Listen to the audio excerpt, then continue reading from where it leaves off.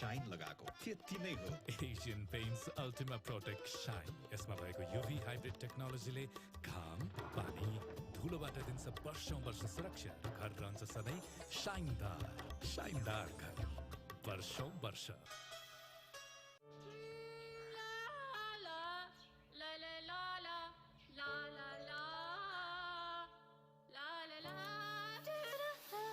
प्रस्तुत छ Sense by Asian Paints.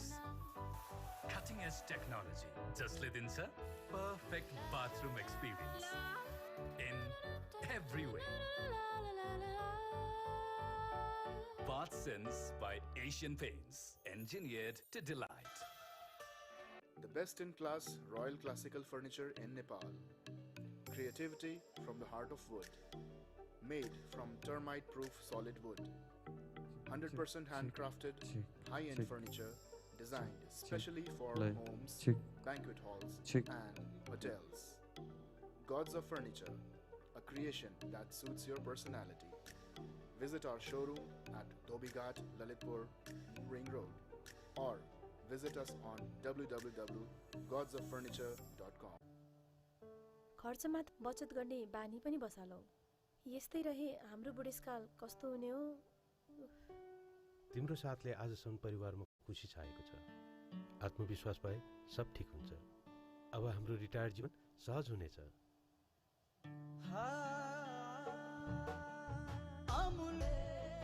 सुखमा राख्छु जीवनभर तिमीलाई, साथ छोड्दिन कहिले। आफ्नो रिटायर लाइफ सहज बनाउन के तपाईमा आत्मविश्वास छ? मेट लाइफको समग्र बीमा सेवाहरूले रिटायर्ड लाइफमा एकमुष्ट वा पेन्सन सहित र व्यक्तिगत दुर्घटना बीमा पनि समावेश गरी तपाईको समस्या समाधान गर्नको लागि आत्मविश्वास प्रदान गर्दछ। मेरो आत्मविश्वास मेरो मेट लाइफ। आजै आफ्नो व्यक्तिगत आवश्यकताको निर्धारण गरी बीमा योजना सुरु गर्नुहोस्। www.metlife.com.np मा आफ्नो विवरण पठाउनुहोस् वा मेट लाइफ टाइप गरी 32288 मा SMS गर्नुहोस्। मेट लाइफ, तपाईसँगै जीवनमा अघि बढ्दै। हिजो त गएको आजलाई हैन, भोलिको बारे सोचौं। वाणिज्य बैंकमा खाता खोली सावालाई तोपर पारौं। भविष्य यो तपाईको बन्ने छ अझै अबल। बिना कुनै शर्त पैसा हुन्छ पुरै डबल। हजुर, राष्ट्रिय वाणिज्य बैंकले हजुरहरूमाझ फुल डबल मुद्दती खाता सञ्चालनमा ल्याएको छ। यस अन्तर्गत तपाईले बचत गरेको रकम 6 वर्ष 16 दिनमा डबल हुन्छ, जसमा तपाईले निशुल्क एटीएम कार्ड, लकर सेवामा 100% छुट अनि रकमको 90% सम्म ऋण लिन सक्नुहुनेछ। साथै तपाईले यस मुद्दती खातामा न्यूनतम मौजदात 1 लाख रुपैयाँदेखि जम्मा गर्न सक्नुहुनेछ। थप जानकारीको लागि राष्ट्रिय वाणिज्य बैंक लिमिटेडको नजिकैको कार्यालयहरूमा सम्पर्क गर्नुहोस्।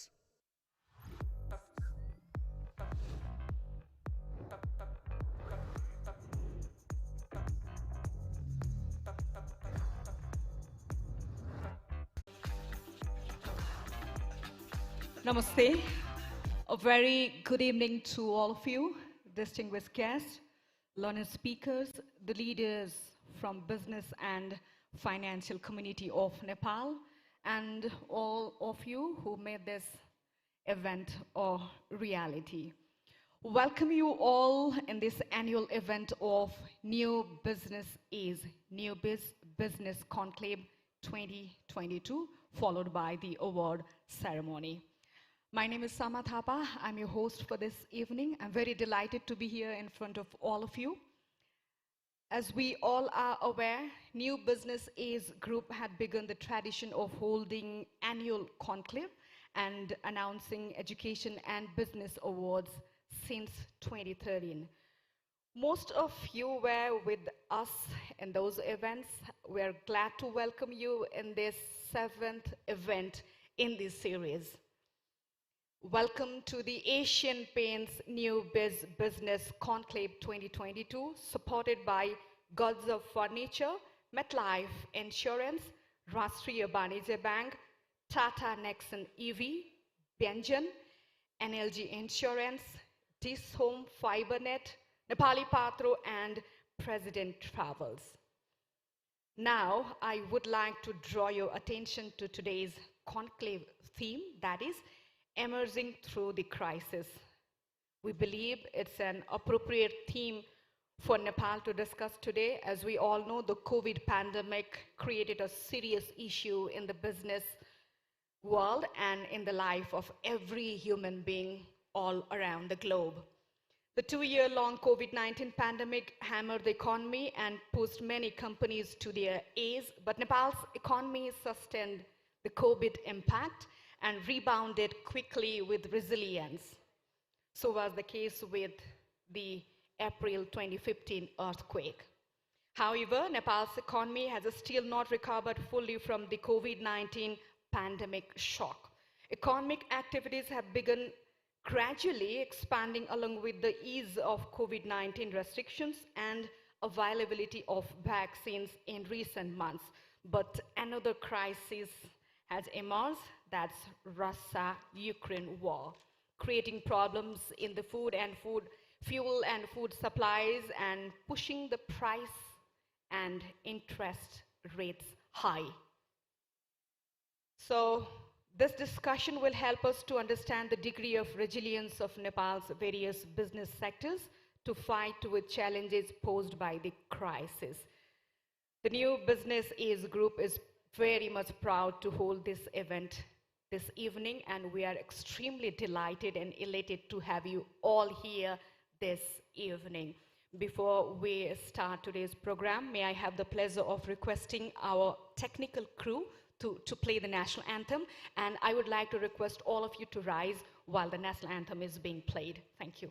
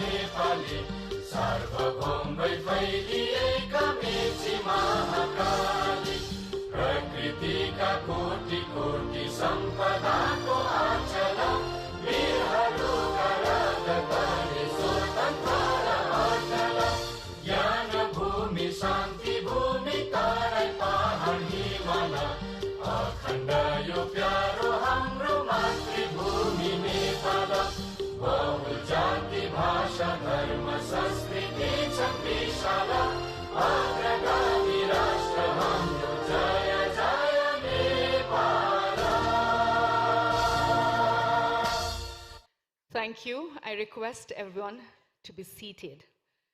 We will be having a panel discussion shortly that is themed as Emerging Through the Crisis. As we all know, every cloud has a silver lining, and to find that very silver lining, we need to sift our perspective as well.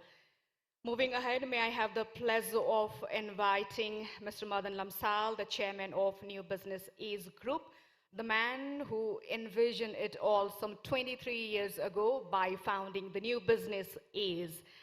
Ladies and gentlemen, he will be giving his welcome remarks and also shedding some more light on today's conclave. Thank you. Thank you, Samaji. Namaskar. Chief guest is just on the way.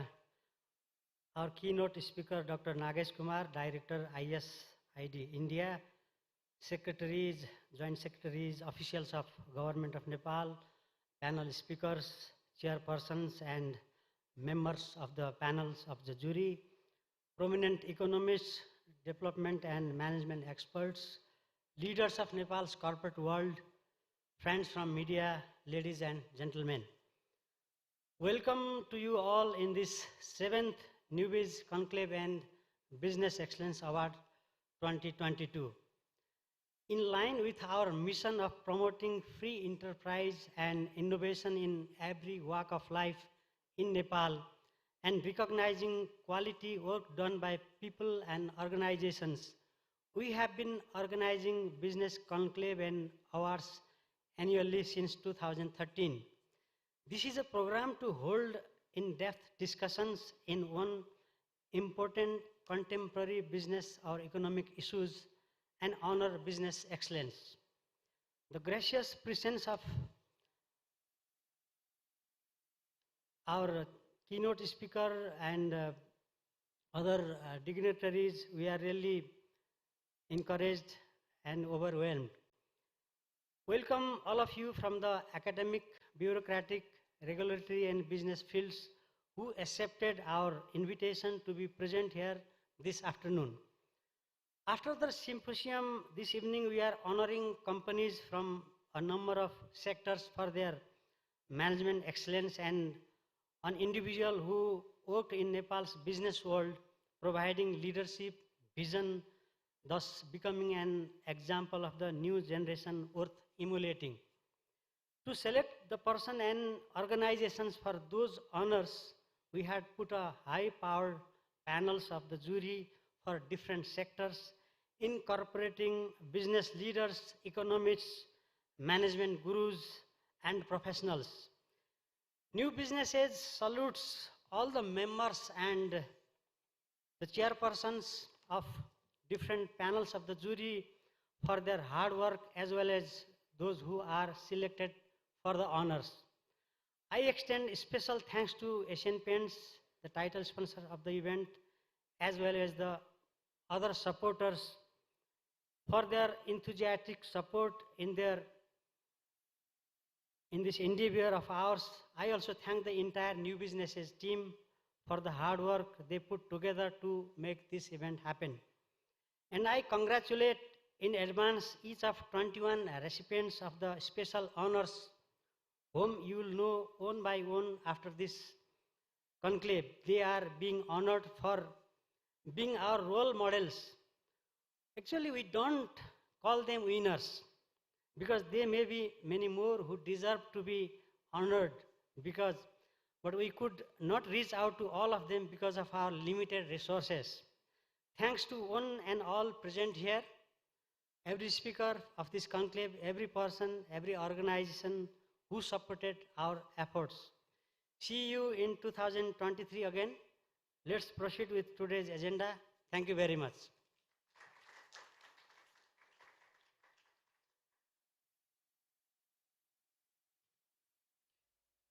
Thank you, Mr. Madan Lamsal, Chairman of the New Business Is, and also the Editor-in-Chief of the New Business Is monthly magazine and Arthik Avian National Business Daily. We'll be shortly having a panel discussion themed as Emerging Through the Crisis. But before that, let's have a look at the last year's events.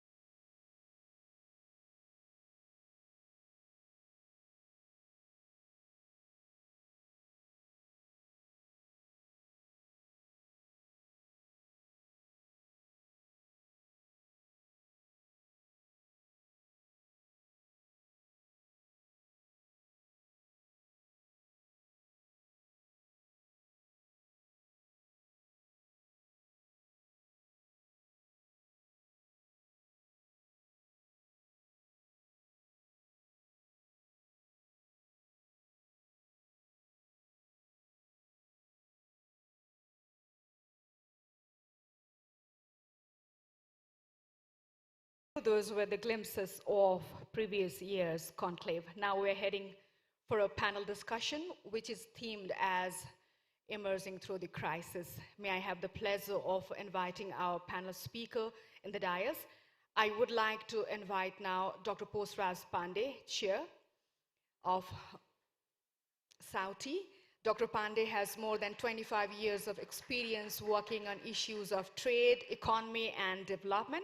Currently, he is the chairman at South Asia Watch on Trade Economics and Environment, a consortium of South Asian NGOs working to build capacity of concerned stakeholders in the context of liberalization and globalization. May I have the pleasure of welcoming Dr. Posraj Pandey with big round of applause, ladies and gentlemen. Now, I would like to invite our next speaker, Mr. Chandra Dhakal, Senior Vice President, FNCCI. Mr. Dhakal is the first generation serial entrepreneur of Nepal. He has been serving as the Honorary Consul of the Republic of Indonesia in Nepal since 2010. He is the Senior Vice President of the Federation of Nepali Chamber of Commerce and Industry. He is also the President of Nepal Indonesia Chamber of Commerce and Industry and Vice President of Nepal German Chamber of Commerce and Industry, our second speaker of the day. Likewise, I would like to invite now Dr. Neelam Dhungana Timilsina, Deputy Governor, Nepal Rashtra Bank. Dr. Timilsina was appointed as the Senior Deputy Governor of Nepal Rashtra Bank on March 9, 2021. Currently, she is also the board member of Social Security Fund of Nepal. Prior to her appointment as Deputy Governor, Dr. Timilsina was the Executive Director of the Public Debt Management Department of Nepal Rashtra Bank and was concurrently the Chairperson of the Board of Directors of the Credit Information Bureau of Nepal. Likewise, now I would like to invite Dr. Toya Gewali, Secretary, Ministry of Industry and Commerce and Supplies. Dr. Gewali, Secretary at Ministry of Industry and Supplies, has gained knowledge of more than 25 years in public policy, international trade, economic governance, and management. He has a long experience in international trade and investment and made significant contributions to strengthen bilateral and multilateral trade relations. He has served as a board member at WTO-EIF, Geneva, Switzerland, representing the 12 LDCs of Asia and Pacific. Now, I would like to invite the moderator for this session, Dr. Kalpana Khanal, Senior Research Fellow, Policy Research Institute. Dr. Khanal is a Senior Research Fellow and Head of the Center for Economic and Infrastructure Development Policy at the Policy Research Institute, PRI, a government think tank of Nepal. At PRI, she leads policy research projects, conducts high-level policy dialogues, and collaborates with bureaucrats to carry out policy reviews. Now, I would like to request Dr. Kalpana Khanal to moderate the session and start the discussion. Thank you.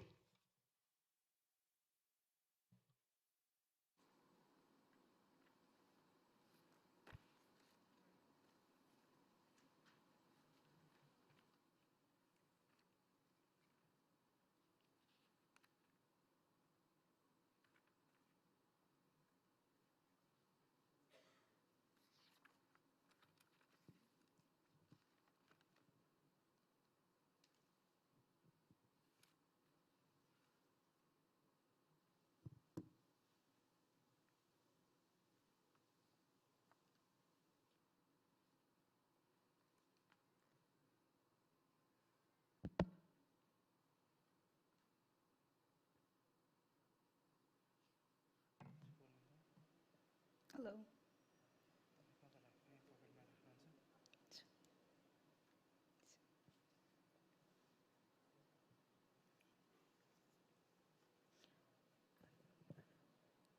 Good evening, everyone. First of all, I'd like to thank New Businesses Media for inviting me to the 7th edition of NewBiz Business Conclave and Awards. And thank you for this opportunity to moderate the panel discussion on emerging through the crisis. The recent political and economic history of Nepal is filled with many upheavals. The current constitution of Nepal came to the fore in 2015 as the culmination of mutual agreements between major political parties after the Maoist insurgency came to a truce. Nepal was immediately hit by a major earthquake and had to face intense geopolitical violations from our immediate neighbor in the form of trade blockade. Nevertheless, Nepali people and the business sector revived because of our resilience. Currently, national and the global context is slightly different. The world currently is in the middle of a multifaceted crisis. The Greek word polycrisis has been used to explain such a situation. Polycrisis is where the cumulative effect of 3 or more crises has cascading effect, and the sum of the crises is larger than the overall crisis. So, among others, we are facing COVID-19 pandemic and related health and economic crisis.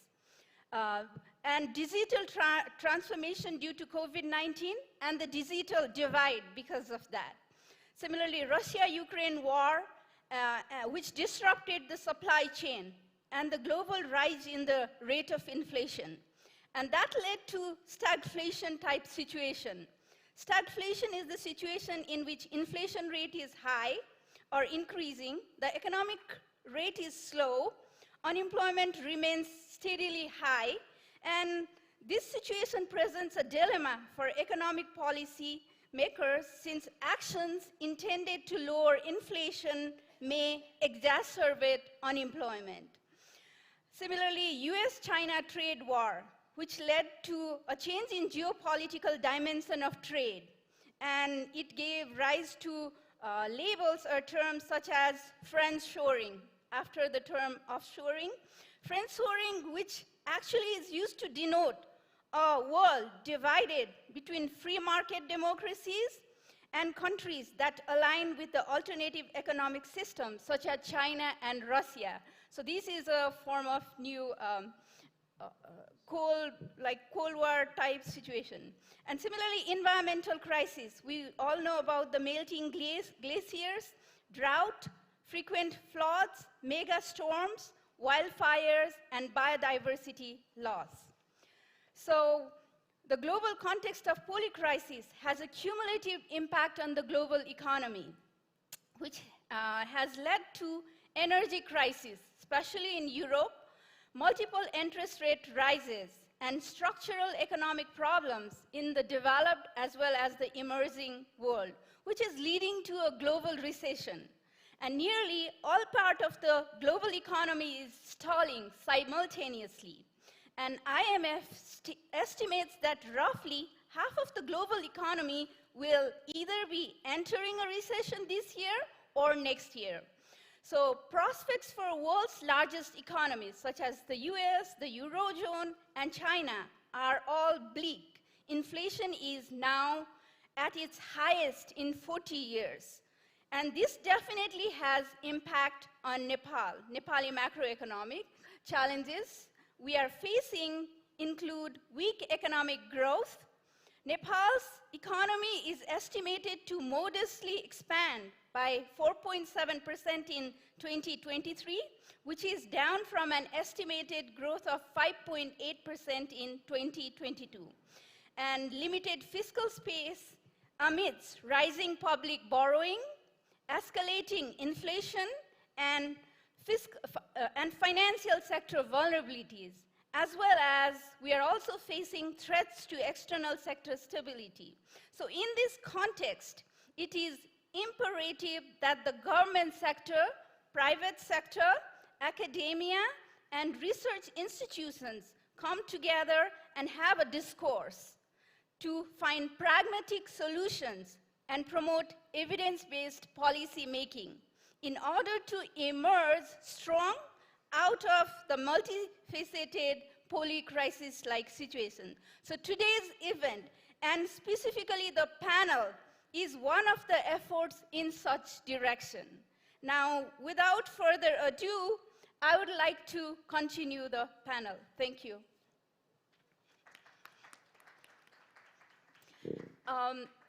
So one disclaimer. So the language of the panel will be hybrid. We'll be using English as well as Nepali as we please.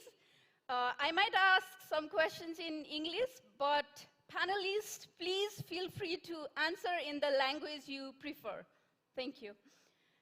So let me start with first round of questions to each panelist.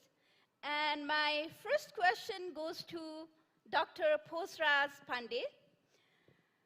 So on February 2021, Dr. Pandey has been doing research related to LDC graduation, and the question is related to that. As all of us know that since February 2021, the UN Committee for Development Policy, UNCDP, recommended Nepal's graduation from the LDC country category. However, as Somaji explained, and as I laid the foundation, Nepal's economy has still not recovered fully from the COVID-19 pandemic, and also we are facing the aftershocks of Russia and Ukraine war. So in this context, Dr. Pandey, do you think Nepal can still graduate to middle-income country status? And what are some of the opportunities and challenges surrounding the issues of graduation, for LGC graduation, if we achieve LDC country status? What are some of the opportunities and challenges? Thank you, Dr. Kalpana. Since we all are Nepalese here, except our keynote speaker and my good friend, Dr. Nagesh Kumar, so I opt for Nepali language. Maybe I can brief you, Dr. Nagesh, later what I said in this session. सबभन्दा पहिला ने मेरो एउटा के भन्छ headline statement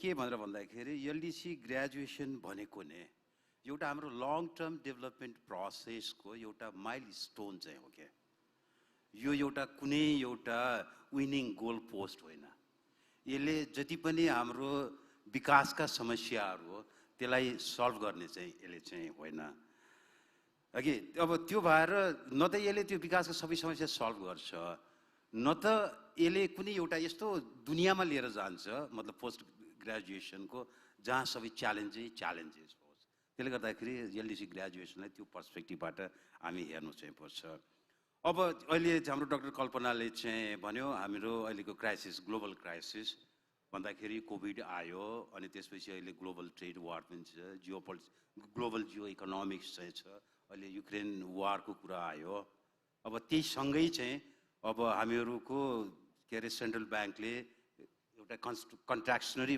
economic के अरे monetary policy पनि त्यसले ल्याएको चाहिँ छ अब यो कन्टेक्स्टमा नि के हामी चाहिँ एलडीसीबाट ग्रेजुएट गर्न उपयुक्त छ त भन्ने क्वेसन चाहिँ उहाँले चाहिँ राख्नुभयो भन्दाखेरि अब यो उपयुक्त छ छैन भन्नेमा नि सबभन्दा पहिला बुझ्नुपर्ने हामीले के भन्दाखेरि यो एलडीसी भए बापत हामीले के चाहिँ लुज गर्छौँ त एलडीसीबाट ग्रेजुएट भयो भनेदेखि हामीले के चाहिँ लुज गर्छौँ अथवा अर्को शब्दमा भन्ने हो भनेदेखि एलडीसी भए बापत हामीले के पाइरहेको चाहिँ छौँ त भन्दाखेरि अहिले इन्टरनेसनल कम्युनिटीले एउटा लिस्ट डेभलप कन्ट्रिजहरूलाई ग्लोबल इकोनोमीमा राम्रोसँग इन्टिग्रेट गर्नको लागि तीनवटा एरियामा उनीहरूले सपोर्ट गरिरहेको चाहिँ छ एउटा एरिया भने के भन्दाखेरि trade that's the trade preference अब ट्रेड प्रिफरेन्समा दुईवटा कुराहरू चाहिँ पर्छ अब एउटा त प्रिफरेन्सियल मार्केट एक्सेस अब त्यसमा हामी जीएसपीको कुरा चाहिँ हामी गर्छौँ जनरलाइज सिस्टम अफ प्रिफरेन्स अथवा अरू कुनै कन्ट्रीहरूले त्यही अन्तर्गत पनि हामी duty free quota free market access हामी ट्रेडमा एउटा मार्केट एक्सेस ग्रुप हो अनि अर्को इन्टरनेसनल जुन चाहिँ ट्रेड रुल्स हो इन्टरनेसनल ट्रेड रुल्समा हामी फ्लेक्सिबिलिटी हामीले दिएको चाहिँ छ कति कन्ट्रीहरूले हामी एक्सपोर्टलाई सब्सिडी दिन पाउँदैन भनेदेखि डेभलप कन्ट्रिजले हामीले चाहिँ एक्सपोर्टमा सब्सिडी दिन जाने यस्ता चाहिँ के अरे फ्लेक्सिबिलिटी दिएको चाहिँ छ एउटा यो अनि अब दोस्रो उनीहरूले चाहिँ के अरे दिएको चाहिँ एउटा के अरे डेभलपमेन्ट एसिस्टेन्सको कुराहरू चाहिँ छ क्या डेभलपमेन्ट एसिस्टेन्सको कुरा चाहिँ गर्ने हो भनेदेखि यिनीहरू त्यही त के अरे कन्सेसनल के अरे फन्ड चाहिँ उनीहरू एभाइलेबल गरेका चाहिँ छ के अनि त्यसपछि अब अरू सपोर्ट मेजरमा चाहिँ हामी हेर्ने हो भने चाहिँ अरू टेक्निकल एसिस्टेन्ट र अरू सपोर्ट मेजरहरू राखेका चाहिँ छ अब हामीहरूले पाएको त यति मात्रै हो नि तर अहिले हामीहरूको ट्रेडको हाम्रो चाहिँ सिचुएसन चाहिँ हामी हेरौँ भन्दाखेरि लगभग 2/3 जसो हामीहरूको निर्यात इन्डियामा चाहिँ हामी गर्छौँ। भन्नाले इन्डियामा ड्युटी फ्रीमा हामी निर्यात गर्छौँ, तर इन्डियामा जुन हामी एक्सपोर्ट गरिरहेको छौँ त्यो चाहिँ हाम्रो एलडिसीको स्ट्याटसको कारणले होइन नि त। हामीहरूको बायोलेटरल एग्रिमेन्ट चाहिँ छ। बायोलेटरल ट्रेड एग्रिमेन्ट अन्तर्गत हामीहरूले ड्युटी फ्री पाइरहेछौँ इन्डिया भनेपछि यो एलडिसीको स्ट्याटससँग यसको मतलबै भएन। त्यसले गर्दाखेरि 2/3 अफ आवर एक्सपोर्ट चाहिँ त केही इम्प्याक्टै यसमा चाहिँ नपर्ने भयो। अनि अर्को चाहिँ के भन्दाखेरि जहाँ चाहिँ छ अरू मुलुकहरूले पनि जसले हामीलाई trade preference duty free quota free दिएको छ त्यो ड्युटी फ्री कोटा फ्री दिएकोमा त्यो प्रिफरेन्स चाहिँ हामी त्यति युटिलाइज नै गर्न सकेका चाहिँ छैनौँ। अब जस्तो तपाईँ युएसको डेटा हेर्ने हो भनेदेखि अब तपाईँको के अरे त्यो प्रिफरेन्स युटिलाइजेसन हामी 80% चाहिँ त हामी एमएफएनमै हामी एक्सपोर्ट गरिरहेछौँ भनेदेखि त्योतातिर हामी प्रिफरेन्स पनि युटिलाइज गर्न सकिन्छ एउटा फ्याक्टर। त्यसले गर्दाखेरि अब यो ट्रेडमा नि पर्टिकुलरली यतातिर गुड्सको ट्रेडमा चाहिँ हामी त्यति इम्प्याक्ट पर्ने चाहिँ म देखिँदैन।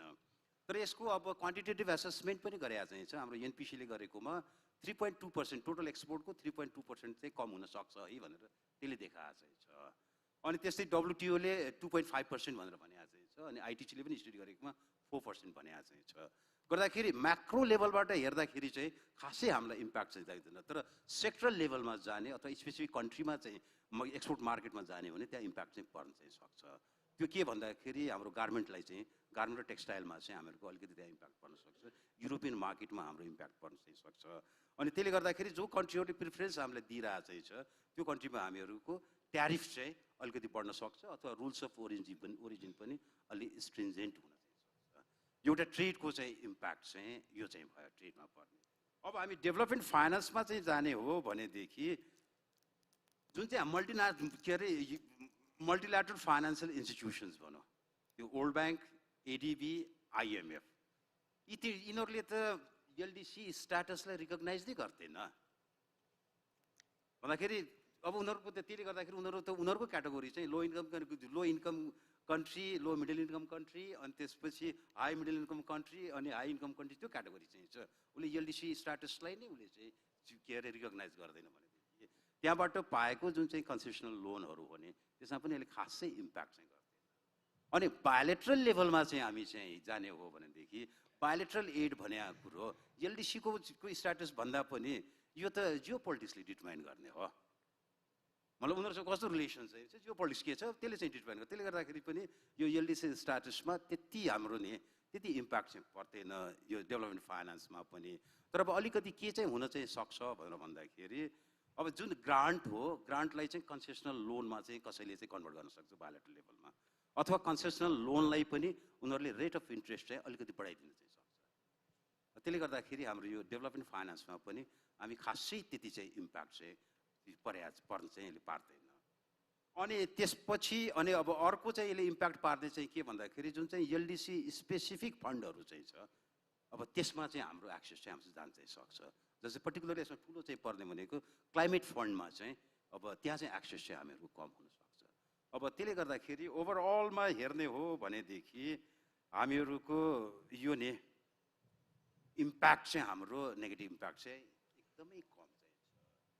अब त्यसपछि अब यसको पोजिटिभ साइडमा चाहिँ यदि हामी जाने हो भनेदेखि नि पोजिटिभ साइडमा यदि हामी जाने हो भनेदेखि हामी एलडिसीबाट ग्रेजुएट भयो भनेदेखि त ग्लोबल कम्युनिटीलाई एउटा हामी एकदम पोजिटिभ मेसेज चाहिँ हामी दिइरहेछौँ है। नेपाल भनेको एउटा ग्रोइङ इकोनोमी हो, इट्स कम्पिटेटिभ इकोनोमी हो भन्ने कुरा त्यो चाहिँ हामी चाहिँ मेसेज चाहिँ हामी दिइरहेछौँ। अनि त्यसले गर्दाखेरि अनि अर्को यसको फाइदा चाहिँ के भन्दाखेरि फरेन डाइरेक्ट इन्भेस्टमेन्ट मतलब उनीहरूको इन्ट्रेस्ट चाहिँ यहाँ हुन चाहिँ सक्छ। अनि त्यसपछि अर्को यहीसँग रिलेटेड के भनेर भन्दाखेरि यदि हामी ग्रेजुएट गऱ्यौँ भनेदेखि त यो ग्लोबल क्रेडिट रेटिङमा हामीहरूको पोजिसन इम्प्रुभ हुन्छ भनेर भन्दाखेरि त अब गभर्मेन्टले त्यस्तो पोलिसी ल्यायो भनेदेखि प्राइभेट सेक्टरले पनि इन्टरनेसनल मार्केटबाट मतलब लोवर इन्ट्रेस्ट रेटमा क्यापिटल चाहिँ उसले जेनेरेट गर्न सक्छ अथवा गभर्मेन्टले पनि कमर्सियल लोन ल्याउन सक्छ। त्यसले गर्दाखेरि नि त्यता गर्दाखेरि पोजिटिभ पनि यसको यो फाइदा भयो भएर अहिले चाहिँ मेरो अहिलेको बेलामा नि हामीहरूलाई चाहिएको के भनेर भन्दाखेरि एउटा ट्रान्जिसन स्ट्राटेजी चाहिँ हामी डेभलप चाहिँ गरौँ। त्यो चाहिँ ट्रान्जिसन स्ट्राटेजीले नि के चाहिँ गर्न चाहिँ सकोस् भन्दाखेरि यो जुन हामीहरूको डेभलपमेन्ट ट्राजेक्ट्री हो त्यसलाई चाहिँ मेन्टेन चाहिँ गरोस्। अनि त्यसपछि जति पनि अघि म अलिकति सानातिना माइनर चाहिँ पिटफल्सहरू चाहिँ छ ती फल्सलाई त्यसले एड्रेस चाहिँ त्यसलाई नेगेट गर्न सकोस्, त्यसलाई मिनिमाइज गरोस्। त्यसरी चाहिँ अहिले हामी चाहिँ ट्रान्जिसन स्ट्राटेजी चाहिँ हामी चाहिँ डेभलप गर्नु पर्यो। त्यसले गर्दाखेरि जस्ट 1 मिनट, त्यसले गर्दाखेरि अहिलेको यो बेला भनेको नि आजको तारिक भनेको हामीहरू यो एलडिसी ग्रेजुएसन हुन लाग्यो अब हामी डुब्ने भयो भनेर नि चिन्ता गर्ने त्यो अपोज गर्ने बेला चाहिँ होइन के। आजको बेला भने त यो हामी ग्रेजुएट गर्दैछौँ, लेट्स सेलिब्रेट। अझै ग्रेजुएसन पनि नि डबल ग्रेजुएसन। हामी लास्ट इयर लो इन्कमबाट हामी के अरे लो मिडल इन्कम ग्रुपमा वर्ल्ड ब्याङ्कको क्याटेगोरीमा हामी त्यहाँ ग्रेजुएट गऱ्यौँ। अब केही वर्षपछि हामी एलडिसीबाट डेभलपिङ कन्ट्रिजमा चाहिँ के अरे हामी ग्रेजुएट गर्दैछौँ भनेदेखि इट्स टाइम टु सेलिब्रेट। हामी यो ग्रेजुएसनलाई चाहिँ सेलिब्रेट गरौँ। Thank you. Thank you doctor Pandey. So यो ग्रेजुएसन चाहिँ एउटा सेलिब्रेट गर्ने पनि एउटा ओकेजन हो भनेर लिनुपर्छ भन्ने हिसाबले यहाँले प्रस्तुत गर्नुभयो। अब अर्को प्रश्न चाहिँ मेरो निलम म्यामलाई छ। म्याम हाम्रो सेन्ट्रल ब्याङ्कर, हाम्रो राष्ट्र ब्याङ्कलाई प्रतिनिधित्व गर्दै यहाँ हुनुहुन्छ र म्याम यो अहिलेको कन्टेक्स्ट आजको यो सेसन हामी क्राइसिस यो कोभिड-19 पश्चात अब राष्ट्र ब्याङ्कले विभिन्न खाले पोलिसीहरू पनि ल्यायो। त्यति बेला चाहिँ हाम्रो पोलिसीहरू अलि एक्सपेन्सनरी खालको थिए। अहिले हामी पुरै त्यो कोभिड-19 को क्राइसिसबाट पुरै बाहिर आइसकेका छैनौँ। त्यसै बिच रसिया युक्रेन वार पनि आयो है। अनि यो कन्टेक्स्टमा चाहिँ रसिया युक्रेन वारको उपजको रूपमा चाहिँ इन्फ्लेसन मूल्य वृद्धि एकदमै चरम भएको छ। यसको कारण चाहिँ इन्ट्रेस्ट रेटहरू बढिरहेको छ। interest rate, increasing interest rate has been used as a policy measure globally, and हाम्रो राष्ट्र ब्याङ्कले पनि interest rate बढाउने policy नै अवलम्बन गरेको छ। र as a central bank, मेरो प्रश्न छ, what do you think NRB has been doing so far to keep inflation within a reasonable threshold? One of the policies that have been implemented is to keep the interest rate high. So what could be some adverse effects of higher interest rate? यो एउटा प्रश्न भयो।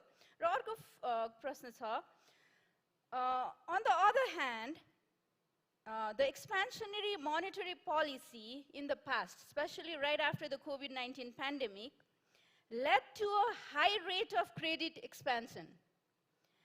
And the credit expansion, size of the credit expansion has been close to the size of GDP, which in turn has resulted in the rise of non-performing loans. And this could have implication for the, this could actually can have a cascading effect to the whole financial system.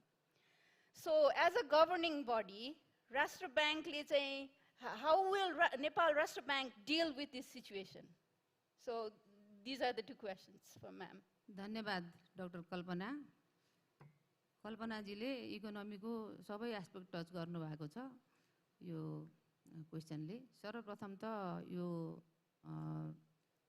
New बिज business एजले निमन्त्रणा गरेर मलाई यो कार्यक्रममा राष्ट्र ब्याङ्कको तर्फबाट केही भ्यूहरू राख्ने अवसर दिएकोमा म धन्यवाद दिन चाहन्छु। कल्पनाजीको प्रश्नतर्फ जान चाहन्छु। निश्चय नै कोभिड-19 बाट अर्थतन्त्रका सबै चाहिँ पक्षहरू प्रभावित भए र त्यो बेलामा अर्थतन्त्रलाई चाहिँ थप डिटोरियोरेट नहोस् भन्नका लागि र रिभाइभ गर्नका लागि सरकारले र नेपाल राष्ट्र ब्याङ्कले नै एक्सपेन्सनली फिस्कल र मोनिटरी दुवै पोलिसी चाहिँ अपनाएकै हो र त्यसका विभिन्न उपायहरू त्यति बेला अवलम्बन गरिएकै थिए।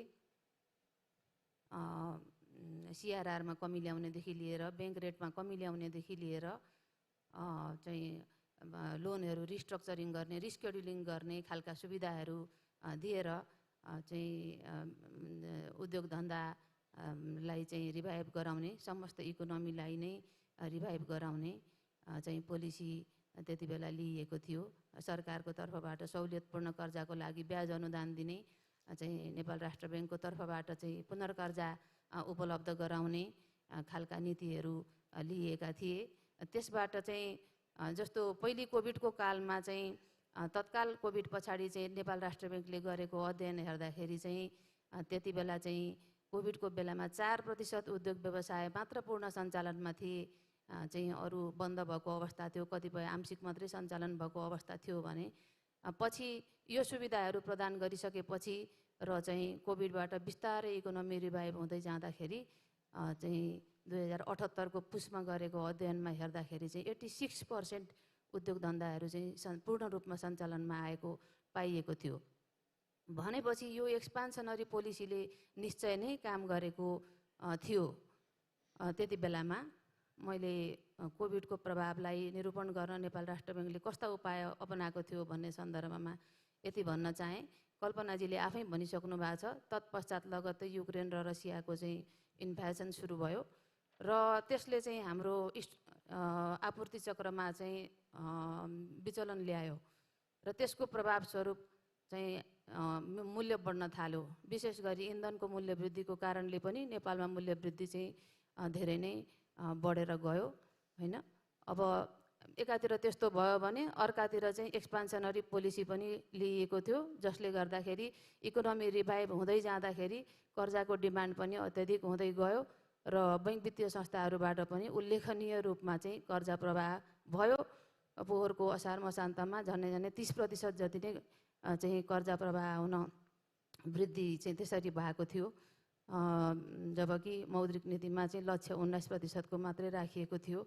त्यो चाहिँ कोभिडबाट रिभाइभ गर्नका लागि भनेर चाहिँ एक्सपान्सनरी नीति लिएको फलस्वरूप भएको थियो र बिस्तारै अब के भयो भनेदेखि त्यो कर्जा प्रवाहमा चाहिँ बिस्तारै नियन्त्रण गर्नुपर्ने आवश्यकता पनि चाहिँ देखिँदै गयो र विश्वमा पनि मूल्य वृद्धि चाहिँ अचाकली हुँदै गएको कारणले गर्दाखेरि धेरै जसो सेन्ट्रल ब्याङ्कहरूले चाहिँ कन्ट्र्याक्सनरी पोलिसी क्रमशः अवलम्बन गर्दै गए। हाम्रो छिमेकी राष्ट्र भारतले नै पनि पहिलो कोभिडबाट चाहिँ गुज्रिसकेपछि र दोस्रो कोभिड सुरु नहुँदै चाहिँ आफूले घटाएर 3% मा पुर्याएको चाहिँ सीआरआरलाई वृद्धि गरेर 3.5% हुँदै 4% चाहिँ पुर्यायो तुरुन्तै, जबकि नेपालले यो 2079-80 को मौद्रिक नीति आउनुभन्दा अगाडिसम्म त्यो सीआरआरलाई चाहिँ 3% मै राखेको थियो, भर्खर मात्रै 4% पुर्याएको अवस्था हो। त्यसकारणले विश्वमा सेन्ट्रल ब्याङ्कहरूले फेडले पनि इन्ट्रेस्ट रेट बढायो, अहिले भर्खरै मात्रै पनि बढाएर चाहिँ 3.75 बाट 4% पुर्याइसकेको छ। इन्डियाले पनि भर्खरै मात्रै पोलिसी रेट चाहिँ चौथो पटक बढाएर चाहिँ 6.25% चाहिँ पुर्याइसकेको छ र यी विभिन्न चाहिँ उपायहरूलाई हेर्दाखेरि र मुद्रास्फीतिको उपचार डिमान्ड साइडबाट चाहिँ हेर्दाखेरि चाहिँ त्यसलाई चाहिँ इन्ट्रेस्ट रेट बढाउनु पर्ने हुन्छ। एउटा त्यो अर्थशास्त्रको सामान्य सिद्धान्त पनि हो र एकातर्फ मुद्रास्फीतिलाई नियन्त्रण गर्नको लागि हो भने अर्कातिर हाम्रो चाहिँ सानो क्लोज इकोनोमी भएको र चाहिँ हाम्रो चाहिँ आयात चाहिँ धेरै निर्यातको तुलनामा अत्यन्त धेरै भएको अवस्थाको कारणले गर्दाखेरि यता इकोनोमी रिभाइभ हुँदै जाँदा क्रेडिटको डिमान्ड भयो र क्रेडिटको धेरै जसो क्रेडिट इम्पोर्ट फाइनेन्सिङमा गयो र इम्पोर्ट धेरैभन्दा धेरै बढ्यो। त्यो कारणले गर्दाखेरि हाम्रो विदेशी विनिमय सञ्चितमा पनि चाप पर्यो। विदेशी मुद्रा चाहिँ आउने क्रमभन्दा चाहिँ जाने क्रम अत्यन्त बढ्यो। गत असार मसान्तमा हेर्दाखेरि हाम्रोमा विदेशी मुद्रा आउने करिब एराउन्ड 1400 अर्ब जति भयो भने जाने चाहिँ 1900-1950 अर्ब जति चाहिँ भयो। त्यसले गर्दाखेरि हाम्रो रिजर्भ खोटियो, 500-550 अर्बले हाम्रो रिजर्भ खोटियो। विदेशी विनिमय चाहिँ सञ्चित जोगाउने चाहिँ नेपाल राष्ट्र ब्याङ्कको उत्तरदायित्व पनि हो। हामीलाई विदेशी विनिमय नियमित गर्ने ऐनले पनि त्यो चाहिँ अधिकार दिएको छ। त्यसकारण र चाहिँ विदेशी विनिमय सञ्चित भविष्यमा आयात गर्नका लागि, आयात भुक्तानी गर्नका लागि पनि आवश्यक पर्छ, अत्यावश्यक वस्तु आयातका लागि। त्यो कारणले पनि जोगाउनु पर्ने आवश्यकता थियो र त्यो यी विभिन्न कारणहरूले गर्दाखेरि पनि इम्पोर्ट फाइनेन्सिङलाई चाहिँ केही कम गर्नका लागि, डिमान्डलाई केही कम गर्नका लागि पनि नेपाल राष्ट्र ब्याङ्कले चाहिँ इन्ट्रेस्ट रेट चाहिँ यो पोलिसी रेटमा चाहिँ इन्क्रिज गर्यो र सजगतापूर्ण कसिलो मौद्रिक नीति अवलम्बन गर्यो। यो भन्नुको अर्थ सधैँ कसिलो मौद्रिक नीति अवलम्बन गर्ने भन्ने होइन कि आवश्यकताको आधारमा यदि चाहिँ सहज तरलताको अवस्था भयो भनेदेखि चाहिँ हामी चाहिँ त्यति बेलामा सजगतापूर्व फेरि चाहिँ लचिलोमा पनि जान सकिन्छ भन्ने अर्थमा चाहिँ त्यस्तो किसिमको मौद्रिक नीति चाहिँ अवलम्बन गरियो। र मैले कल्पनाजीले भन्नुभएको प्रश्नहरूको जवाफ हामी फेरि आउँछौँ म्यामले फेरि अरू कुराहरू त्यति बेला थप्नु होला। Thank you ma'am. अहिलेको यो कन्ट्राक्सनरी मोनेटरी पोलिसी कसिलो मौद्रिक नीति चाहिँ समयको अर्थतन्त्रको माग भनेर म्यामले राख्नुभयो र अहिलेको एउटा समस्या भनेको हाम्रो फरेन एक्सचेन्जको रिजर्भ ड्रेन भइरहेको अवस्था, एउटा चाहिँ विप्रेसन आप्रवाह कम भएको कारण र एउटा चाहिँ हाम्रो इम्पोर्टको साइज एकदम बढेकोले पनि हो। र मेरो प्रश्न चाहिँ अब मेरो अर्को प्यानलिस्ट डाक्टर गेवालीलाई छ। एज अ डाक्टर गेवाली यहाँ पोलिसी मेकर होइन सरकारको साइडबाट गभर्मेन्ट साइडबाट हुनुहुन्छ र डाक्टर गेवाली प्रश्न म यो अङ्ग्रेजीमै राख्छु। So going forward, Dr. Gewali, one of the main macroeconomic challenges, as Dr.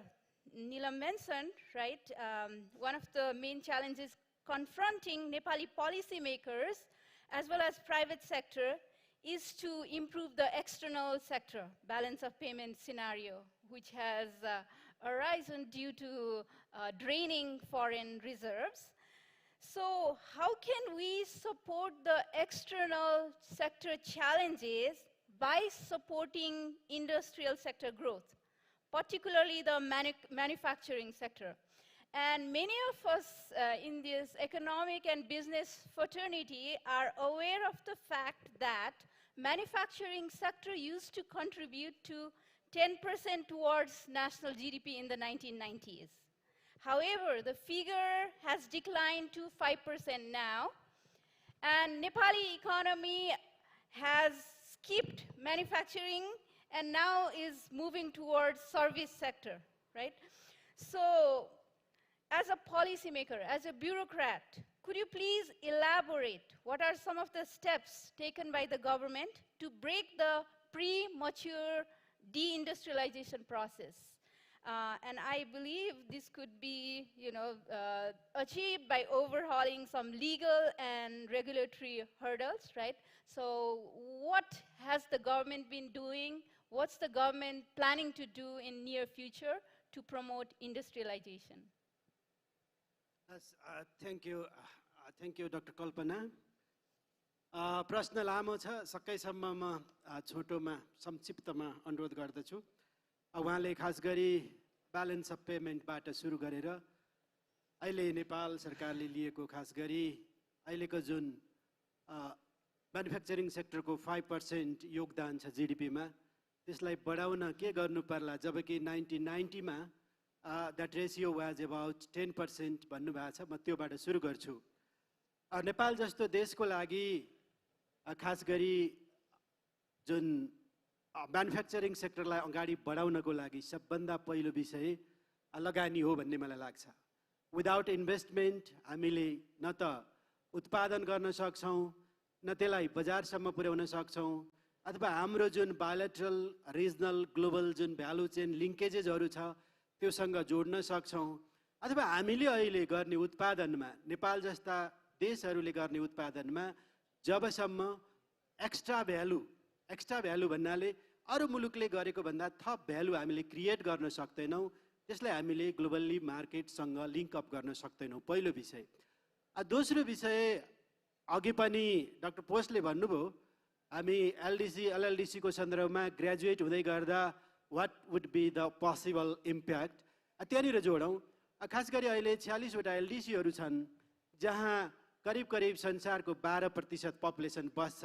Out of that 12% population 40% are poor, भनेको जहाँ 12% पिपुल छ, 40% पोभर्टी छ। र एफडीआई हेर्नुभयो भने ग्लोबल एफडीआई को अबाउट 2% मात्रै ती कन्ट्रीहरूमा फ्लो हुन्छ।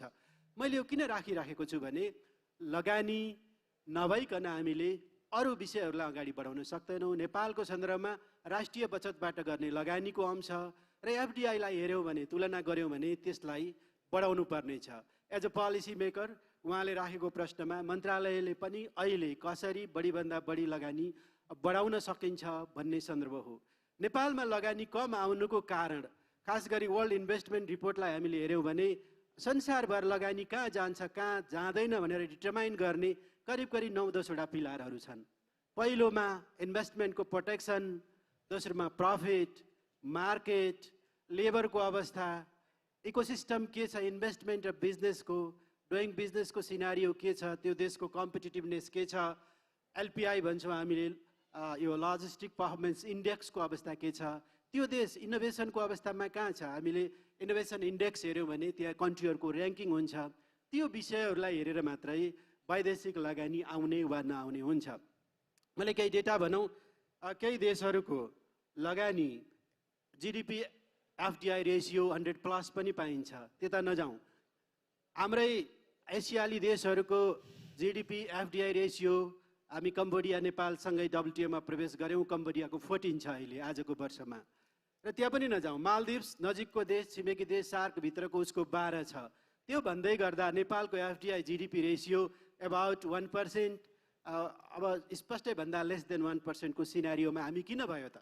हाम्रो पोलिसीहरूले गर्दा भयो, अथवा हाम्रो सरकारको कारणले भयो, निजी क्षेत्रको कारणले गर्दा भयो, स्थानीय अवरोधहरूको कारणले गर्दा भयो, अथवा हामीसँग र मेटेरियल भएन, अथवा उहाँहरूलाई इन्सेन्टिभ प्रफिटहरू भएन। यो विषयमा अहिले मन्त्रालयले काम गरिरहेको अवस्था हो, नम्बर 1।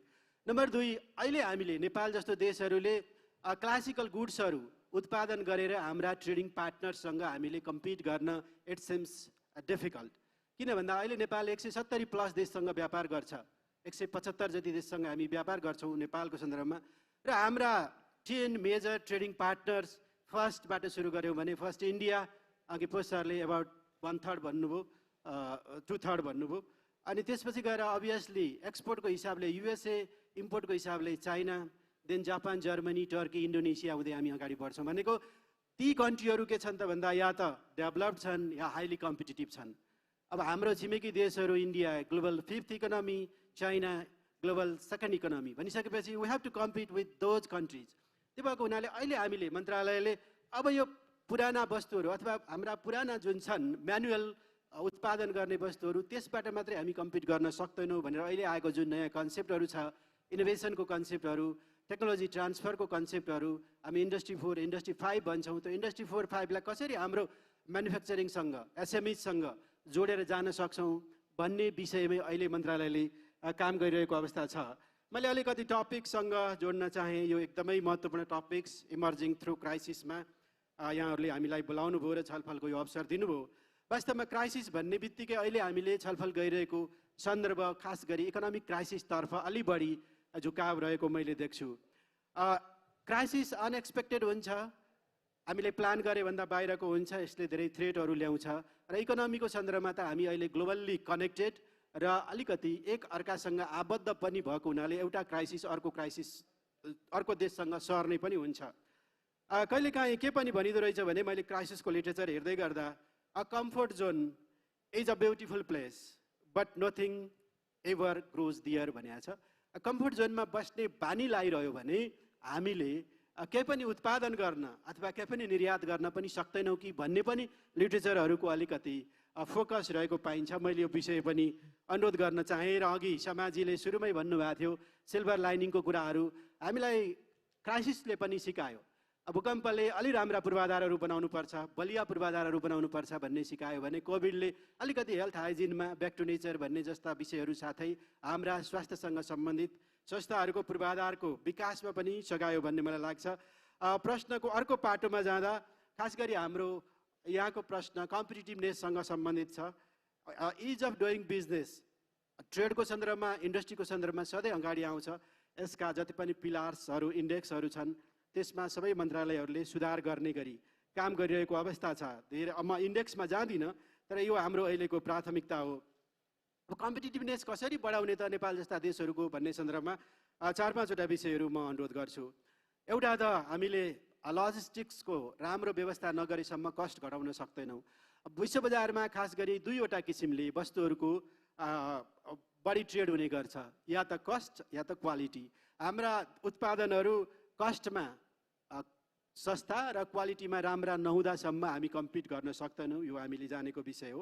दोस्रो विषय भनेको हामीले जति पनि अहिले काम गरिरहेका विषयहरू छन्, ती काम गरिरहेका विषयहरूमा अलिकति इनोभेसन, टेक्नोलोजी र स्किल नजोड्दासम्म हामीले म्यानुफ्याक्चरिङको जुन 5% छ त्यसलाई अगाडि बढाउन गाह्रो हुन्छ भनेर मिनिस्ट्रीको पनि जोड त्यसमै छ।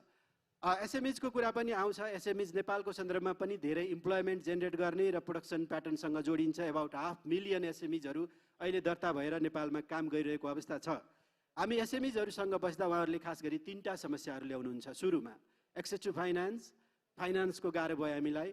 दोस्रो भनेको हाम्रो जुन उत्पादन छ त्यसलाई प्रविधिले अथवा प्याकेजिङ, लेबलिङ, ब्रान्डिङ जस्ता प्रविधिहरूले जोड दिनु पर्यो दोस्रो। र तेस्रो भनेको स्किल अथवा क्षमता विकासको कुराहरू। खास गरी अहिले विश्वव्यापी रूपमा एसएमइज नै सबभन्दा बढी उत्पादन गर्ने र रोजगारी दिने क्षेत्रहरू भनेर चिनिन्छन्। त्यो सन्दर्भमा पनि हाम्रो नेपालको एसएमइजहरूको अवस्थामा सुधार नल्याउँदासम्म हामीले लास्ट इयरको अघि राष्ट्र ब्याङ्कबाट भन्नुभयो 1900 अरब जति बाहिर गयो। त्यो 1920 त हाम्रो वस्तु व्यापारको मात्रै हो भन्ने मलाई लाग्छ। 1920लाई हामीले 200 अरबको निर्यात घटाउँदा 17-20 हुन्छ। 17-20 डिभाइडेड बाई 365 गर्दा अबाउट 5 बिलियन प्लस हाम्रो जुन इम्पोर्ट बिल छ डेली तिर्नुपर्ने, त्यसलाई घटाउनको लागि पनि हामीले एसएमइजहरूको क्षमता विकास, प्राइभेट सेक्टरसँग सहकार्य, इनोभेसन, इन्भेस्टमेन्ट बढाउने, टेक्नोलोजी ट्रान्सफर लगायतका विषयहरूमा काम गर्नुपर्ने अवस्था छ। म अहिले यतिमै रोकेँ। हस्, धन्यवाद। फेरि रिभिजिट गरौँला। सरले नेपालको इज अफ डुइङ बिजनेसलाई सुधार्नलाई चाल्नुपर्ने प्रयासहरू व्यक्त गर्नुभयो र प्राइभेट सेक्टरसँगको सहकार्य भन्ने कुरालाई पनि महत्त्वपूर्ण रूपमा राख्नुभयो। त्यसले चाहिँ मलाई ट्रान्जिसन गर्न पनि सहयोग पुर्याएको छ। हाम्रो नेक्स्ट अर्को प्यानलिस्ट हुनुहुन्छ चन्द्र ढकालज्यू। उहाँले प्राइभेट सेक्टरलाई रिप्रेजेन्ट गर्नुहुन्छ र यो कोभिड-19 र अहिले अनगोइङ अरू क्राइसिसहरूले पनि प्राइभेट सेक्टरलाई पनि धेरै नै प्रभाव पारेका छन्। नकारात्मक र सकारात्मक पनि होला, सिल्भर लाइनिङको कुरा पनि आएको थियो। र यो कन्टेक्स्टमा मेरो प्रश्न छ, what are some of the major challenges faced by private sector in the context of multiple interconnected crises? What could be the role of private sector in emerging out of crisis and in achieving macroeconomic growth, employment generation, gaining foreign reserves? Private sector ले यो macroeconomic हाम्रा इन्डिकेटरहरूलाई सुधार गर्न कस्तो सहयोग गर्न सक्ला? धन्यवाद डाक्टर कल्पना। सर्वप्रथम त यो कार्यक्रम आयोजना गर्ने हाम्रो मदन सर र उहाँको टिमलाई धेरै धेरै धन्यवाद। यो सबै डाक्टर साहबहरूको बिचमा म बिचरा यो भर्खर यो सिक्दै गरेको चाहिँ व्यक्तिलाई ल्याएर राखिदिनु भयो, त्यसको लागि म धन्यवाद दिन चाहन्छु। मैले यहाँ सरसर्ती चाहिँ भन्नुपर्दा 2046 साल पछिको यो राजनीतिक परिवर्तन पछि हेऱ्यो भने खास गरेर यो च्यालेन्जेसहरू हेर्दाखेरि एउटा त राजनीतिक अस्थिरताको चाहिँ कुराहरू भनौँ, अनि यसमा चाहिँ भन्नाले अब हाम्रो चाहिँ कस्तो भने यो एकदम छोटो समयमा चाहिँ भन्नाले चाहिँ सरकार चाहिँ परिवर्तन चाहिँ हुने र छोटो त्यो सरकार परिवर्तनसँगै धेरै पोलिसीहरू पनि चाहिँ भन्नाले चेन्ज हुने, त्यो एउटा चाहिँ भन्नाले चाहिँ छ। र सँगसँगै अर्को हाम्रो एउटा प्राकृतिक प्रकोप भनौँ अथवा जस्तो भूकम्प भनौँ अथवा यो कोभिड भनौँ, जुन एउटा चाहिँ अन्दाज नगरेको चाहिँ चिजहरूको चाहिँ जुन एउटा विपत्तिहरू चाहिँ छ। र अर्को चाहिँ वास्तवमा चाहिँ अब यो आर्थिक सङ्कटै भनौँ होइन, यो सरसर्ती चाहिँ हेर्दाखेरि यो 3-4वटा भन्नाले चाहिँ एरियाबाट प्राइभेट सेक्टरले भन्नाले बाहिर निक्लनु परेको चाहिँ छ। जस्तो यहाँहरूले हेर्नुभयो भने 46 साल चाहिँ पछि को यो राजनीतिक भन्नाले परिवर्तन चाहिँ पछि कुनै पनि यो जति पनि यो क्राइसिस चाहिँ छ हाम्रो, चाहे राजनीतिक हिसाबले चाहिँ एकदम छोटो समयमा चाहिँ सरकार परिवर्तन चाहिँ भएको कारणबाट पोलिसीहरू चेन्ज गर्ने चाहिँ कुराहरू भनौँ, अथवा भूकम्प कोभिडको कारणबाट चाहिँ भनौँ, यो चिजबाट चाहिँ वास्तवमा चाहिँ माथि ल्याउनको लागि वास्तवमा निजी क्षेत्रले धेरै नै ठुलो चाहिँ कन्ट्रिब्युसन गरेको छ भन्ने कुरा चाहिँ म चाहिँ राख्न चाहिँ चाहन्छु। जस्तो यहाँहरूले हेर्नुभयो भने यो 52 सालको जुन एउटा चाहिँ जनयुद्ध सुरु भइसकेपछि वास्तवमा मान्छेहरूको एजम्सन चाहिँ के थियो भने त्यो जुन बेलामा साँच्चै नेपाल चाहिँ एउटा आर्थिक सङ्कटमा चाहिँ जाने हो कि भन्ने धेरै एजम्सन पनि चाहिँ थियो। तर त्यति बेला वास्तवमा जुन एउटा त्यो पछि जुन एउटा चाहिँ वैदेशिक रोजगारीमा जाने जुन नेपालीहरू जुन जानुभयो र उहाँहरूले जुन एउटा रेमिट्यान्सको एउटा चाहिँ फर्मल च्यानलबाट चाहिँ भित्राउनु भयो, त्यसले पनि धेरै हदसम्म चाहिँ भन्नाले चाहिँ यो सपोर्ट गर्यो भन्ने चाहिँ मलाई चाहिँ लाग्छ। र अहिले त्यसपछिका चाहिँ जस्तो इस्युहरूमा पनि जस्तो यहाँहरूले हेर्नुभयो भने जस्तो कोभिडकै चाहिँ कुरा गर्दाखेरि वास्तवमा चाहिँ निजी क्षेत्रको तर्फबाट जति नै भन्नाले चाहिँ भनौँ न एउटा चाहिँ एउटा ज्यानकै खतरा भएको चाहिँ अवस्थामा पनि वास्तवमा चाहिँ निजी क्षेत्रले भन्नाले जस्तो चाहे यो सप्लाई चेनको चाहिँ कुरा गरौँ, चाहे सरकारले चाहिँ गर्नुपर्ने चाहिँ स्वास्थ्य पूर्वाधारको कुराहरू, चाहे यो सेल्टरको चाहिँ कुराहरू भनौँ, चाहे हस्पिटलको कुराहरू भनौँ, चाहे यो के भन्छ यो औषधि चाहिँ सप्लाई गर्ने कुराहरू चाहिँ भनौँ, वास्तवमा त्यस्तो अवस्थामा पनि वास्तवमा निजी क्षेत्र एक स्टेप चाहिँ अगाडि बढेर एउटा जिम्मेवार हिसाबले वास्तवमा चाहिँ अगाडि चाहिँ बढेको चाहिँ छ। र अघि डाक्टर निलमले पनि चाहिँ भन्नुभयो वास्तवमा यो बिचमा वास्तवमा यस्तो क्राइसिसको चाहिँ बेलामा पनि वास्तवमा एउटा चाहिँ अलिकति स्टेबल हिसाबले निजी क्षेत्रले जुन एउटा चाहिँ सपोर्ट गरेको छ अथवा यो समस्याबाट बाहिर चाहिँ निकालेको छ, एउटा पक्कै पनि यो ब्याङ्किङ सिस्टम चाहिँ अलिकति रोबस्ट भएको हिसाबले पनि भन्नाले चाहिँ एउटा चाहिँ सपोर्ट गरेको भन्ने चाहिँ मलाई चाहिँ लाग्छ। हुन त अहिले वास्तवमा अहिले आएर अलिकति फेरि यो हाम्रो जुन एउटा अलिकति क्राइसिसको चाहिँ भन्नाले एउटा चाहिँ आम पब्लिकले फिलिङ गरेको चाहिँ अवस्था चाहिँ छ। यस्तो अवस्थामा पनि वास्तवमा म यहाँ माननीय अर्थमन्त्रीज्यू पनि यहाँसँगै हुनुहुन्छ, यो कोभिड क्राइसिसको बेलामा अदालतबाट तपाईहरु यो ट्याक्स चाहिँ तिर्नु पर्दैन है भनेर अदालतले अर्डर गरेको चाहिँ अवस्था चाहिँ थियो। र त्यति बेला पनि अदालतले अर्डर गरेको अवस्थामा पनि होइन है, हामी एउटा चाहिँ जिम्मेवार चाहिँ व्यावसायिक हिसाबले हामी चाहिँ कर तिर्नु पर्छ, अदालतबाट चाहिँ कोर्टले अर्डर दिँदै पनि वास्तवमा एउटा चाहिँ जिम्मेवार हिसाबले वास्तवमा चाहिँ निजी क्षेत्र जुन एउटा ट्याक्स तिरेर सरकारको चाहिँ जुन एउटा जिम्मेवार निजी क्षेत्रको चाहिँ भूमिका निर्वाह चाहिँ गरेको चाहिँ छ। मैले यहाँ के मात्र चाहिँ भन्न खोजेको भने यो 46 साल पछिका हरेक यो क्राइसिसहरूमा चाहे चाहिँ तपाईको राजनीतिक हिसाबले भन्नाले चाहिँ भनौँ अथवा यो प्राकृतिक हिसाबको चाहिँ भनौँ अथवा हरेक हिसाबको चाहिँ इस्युमा वास्तवमा निजी क्षेत्र एकदम जिम्मेवार भएर निजी क्षेत्रले वास्तवमा चाहिँ सपोर्ट चाहिँ गरेको छ। अब मलाई लाग्छ यो जिम्मेवारीपन चाहिँ आउने दिनहरूमा पनि डेफिनेटली निजी क्षेत्रले चाहिँ निर्वाह गर्नेछ भन्ने कुरा मैले राख्न चाहेँ। धन्यवाद। Thank you Dhakal sir. यहाँले राष्ट्र आर्थिक सङ्कटबाट प्राकृतिक सङ्कटहरूबाट गुज्रिरहेको अवस्थामा पनि एउटा जिम्मेवारपूर्वक भूमिका निभाएर प्राइभेट सेक्टरले चाहिँ राष्ट्रको अर्थतन्त्रलाई अघि बढाउन, जबहरू क्रिएट गर्न र स्टेबल ब्याङ्किङ को सुविधा उपलब्ध गराउनदेखि सरकारले अदालतले ट्याक्स तिर्नु पर्दैन भनेको प्रतिकूल अवस्थामा पनि जिम्मेवार भएर ट्याक्स तिरेर हाम्रो अर्थतन्त्रलाई सबल तुल्याउन मद्दत गरिरहेको छ भनेर व्यक्त गर्नुभयो। धन्यवाद यहाँलाई।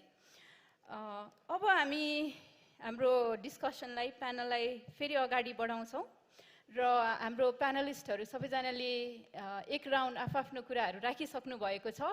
अबको राउन्डमा हामी फेरि प्रत्येक प्यानलिस्टहरूले आफ्ना कुराहरूलाई अझ क्ल्यारिफाई गर्नुहुनेछ, अझ थप्नुहुनेछ र हाम्रो डिस्कसनलाई हामी अझ अगाडि बढाउनेछौँ। हाम्रो सेकेन्ड राउन्डमा म पहिलो प्रश्न डाक्टर पोषराज पाण्डेज्यूलाई नै राख्न चाहन्छु।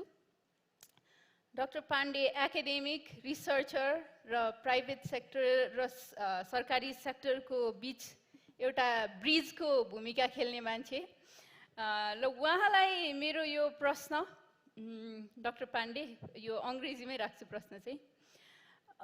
So in 2004 when Nepal became a member of World Trade Organization, trade को सेक्टरमा पनि 100 उहाँको अर्गनाइजेसनले धेरै लामो काम गरेको छ। So when Nepal became a member of WTO in 2004 and when Nepal signed SAFTA under SAARC, so our export share was 10% then in 2004 and import was 25%. The figure has now changed to 4% export and 40% import. हाम्रो import चाहिँ एकदम धेरै बढेर गएको छ अहिलेको अवस्थामा, whereas our counterpart countries are exporting 22% and importing 32% on average while keeping trade deficit at 10%. Whereas in Nepal, our trade deficit stands around 13%. So this shows that the state of country's business and the extent to which we are dependent on import. So this in turn indicates that the country is going through a very serious situation. We are completely relying on imports even for food. So maybe this signals that we are heading towards some form of economic disaster, right? So in this context, my question to Dr. Pandey is, what could be done for export promotion and import substitution so as to improve the current account balance as well as to limit our import dependence? Dr. Pandey. Thank you, Dr. Kalpana. यो हामी ने यो export को stagnation र current account deficit लाई ने बुझ्नको लागि हाम्रो इकोनोमिक स्ट्रक्चरलाई चाहिँ बुझ्नुपर्छ। मतलब अहिले ओभर द पिरियड हेर्ने हो भनेदेखि हामीहरूको इकोनोमिक स्ट्रक्चर ट्रेडेबलबाट नन ट्रेडेबल्सतिर चाहिँ गइरहेको छ। भनेको मतलब पहिला आजभन्दा 10 वर्ष अगाडि भनौँ ट्रेड के अरे 2010-12 तिर हेर्ने हो भनेदेखि हामीहरूको ट्रेडेबल सेक्टर भनेको एग्रिकल्चर अथवा इन्डस्ट्री प्लस माइनिङ, त्यसको शेयर चाहिँ 40% चाहिँ इकोनोमीमा। अब अहिले आएर हामीहरूको 30% मा चाहिँ हामीहरूको घट्या चाहिँ छ। अनि हामीहरूको इकोनोमिक स्ट्रक्चरमा के भइदियो भन्दाखेरि नन ट्रेडेबल सेक्टरको हामीहरूको कन्ट्रिब्युसन बढ्यो। भनेपछि हामी एक्सपोर्ट बढाउने कुरा गर्छौँ तर इकोनोमिक स्ट्रक्चर त्यस्तो चाहिँ छ। हामी रेस्टुरेन्टको त एक्सपोर्ट गर्न सक्दैनौँ अथवा अहिले बढेको होलसेल रिटेल ट्रेड बढाया चाहिँ छ। होलसेल रिटेल ट्रेड हामी एक्सपोर्ट गर्न सक्छौँ र सक्दैनौँ नि। त्यसले गर्दाखेरि अहिले हामीहरूको इकोनोमीमा जुन एक्सपोर्टको बेस हो नि त्यो बेस नै श्रिङ्क भइरहेछ कि त्यो कारणले हामीहरूको एक्सपोर्ट चाहिँ हाम्रो घटिरहेछ चाहिँ मुख्य कारण चाहिँ त्यो चाहिँ हो। अब त्यसले गर्दाखेरि यतातिर इन्डस्ट्रियल सेक्टरको पनि अघि कुरा चाहिँ निक्ल्यो के अरे प्री म्याच्योर डिइन्डस्ट्रियलाइजेसनमा आएको फेजमा चाहिँ हामी इन्टर गरे भएर अब जुन चाहिँ पनि कन्ज्युमेबल गुड्सहरू हो नि अब त्यो पनि हामी इम्पोर्ट गर्ने। अब त्यसले गर्दाखेरि यस्तो नि अब किन चाहिँ भएको चाहिँ छ त हामी किन यसरी चाहिँ ट्रेडेबलबाट नन ट्रेडेबलतिर चाहिँ हामी किन चाहिँ हामी मुभ गरिरहेछौँ त भनेर भन्ने हो भनेदेखि अब मैले देखेको त हामीहरूको जुन इकोनोमीको इन्सेन्टिभ स्ट्रक्चर चाहिँ छ नि त्यो इन्सेन्टिभ स्ट्रक्चर चाहिँ परभर्स चाहिँ छ।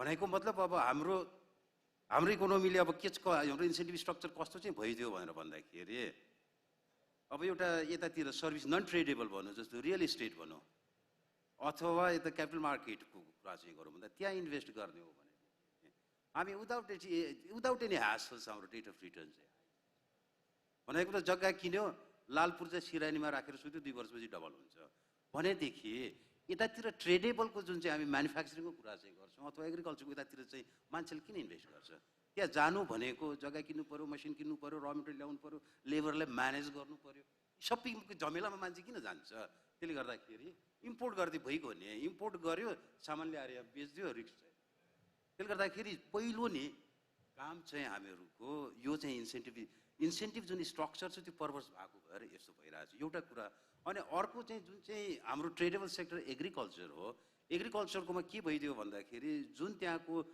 वर्क फोर्स हो त्यो वर्क फोर्स चाहिँ हाम्रो माइग्रेट भइदियो कहाँ भन्दाखेरि आइदर यही नेपालको अर्बन सेन्टरमा या माइग्रेन्ट वर्कर भएर बाहिर भन्दा एग्रिकल्चरमा अब त्यहाँ ह्युमन रिसोर्स चाहिँ छैन हाम्रो लेबर छैन एग्रिकल्चरको कम भयो अब त्यो कन्टेक्स्टमा अब चाहिँ हामी एक्सपोर्टलाई बढाउने हो ट्रेड ब्यालेन्सलाई सब के अरे ऊ चाहिँ ट्रेड ब्यालेन्स डेफिसिटलाई कम गर्ने हो अथवा करेन्ट एकाउन्ट ब्यालेन्समा जाने हो भनेदेखि त त्यतिर जाने भनेदेखि त सबभन्दा पहिलो कुरो त हाम्रो यो पर्भर्स इन्सेन्टिभ स्ट्रक्चर जुन चाहिँ छ नि त्यो पर्भर्स इन्सेन्टिभ स्ट्रक्चरलाई हामीले करेक्ट गर्नु मुख्य कुरो चाहिँ त्यो चाहिँ हुनु पर्यो अनि त्यसपछि चाहिँ हामी फिस्कल पोलिसी मोनेटरी पोलिसीले त्यसलाई चाहिँ सपोर्ट चाहिँ गर्नु चाहिँ अब यसमा नि अब के अरे त्यो चाहिँ सपोर्ट गर्नु पऱ्यो अब एक्सपोर्ट र इम्पोर्ट गर्दाखेरि अब हामीले यता करेन्ट एकाउन्ट ब्यालेन्स अथवा ट्रेड ब्यालेन्सको कुरा गर्ने भनेदेखि साइड बाई साइड 2 प्रोन्ज स्ट्राटेजी जानु पऱ्यो एउटा चाहिँ सँगै नै एक्सपोर्टलाई प्रमोट गर्ने कुरा पनि हामी सँगै लिएर जानु चाहिँ पऱ्यो अनि त्यसपछि इम्पोर्टलाई सब्स्टिट्युट गर्ने कुराहरू पनि सँगै चाहिँ हामी अब यसमा हामी कसरी चाहिँ हामी चाहिँ ऊ चाहिँ गर्छौँ त भनेर भन्दा एक्सपोर्टको नि अब बढाउने भनेर भन्दाखेरि त अब अघि म भने एक्सपोर्टेबल सरप्लसै हामीसँग छैन अनि कहाँबाट हामीहरूको एक्सपोर्ट त्यसले गर्दाखेरि त सबभन्दा पहिला त हामीहरूको एक्सपोर्टेबल सरप्लस मतलब high quality exportable surplus in competitive price त्यो चाहिँ जेनेरेट चाहिँ गर्न चाहिँ सक्नु पऱ्यो इकोनोमीमा अब यो कसरी चाहिँ हामी चाहिँ गर्न सक्छौँ भन्दाखेरि पहिलो त सबभन्दा पहिलो कुरो त हाम्रो प्रोडक्टिभ कपासिटी हामीले बढाउनु चाहिँ पऱ्यो त्यो कसरी चाहिँ बढाउने भन्दाखेरि या त हामी एउटा त के अरे इन्फ्रास्ट्रक्चर नै हामी चाहिँ डेभलप गर्नु पऱ्यो अनि त्यसपछि ह्युमन रिसोर्सलाई डेभलप गर्नु पऱ्यो अब सँगसँगै एन्टरप्रिनरसिप हामी डेभलप गर्नु त्यो एउटा कुरा गर्नु पऱ्यो पहिलो अब दोस्रोमा चाहिँ हामी के चाहिँ गर्नु पऱ्यो भन्दाखेरि त एउटा भाइब्रेन्ट प्राइभेट सेक्टरलाई चाहिँ हामी क्रिएट चाहिँ गर्नु चाहिँ पऱ्यो प्राइभेट सेक्टर भाइब्रेन्ट हुनु पऱ्यो त्यो भने के भन्दा मैले भाइब्रेन्ट भनेको भन्दाखेरि एउटा यस्तो इन्भाइरोमेन्ट हामी प्राइभेट सेक्टरलाई दियौँ जुन इन्भाइरोमेन्टमा प्राइभेट सेक्टर इन्भेस्टर डोमेस्टिक होस् या फरेन इन्भेस्टर होस् त्यो फरेन इन्भेस्टरले एउटा इफिसियन्ट र इफेक्टिभ वेले आफूलाई अपरेट गर्न सकोस् उसले ग्रो गर्न सकोस् र उसको इन्भेस्टमेन्टमा उसले प्रफिट चाहिँ देखोस् त्यो इन्भाइरोमेन्ट चाहिँ हामी क्रिएट गरिदिन्छौँ थ्याङ्क यू तेस्रो रिक्वायरमेन्ट के भनेर भन्दाखेरि जति पनि हामीहरूको पोलिसीहरू चाहिँ छ नि इन्डस्ट्रियल पोलिसी र ट्रेड पोलिसी तिनीहरूको हाम्रो फिस्कल पोलिसी र मोनेटरी पोलिसीसँग र अरू सेक्टरल पोलिसीसँग त्यो सिङ्क्रोनाइज हुनु पर्यो यो सबै पोलिसी एक्लै दौडेर चाहिँ यसले चाहिँ कहीँ कतै पुऱ्याउँदैन तेस्रो रिक्वायरमेन्ट यो अब चौथो चाहिँ एकदमै इम्पोर्टेन्ट चाहिँ हाम्रो गभर्नेन्सलाई चाहिँ इम्प्रुभ चाहिँ गर्नु चाहिँ पर्यो र यतातिर हामी ट्रान्सपेरेन्सी इन्स्योर गर्नु पर्यो कहाँ भन्दाखेरि नि जति पनि हामी पोलिसी इम्प्लिमेन्ट गर्छौँ जति पनि पोलिसी एनाउन्स गरेका चाहिँ छौँ त्यसको इम्प्लिमेन्टेसनमा प्लस अहिले त एकदमै मच मोर इम्पोर्टेन्ट त जति पनि पब्लिक इन्भेस्टमेन्ट इन्फ्रास्ट्रक्चर डेभलपमेन्टमा भएका कामहरू चाहिँ छ यहाँ चाहिँ हामी ट्रान्सपेरेन्सी यहाँ चाहिँ इन्स्योर चाहिँ गर्छौँ द्याट इज द फोर्थ अनि त्यसपछि अब फिफ्थमा चाहिँ हामी गर्नुपर्ने के भन्दाखेरि जुन ट्रेड कस्ट हो ट्रेड कस्टलाई चाहिँ हामी कम अब ट्रेड कस्ट हामी कसरी कम गर्ने भनेर भन्दाखेरि त अब हाम्रो यो बिजनेस एन्ड लजिस्टिक सर्भिसेस छ जति पनि हुन्छ नि त्यसलाई चाहिँ हामी डेभलप गर्नु पर्यो अनि यतातिर ट्रेडलाई फेसिलिटेट गर्नु पर्यो त्यति गऱ्यो भनेदेखि ट्रेड कस्ट हामी गर्छौँ यतातिर अब एक्सपोर्टलाई प्रमोट गर्नलाई अथवा यसले चाहिँ त हामीहरूको इम्पोर्ट सब्सिडीलाई पनि एउटा फ्रेमवर्क चाहिँ हामी थ्याङ्क यू सर अब यसपछि अब इम्पोर्टमा चाहिँ हामी त के गर्नु दुईवटा पोइन्ट म राखिदिन्छु एउटा जुन हाम्रो एग्रिकल्चरको पोटेन्सियल हो नि त्यसलाई चाहिँ हामी एक्सप्लोइट चाहिँ गर्छौँ एउटा अनि अर्को चाहिँ जुन हाइड्रो पावरको युज चाहिँ छ नि त्यो युजलाई चाहिँ डाइभर्सिफाई गर्नु पऱ्यो ताकि हामी फसिल फ्युललाई चाहिँ हामी Thank you. Okay. Thank you. सरको त्यो कन्टिन्युअस कुराहरूको लागि चाहिँ सर्टीको पब्लिकेसनहरू हामी सबैले रिफर गर्नुपर्छ सर त्यो एकदमै इन्ट्रेस्टिङ कुराहरू ल्याउनु भयो एक्सपोर्टेबल सरप्लस कम्पिटिटिभ प्राइसमा कसरी हामीले उत्पादन गर्ने भन्ने कुराको लागि quality exportable surplus in competitive price हैन त्यसको लागि के गर्ने भनेर चाहिँ सरको अरू पब्लिकेसनहरू पनि हामी सबैले हेर्नु जरुरी देखेँ मैले थ्याङ्क यू सर अब अर्को एउटा कुरा के पनि व्यक्त गर्नुभयो भने भाइब्रेन्ट प्राइभेट सेक्टरको लागि एउटा भाइब्रेन्ट वातावरण तयार गरिदिनुपर्छ भन्ने कुरा आयो यसको लागि चाहिँ हाम्रो public sector government sector Nepal governing body Nepal Rastra ब्याङ्कहरूको पनि भूमिका हुन्छ होइन यसै सन्दर्भमा चाहिँ मेरो नेक्स्ट क्वेसन चाहिँ निलम म्यामलाई छ अब नेपाल राष्ट्र ब्याङ्क ब्याङ्किङ सेक्टरको गभर्निङ बडी भयो र अर्थतन्त्रलाई चलायमान बनाउन राष्ट्र ब्याङ्कको ठुलो भूमिका हुने भयो यसै सन्दर्भमा मेरो क्वेसन छ so the banking sector is one of the areas that has expanded enthusiastically after the adoption of liberalization policy in Nepal. Agi Chandra Dhakal सरले पनि यो भनिसक्नु भएको थियो. So increased banking access is expected to boost economic growth by increasing economic activities. However, नेपालमा banking चाहिँ number सङ्ख्याको आधारमा पनि बढिरहेको छ तुलनात्मक रूपमा सर्भिस पनि राम्रो भइरहेछ रिमिटेन्स फ्लोलाई च्यानल फर्मलाइज गर्न पनि सहयोग पुगिरहेको छ तर पनि के छ भने ब्याङ्किङ सेक्टरबाट प्रवाह हुने कर्जा हैन economic expansion and economic growth are not being achieved in line with expansion of banking. जति चाहिँ contribution credit expansion बाट real sector मा हुनुपर्ने हो त्यति चाहिँ देखिदैन. अनि financial access and inclusion, for example NRB ले पनि agriculture sector wise loan हरू भनेर policy मा छ तर त्यो क्रेडिट चाहिँ पाउनुपर्ने किसानले पाए कि पाएन त्यो कुरा चाहिँ अध्ययनकै विषय भन्नु पर्यो. So due to the banking sector's credit being concentrated on limited individual, certain मान्छेहरुमा मात्र जान्छ अनि the credit channels more to trading than towards productive activities. So because of that, economic growth has not increased significantly, even though credit has expanded almost to the size of Nepali GDP. So as a governing body, what could be the role of Nepal Rashtra Bank to channel available credit in the banking system to the productive sector? Okay, Posraj सरले भन्नुभयो जस्तो competitive खालको exportable surplus चाहिँ credit real side productive साइडमा गयो भने मात्र हुन्छ. त्यसको लागि चाहिँ राष्ट्र ब्याङ्कले कस्तो भूमिका खेल्न सक्छ होला? म्याडमले यति कुरा अलिकति प्रश्न पारिदिनु होला. धन्यवाद डाक्टर कल्पना.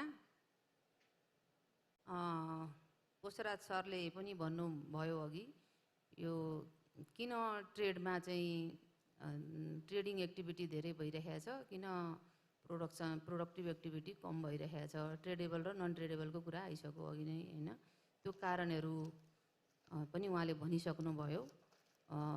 अब ब्याङ्कको क्रेडिट पनि त्यही कारणतिर नै चाहिँ डाइरेक्टेड भएको जस्तो मलाई लाग्छ.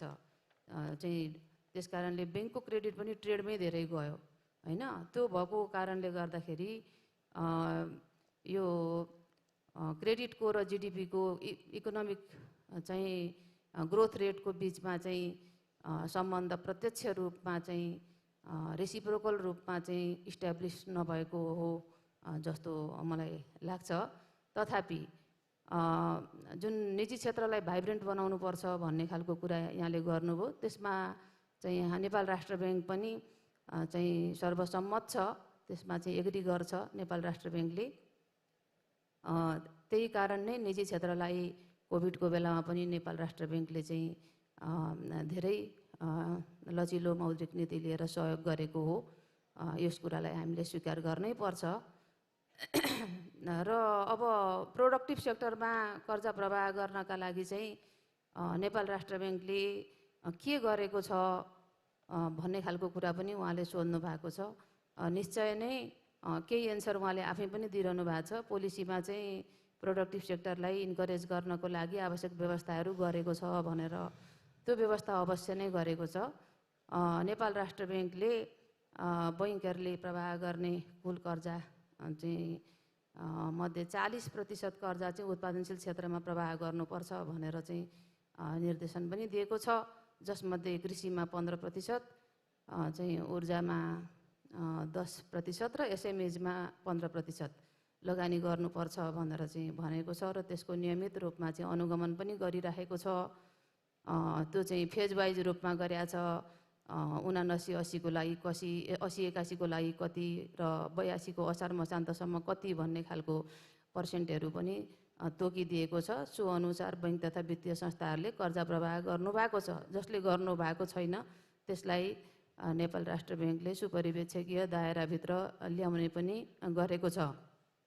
यसका अतिरिक्त चाहिँ सहुलियतपूर्ण कर्जाको लागि चाहिँ ब्याज अनुदानको व्यवस्था जुन सरकारले गरेको छ त्यसलाई पनि नेपाल राष्ट्र ब्याङ्कले कार्यान्वयन गरिराखेको छ र चाहिँ अहिले हालसम्म चाहिँ त्यो सहुलियतपूर्ण कर्जा अन्तर्गत चाहिँ 1,47,000 ऋणीहरूलाई चाहिँ 258 अर्ब कर्जा गइसकेको अवस्था छ, जुन आउटस्ट्यान्डिङ छ।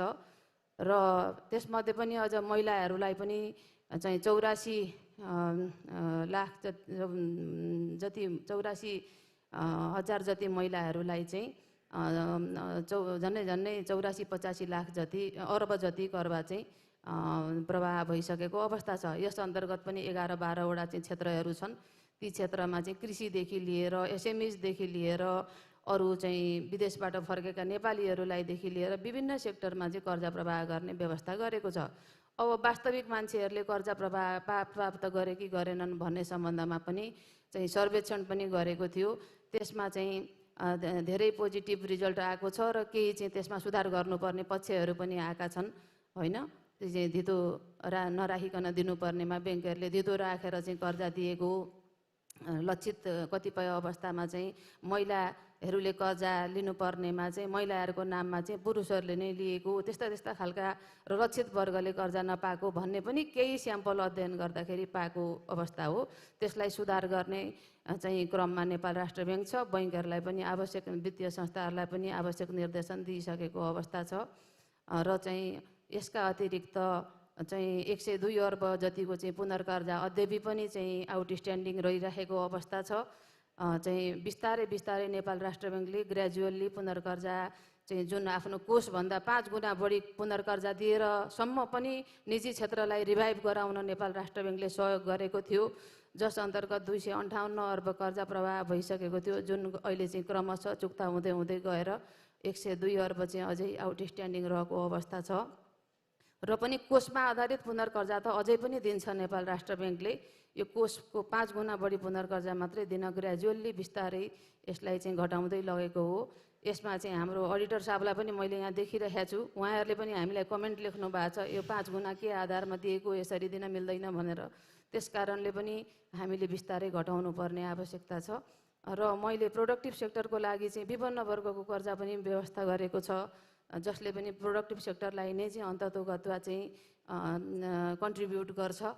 र जस्तै अब अर्को उपाय भने एसएमइजहरूलाई चाहिँ बैङ्क वित्तीय संस्थाहरूले बेस रेट +2 भन्दा चाहिँ बढी लिन नपाउने 2 करोडसम्मको लोनमा भन्ने खालका व्यवस्थाहरू पनि गरेको छ। र यी विभिन्न व्यवस्थाहरूबाट चाहिँ प्रोडक्टिभ सेक्टरमा चाहिँ नेपाल राष्ट्र ब्याङ्कले आफूले सकेसम्मको योगदान चाहिँ दिएको छ जस्तो मलाई लाग्छ। धन्यवाद कल्पनाजी। Thank you Nilam ma'am. Nilam म्यामले राष्ट्र ब्याङ्कले लक्षित वर्गमा हुने कर्जा प्रवाहमा निगरानी गभर्निङ भूमिका खेलिरहेको कुरा बताउनु भयो। यस्तै विपन्न वर्ग कर्जा र अरू खालका प्रोडक्टिभ सेक्टरमा जाने कर्जाहरू पनि राष्ट्र ब्याङ्कमा को मोनेटरी पोलिसी अन्तर्गत प्रोभिजन भएको र त्यसलाई पनि गभर्नेन्स गरिरहेको कुरा बताउनु भयो।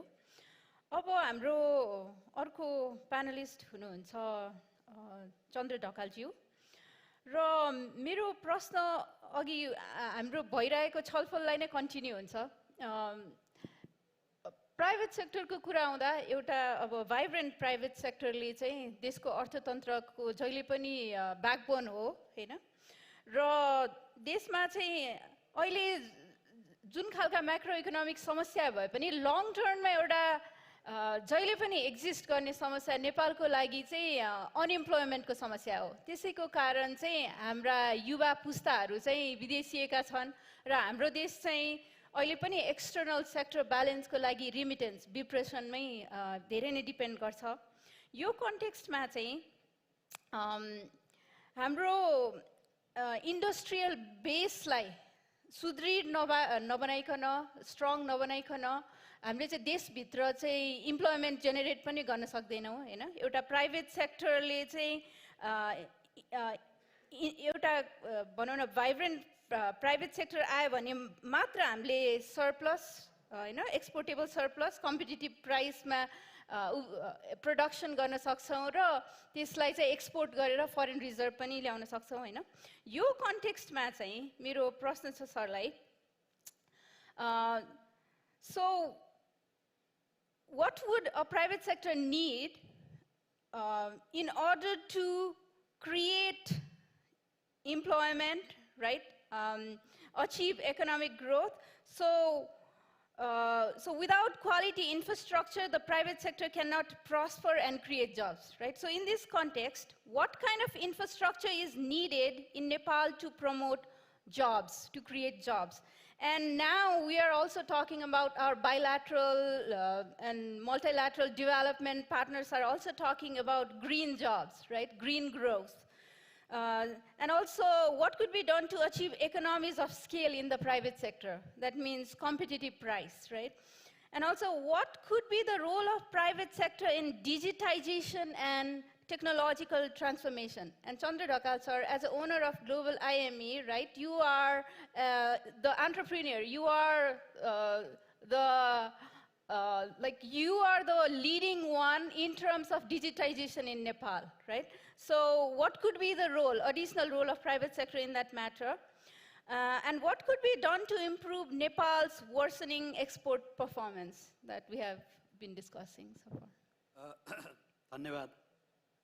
यो अघि डाक्टर साहबले पनि भन्नुभयो हैन, खास गरेर एउटा भाइब्रेन्ट निजी क्षेत्रको जुन कुरा गर्नुभयो, मलाई चाहिँ के लाग्छ भने एज अ निजी क्षेत्रको चाहिँ हिसाबले पहिला यो पोलिसीहरू जुन एउटा ट्रेडिसनल टाइपको चाहिँ पोलिसीहरू चाहिँ छ, जुन पोलिसीहरूको कारणबाट जुन हामीले चाहिँ खोजेको विकास भनौँ अथवा गर्न खोजेको रोजगारी सिर्जना भनौँ, पूर्वाधार विकास भनौँ, रेभिन्यू कलेक्सन भनौँ, वास्तवमा पहिलो यो पोलिसीहरूको चाहिँ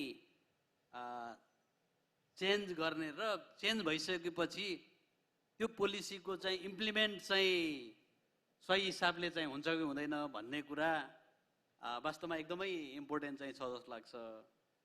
र अहिले यहाँले भने जस्तै यो जति पनि यो रोजगारी सिर्जना गर्ने यो वैदेशिक रोजगारीमा चाहिँ बाट चाहिँ आएको जुन एउटा रेमिट्यान्सको पैसालाई चाहिँ एउटा उत्पादनशील क्षेत्रमा चाहिँ लगाउने, रोजगारी सिर्जना गर्ने, जस्तो यहाँको चाहिँ स्रोत साधनहरू जुन भनौँ न एउटा प्राकृतिक स्रोत साधनहरूको म्याक्सिमम चाहिँ युज गर्ने, वास्तवमा त्यसको लागि चाहिँ केही कुराहरू जस्तो मान्य अर्थमन्त्री यहाँ हुनुहुन्छ, इन्डियामा एउटा जस्तो अहिलेको मोदी सरकारको गति शक्ति भन्ने एउटा यो ट्रान्सपोर्टको चाहिँ हिसाबले एउटा भन्नाले त्यो एउटा के भन्ने हो त्यो पोलिसी भनौँ अथवा त्यो चाहिँ छ। हामीले सरस्वती चाहिँ हेर्दाखेरि अहिले हामीले भनौँ न एउटा चाहिँ पूर्वाधारको चाहिँ हिसाबले जुन एउटा चाहिँ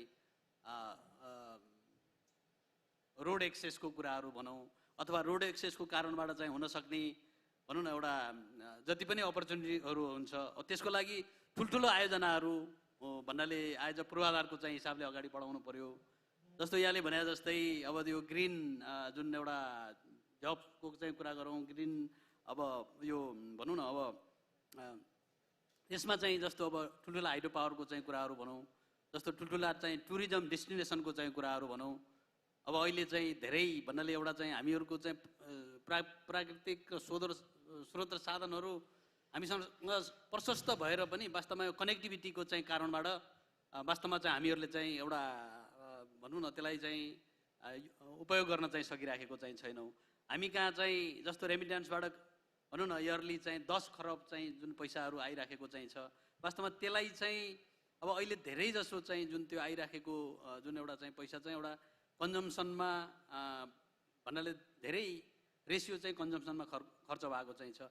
यसलाई अलिकति पोलिसी यहाँ हाम्रो अघि हाम्रो सेभनको अध्यक्षजी पनि हुनुहुन्थ्यो, उहाँहरूले अब अहिले भर्खर चाहिँ यो वैदेशिक रोजगारमा चाहिँ जानेहरूलाई नेपालको चाहिँ जस्तो आइपिओमा चाहिँ यो 10% जति भन्नाले चाहिँ उचाइ गराउने कुराहरू पनि आएको छ। अब यसमा चाहिँ मलाई चाहिँ के लाग्छ भने यो ठुल्ठुला आयोजनाहरू जुन एउटा चाहिँ जस्तो रोड कनेक्टिभिटीको चाहिँ कुराहरू भयो, अनि त्यसै गरेर भन्नाले जस्तो यो पर्यटन पूर्वाधारहरू जहाँ एउटा सम्भावना भएको चाहिँ चिजहरू चाहिँ छ, अनि हामीसँग भएको जुन खनिज पदार्थ जुन एउटा चाहिँ भनौँ न उपयोगको चाहिँ कुराहरू चाहिँ भनौँ, अथवा हामीले जुन एउटा अहिले अर्को एउटा चाहिँ सँगसँगै के आइराखेको चाहिँ छ भने जस्तो फिलिपिन्सबाट चाहिँ वैदेशिक रोजगारमा जाने फिलिपिनो र नेपालबाट चाहिँ वैदेशिक रोजगारमा जाने चाहिँ नेपालीहरूले एउटै कामको लागि चाहिँ पाउने जुन एउटा त्यो रेमुनरेसन चाहिँ छ त्यो चाहिँ ठ्याक्कै डबलभन्दा चाहिँ फरक छ। त्यहाँको फिलिपिन्सको चाहिँ व्यक्तिहरूले एउटा भन्नाले सपोज $1000 पायो भने नेपालीहरूले चाहिँ $500 पाउने अवस्था छ। त्यो चाहिँ भनेको वास्तवमा ट्रेन मेन पावर अथवा चाहिँ भन्नाले चाहिँ नभएको कारणबाट एउटा स्किल मेन पावर हामीहरूले बाहिर वास्तवमा चाहिँ पठाउन नसकिएको अवस्थाले पनि हो भन्ने चाहिँ लाग्छ। जस्तो अहिले यसको मतलब मैले चाहिँ हामीले वैदेशिक रोजगारमा पठाउने भन्ने मेरो उद्देश्य त भन्नाले चाहिँ भावना त होइन, यहीँ नै रोजगारी सिर्जना गर्ने, यहीँ नै अपर्च्युनिटी दिने, यहीँ नै एउटा चाहिँ सम्भावना चाहिँ भएको जुन एउटा चाहिँ भनौँ न अपर्च्युनिटीहरूलाई क्याच गर्ने हो। तथापि हामी चाहिँ यहाँ रेडी नहुने बेलासम्म जति पनि हाम्रो चाहिँ वैदेशिक रोजगारमा चाहिँ जाने जुन एउटा चाहिँ नेपालीहरू चाहिँ जानुहुन्छ, वास्तवमा उहाँहरूलाई एउटा ट्रेन मेन पावरको रूपमा यदि चाहिँ बनाउन चाहिँ सक्यो भने वास्तवमा त्यो उताबाट आउने रेमिट्यान्स अहिलेको भन्दा धेरै बढेर चाहिँ जान सक्छ एउटा। अनि अर्को मैले यहाँ के भन्न चाहिँ चाहन्छु भने नेपालमा हुने एउटा चाहिँ मेकानिजम चाहिँ बन्यो भने जस्तो चाहिँ त्यो वैदेशिक रोजगारीबाट आउने रेमिट्यान्सलाई ठुल्ठुला चाहिँ भन्नाले चाहिँ प्रोजेक्टहरू चाहे भन्नाले यो हाइड्रो पावर भनौँ, चाहे पर्यटन पूर्वाधारको चाहिँ कुराहरू भनौँ, चाहे कुनै पनि भन्नाले एउटा भनौँ न अब यो ठुल्ठुलो म्यानुफ्याक्चरिङको चाहिँ त्यसमा चाहिँ लगाउन सकिन्छ भन्ने मलाई चाहिँ लाग्छ। जहाँसम्म यसलाई हामीहरूले यसको लागि चाहिँ मलाई चाहिँ के लाग्छ भने यो पोलिसीहरू जुन एउटा ट्रेडिसनल हिसाबमा चाहिँ भएको चाहिँ पोलिसीहरूको चाहिँ भन्नाले पहिला त अब यसलाई अब एउटा पोलिटिकल लिडरहरूको चाहिँ एउटा विल भनौँ न विल पावर भनौँ अथवा यो चाहिँ डिसिजन पनि लिनु पर्यो र त्यो अनुसार यदि चाहिँ अगाडि चाहिँ हामी चाहिँ जान सक्यो भने वास्तवमा चाहिँ हामीले धेरै भन्नाले छोटो समयमा हामीले जुन यहाँले भने जस्तो चाहिँ ऊ चाहिँ लिन सकिन्छ भन्ने चाहिँ म राख्न चाहेँ। र यो जहाँसम्म यहाँले डिजिटलाइजको चाहिँ कुरा गर्दाखेरि वास्तवमा यो कोभिड क्राइसिसबाट वास्तवमा हामी धेरै सफर पनि भयौँ, तर हामीलाई केही चिजहरू कोभिडले चाहिँ राम्रो चिजहरू पनि वास्तवमा हामीलाई चाहिँ दिएको छ। जस्तो यो डिजिटलाइजको चाहिँ कुरा गर्दाखेरि वास्तवमा यो कोभिड पछि अथवा कोभिडको कारणबाट यो डिजिटल पेमेन्टको कुराहरू भनौँ, डिजिटल एउटा चाहिँ डेलिभरीको चाहिँ कुराहरू भनौँ, खास गरेर यो डिजिटलाइज जुन चाहिँ आएको छ वास्तवमा हामीले यो कोभिडलाई चाहिँ वास्तवमा धन्यवाद पनि दिनुपर्छ भन्ने मलाई लाग्छ। वास्तवमा आउने दिनमा वास्तवमा यसले चाहिँ अझै हामीहरूको जुन एउटा चाहिँ सम्भावना चाहिँ छ त्यसलाई चाहिँ भन्नाले अगाडि चाहिँ लग्न सक्यो भने वास्तवमा हामीहरूले धेरै छोटो समयमा चाहिँ भन्नाले चाहिँ एउटा हामीले चाहेको जुन एउटा चाहिँ नेपालीले चाहेको चाहे रोजगारीको कुराहरू गरौँ, चाहे इन्फ्रास्ट्रक्चर डेभलपमेन्टको चाहिँ कुरा भनौँ, चाहे यो एउटा चाहिँ भनौँ न एउटा समृद्ध नेपाल चाहिँ निर्माणमा नेतृत्व चाहिँ वास्तवमा चाहिँ ले चाहिँ एउटा चाहिँ डिटरमाइन गरेर चाहिँ अगाडि बढ्ने हो। नेतृत्वले चाहिँ साँच्चै यो एउटा विल पावर लिएर चाहिँ अगाडि बढ्ने हो भने मलाई लाग्छ छोटो समयमा वास्तवमा धेरै काम गर्न सकिन्छ भन्ने मैले चाहिँ भन्न चाहेँ। धन्यवाद। Thank you Dhakal sir. यहाँले चाहिँ पोलिटिकल लिडरसिप, यहाँ हाम्रो अर्थमन्त्रीज्यू पनि हुनुहुन्छ होइन, विल पोलिटिकल विल लिडरसिपको विल भएमा चाहिँ हामीले नीतिगत फड्को मारेर नै थोरै समयमा चाहिँ धेरै माथि पुग्न सक्छौँ भन्ने कुरा व्यक्त गर्नुभयो र अब हाम्रो नेक्स्ट अर्को प्यानलिस्ट हुनुहुन्छ डाक्टर गेवाली। डाक्टर गेवालीलाई मेरो प्रश्न छ, अब यो एक्सपोर्टकै च्यालेन्ज एउटा मुख्य च्यालेन्जको रूपमा हाम्रो अर्थतन्त्रमा रहेको छ र so export promotion has remained one of the challenges for Nepal.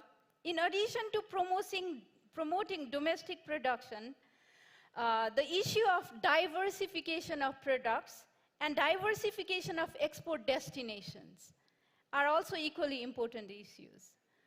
So, in this context, what could be the role of MSMEs and startups in diversifying our domestic production? Likewise, what could be the role of information and communication technology sector and hydroelectricity sector in achieving those goals? So, as a policymaker, as a bureaucrat, what are some of the policies already in place and what could be some of the new policies that could be implemented in near future? Dr. Gyawali. धन्यवाद। खास गरी SMEs, startup, IT, new policies, export लगायत 6वटा मोटामोटी 6वटा डाइमेन्सनमा यहाँले प्रश्न राख्नुभयो। म निर्यातबाटै सुरु गर्छु।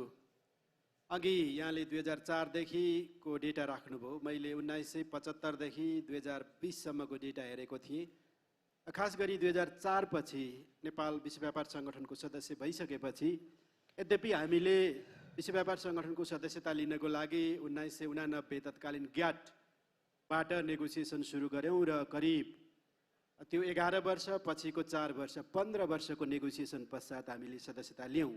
तैपनि निर्यातमा किन सुधार हुन सकेन भन्ने विषयहरू आइरहेको छ। यसलाई मैले कहाँनिर जोड्न खोजेँ भने अहिलेको प्रश्नसँग अघि हाम्रो चन्द्र सरले रेमिटेन्सको आँकडा राख्दै गर्दा मैले यहाँ मोबाइलमा हिसाब गर्दै थिएँ, करिब करिब 1000 प्लसको प्रिपरेसन। त्यसलाई यसरी पनि हेर्न सकिन्छ होला, मैले एसएमईसँगै जोड्दा हामी कहाँ करिब करिब 5 लाख एसएमईजहरू अहिले रजिस्टर्ड भएर काम गर्नुभएको छ र हाम्रो देशमा सबभन्दा बढी सम्भावना भनेको कृषि र वन भन्छौँ हामी।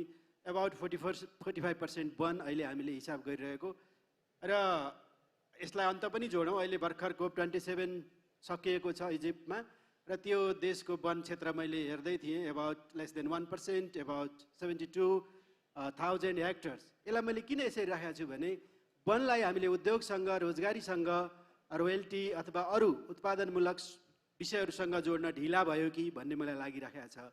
र अहिले हामीले नेपालले लास्ट इयर 425 अरबको कृषि र वनजन्य वस्तुहरूको आयात गरेको छ।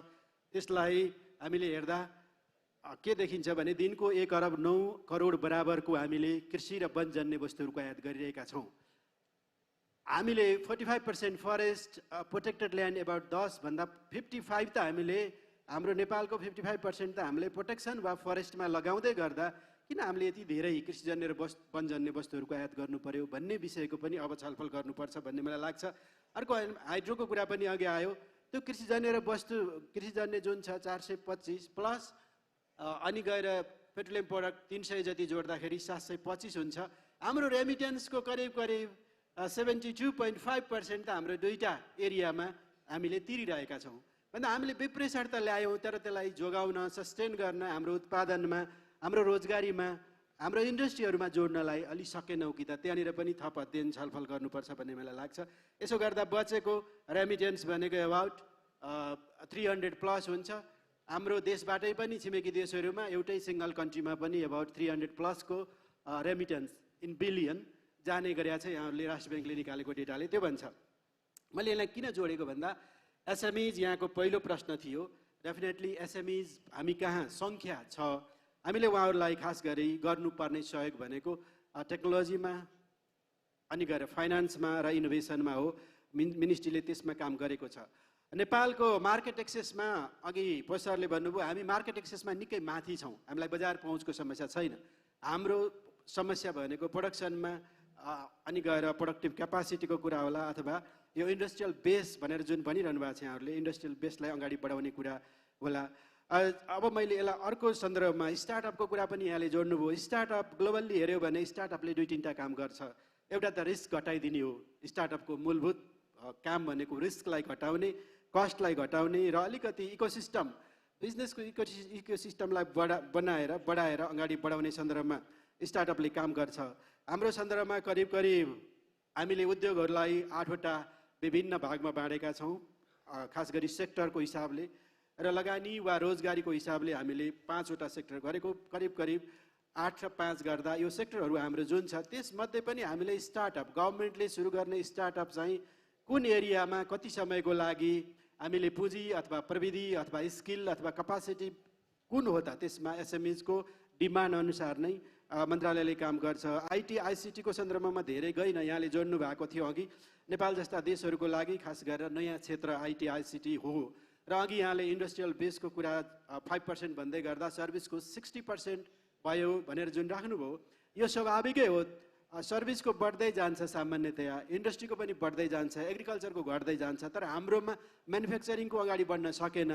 सर्भिसको मोटामोटी 60+ ठिकै हो भन्ने मलाई लाग्छ। पोलिसिजहरू के गर्दै हुनुहुन्छ भन्नुभएको छ। एक्जिस्टिङ पोलिसीको त लामो हुनसक्छ सूची। अहिले हामीले मन्त्रालयले गरिरहेको केही पोलिसिजहरूको बारेमा अनुरोध गर्छु। हामीले अहिले अबको 10 वर्षको औद्योगिक विकासको रणनीति कस्तो हुनुपर्छ भनेर अहिले हामीले तयार गरिरहेका छौँ प्राइभेट सेक्टरसँग। भाइब्रेन्ट प्राइभेट सेक्टर भन्नुभएको छ। हामीले प्राइभेट सेक्टरलाई सधैँ भाइब्रेन्ट पार्टनरको रूपमा लिएका छौँ। त्यसै गरी अब हाम्रो जुन अहिलेको ट्रेड पोलिसी छ 2015 को, त्यसलाई लगभग रिभ्यू गरेर अब अन्तिममा पुर्याउँदैछौँ र नेपालको जुन व्यापार रणनीति छ यसले अपेक्षा अनुसार रिजल्ट दिन सकेन कि भन्ने पनि गुनासो छ, त्यसलाई पनि हामीले अब रिभ्यू गर्दैछौँ। त्यसै गरी हामीले एसएमइजको लागि छुट्टै पोलिसी नभएको सन्दर्भमा यसको पनि अहिले पोलिसी छुट्टै एसएमइजको पोलिसी बनाउँदैछौँ। स्टार्टअपको सन्दर्भमा पनि उद्योग मन्त्रालयले अहिले पोलिसी फाइनल गर्दैछ। पूर्वाधारसँग, खास गरी औद्योगिक पूर्वाधारसँग हामीले सम्बन्धित पोलिसिजहरू पनि रिभ्यू गर्ने र नयाँ बनाउने गरेका छौँ। र अहिले हाम्रो खास गरी कतिपय स्थानीय तहमा उत्पादनहरू हुने तर त्यो बजारसँग अथवा उद्योगसँग नजोडिने जुन विषय छ त्यसलाई एड्रेस गर्नको लागि टोटल सप्लाई चेनमा खास गरेर हामीले इनपुट सप्लायरदेखि क्लस्टरमा अनि प्रोड्युसर, कलेक्टर, इन्डस्ट्री हुँदै काम गर्ने गरी अहिले हामीले काम गरेका छौँ। त्यसमा पनि काम गर्दैछौँ। यसलाई हामीले फार्म टु फ्याक्ट्रीको एप्रोचको पनि नाम दिएका छौँ। यति कुराहरू राख्दै प्रश्न अलि लामो थियो, उहाँ चिट पनि समाजीले दिइसक्नुभयो, त्यसो भएर मैले यहीँनिर रोकेँ। I will continue later on. Thank you Gewali sir. समयको पाबन्दीले गर्दाखेरि अब अलिकति टुङ्ग्याउनु पर्ने बेला भएको छ, तर हामीले छलफल राम्रै गऱ्यौँ जस्तो लाग्छ। यसको लागि यहाँहरू सबैलाई धन्यवाद। निलम म्याडमले Rastra bank as a governing body private सेक्टरमा लिक्विडिटी प्रवाह गर्न कस्तो भूमिका खेलिरहेको छ, कसरी क्रेडिटको ट्रान्समिसनलाई गभर्निङ गरिरहेको छ भन्ने कुरा ल्याउनु भयो। पोस्ट सरले as a researcher, as an academic कस्तो अटेन्सन टु डिटेल के कुरामा ध्यान गरेर चाहिँ हामीले एउटा भाइब्रेन्ट प्राइभेट सेक्टर निर्माण गर्न सकिन्छ भन्ने कुराहरूलाई एकदमै डिटेलसहित ल्याउनु भयो। यस्तै चन्द्र ढकाल सरले हामी विभिन्न सङ्कटबाट गुज्रिरहेको अवस्थामा पनि प्राइभेट सेक्टरले चाहिँ तल एउटा ब्याकबोनको भूमिका निर्वाह गरेर अर्थतन्त्रलाई चलायमान बनाउन कस्तो भूमिका खेल्यो भन्ने कुरा ल्याउनु भयो। यस्तै हाम्रो गेवाली सरले औद्योगिकीकरण, हाम्रो डिइन्डस्ट्रियलाइजेसन अलिकति देखिए पनि हाम्रो सरकारको रणनीति छ र हामीले समयको मागसँगै अब हार्ड इन्डस्ट्रियलाइजेसन नभए पनि सफ्ट इन्डस्ट्रियलाइजेसन र डाइभर्सिफिकेसन प्रोसेसमा सरकारले देशले होइन गभर्निङ सेक्टरबाट पोलिसी मेकरहरूले कस्तो रणनीति बनाइरहेका छन् भन्ने कुरा गर्नुभयो र यहाँहरू सबैलाई यसको लागि धन्यवाद।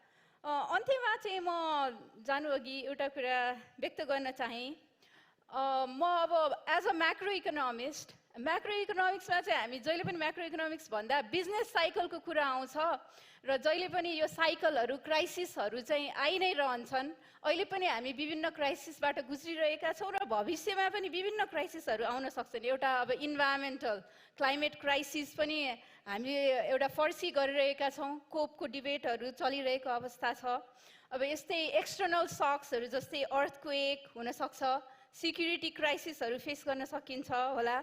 यस्तै अब डिजिटाइजेसन बढेसँगै साइबर क्राइमहरू, डेटा सिक्युरिटी ब्रिचका कुराहरू भविष्यमा आउलान् यस्तै फाइनेन्सियल सिस्टम क्राइसिस, हाम्रो फाइनेन्सियल सेक्टर स्ट्रेन्थन भएर गएसँगै, हाम्रो विश्व बजारमा हामी जोडिएसँगै हाम्रो फाइनेन्सियल क्राइसिसको समस्या पनि एकदमै म्याग्निफाई भएर ठुलो भएर जान्छ, त्यो पनि छ।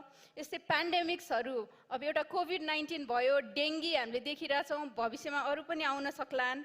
यस्तै international trade, diplomacy, trade Varca कुराहरू पनि भविष्यमा देख्न सकिएलान् होइन, सप्लाई चेन डिस्ट्रप्सन होला। यी क्राइसिसहरूलाई मध्यनजर गर्दै हामी यहाँ यो कोठामा चाहिँ आज नेपालको अर्थतन्त्रसँग हामी रिलेटेड सबैजना जम्मा भएका छौँ। हामीले चाहिँ आजको सन्दर्भ मात्र नभएर फ्युचरिस्टिक भएर पनि सोच्न जरुरी छन्। आज त अब यो पोली क्राइसिस त्यसैले भनिएको छ र मैले पोली क्राइसिस त्यसैले सुरुमै प्रयोग गरेको थिएँ। एउटा मात्र नभएर धेरैवटा क्राइसिस सँगसँगै हुन सक्छन् र तिनीहरूको इफेक्ट चाहिँ एकदमै क्यास्केडिङ होइन हुनसक्छ र त्यसलाई मध्यनजर गरेर पोलिसी मेकर्स, गभर्मेन्ट साइडले पोलिसी त्यही अनुसार बनाउने, प्राइभेट सेक्टरले त्यही अनुसार कस्तो प्रोडक्टिभ सेक्टरमा लगानी गर्ने भनेर सोच्ने र म जस्तो थिङ्क ट्याङ्क पोस्टराज पाण्डे सर जस्तो थट लिडरले त्यही अनुसारको रिसर्चहरू गरेर देशलाई के आवश्यक छ भन्ने भूमिका निभाउनु पर्यो र सेन्ट्रल ब्याङ्कले पनि त्यही अनुसारको रेगुलेटिङ भूमिका खेल्नु पर्यो र यसलाई चाहिँ हामीले एउटा सुरुवातको रूपमा लियौँ। सबैजना मिलेर हामीले भविष्यको लागि, देशको लागि, देशको अर्थतन्त्रको लागि सबैजनासँगै मिलेर काम गर्नुपर्ने आजको अवस्था हो। यति भन्दै यो प्यानल चाहिँ हामी यही एन्ड गर्छौँ। Thank you so much for your time and insights. Thank you. Thank you so much. Thank you, Dr. Kalpana Khanal, for your excellent moderation. May I have the pleasure of inviting Mr. Kesav Gautam, Director, New Business Aids, to give away token of appreciation to our panelist and moderator for this session, Emerging Through the Crisis. र हामीसँग आजको हाम्रो कार्यक्रमका प्रमुख अतिथि माननीय अर्थमन्त्री जनार्दन शर्मा ज्यू पनि हुनुहुन्छ। आफ्नो व्यस्तताको बावजुद पनि हामीलाई समय दिनुभएको छ। उहाँलाई पनि जोरदार तालीका साथ स्वागत गरिदिनु हुन अनुरोध गर्न चाहन्छु।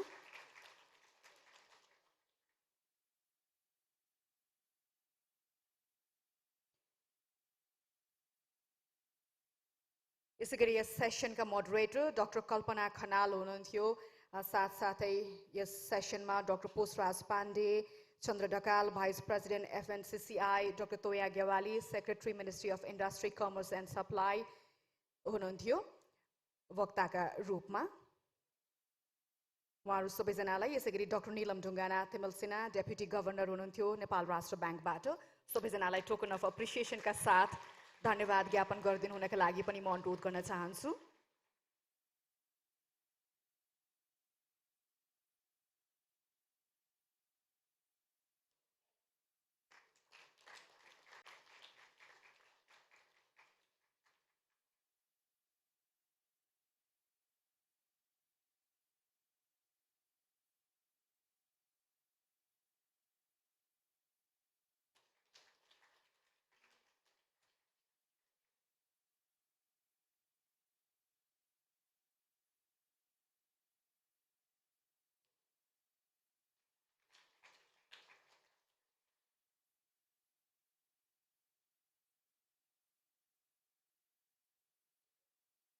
Thank you, Mr. Kesav Gautam, Director, New Business Aids, for doing the honors. र कार्यक्रमलाई अगाडि बढाउने क्रममा आजको यो कन्क्लेभको समुद्घाटन औपचारिक रूपमा समुद्घाटन गरिदिनु हुनका लागि म माननीय अर्थमन्त्री जनार्दन शर्माज्यूलाई अनुरोध गर्न चाहन्छु पानसमा दीप प्रज्वलन गरेर। Likewise, I would also like to call NBA Chairman Mr. Madan Lamsal to kindly join our chief guest, and also I would like to welcome Mr. G. Gopal Krishnan, Country Director of Asian Paint, to kindly join our chief guest. Ladies and gentlemen, with this, we formally inaugurated the event, the Conclave, NewBiz Conclave. धन्यवाद सबैजनालाई म धन्यवाद गर्न चाहन्छु र एकदमै समयको पाबन्दीका कारण यो कार्यक्रमलाई सक्दो छोटो बनाउने म प्रयास पनि गर्न चाहन्छु।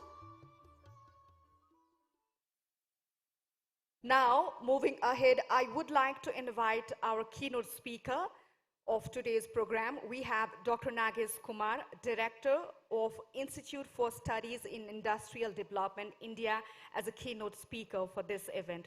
Thank you.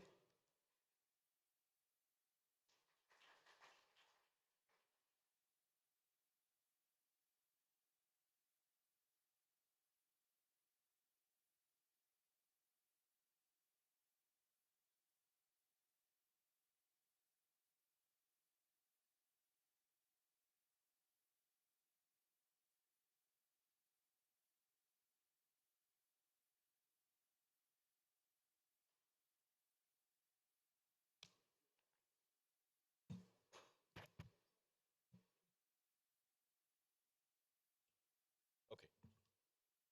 Good evening.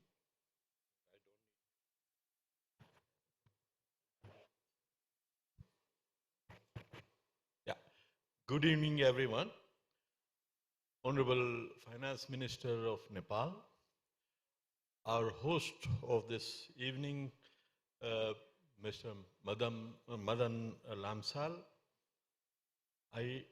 and all the very distinguished friends, colleagues, and business people assembled here this evening. I'm really privileged to be part of this evening and to share some thoughts on this very timely and very interesting discussion on emerging through the crisis. And we have heard 4 or 5 very distinguished speakers, and so a lot has been discussed. So I'd like to just go over this presentation in a very quick manner, which just puts together some of the things which have been discussed in a structured manner. So I think since 2007 and 8, when the Lehman Brothers collapsed, there has been a series of economic crises in the world economy. And so we are facing one after the other. And, the global financial crisis, which hit the world economy in 2007-8 with Lehman Brothers, was in a way a turning point. Turning point because since then, we have witnessed a new normal of subdued growth in the world economy and world trade. Actually, world trade never quite recovered from the global financial crisis.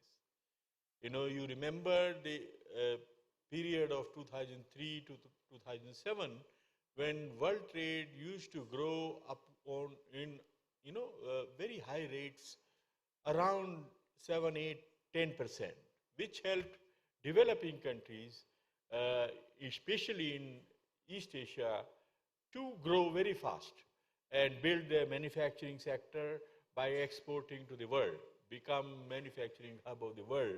China is the biggest beneficiary of that expansion of global trade. But since then, since 2007-8 crisis, world trade has been growing at about 1 or 2%. So it's not large enough for, it's not fast enough for giving opportunities to other developing countries like those in South Asia to build those kind of manufacturing-led growth. There has also been a rise of protectionism and trade wars. You have seen US-China trade war, and you have seen also rise of protectionism in various forms.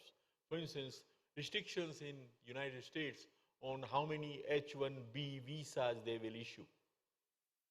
So in a way, the globalization trend, which was very much a part of the world economy, has been reversed or has been retreated.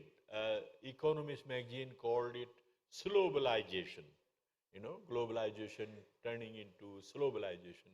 I prefer the term retreat of globalization. Now we are not globalizing the way we were doing earlier. There is also a retreat of multilateralism. You know that the Doha round of WTO negotiations or multilateral trade negotiations has been stuck where it was. And so there is hardly any progress on the liberalization agenda, especially the development agenda of the Doha round that has been completely stuck.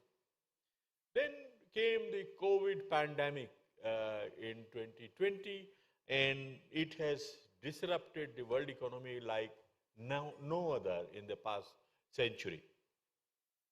Disruptions were caused by the lockdowns, very extensive lockdowns in different places. So economic contractions, many economies around the world have contracted very sharply, and widespread job losses have been witnessed. Especially the vulnerable sections were affected much worse.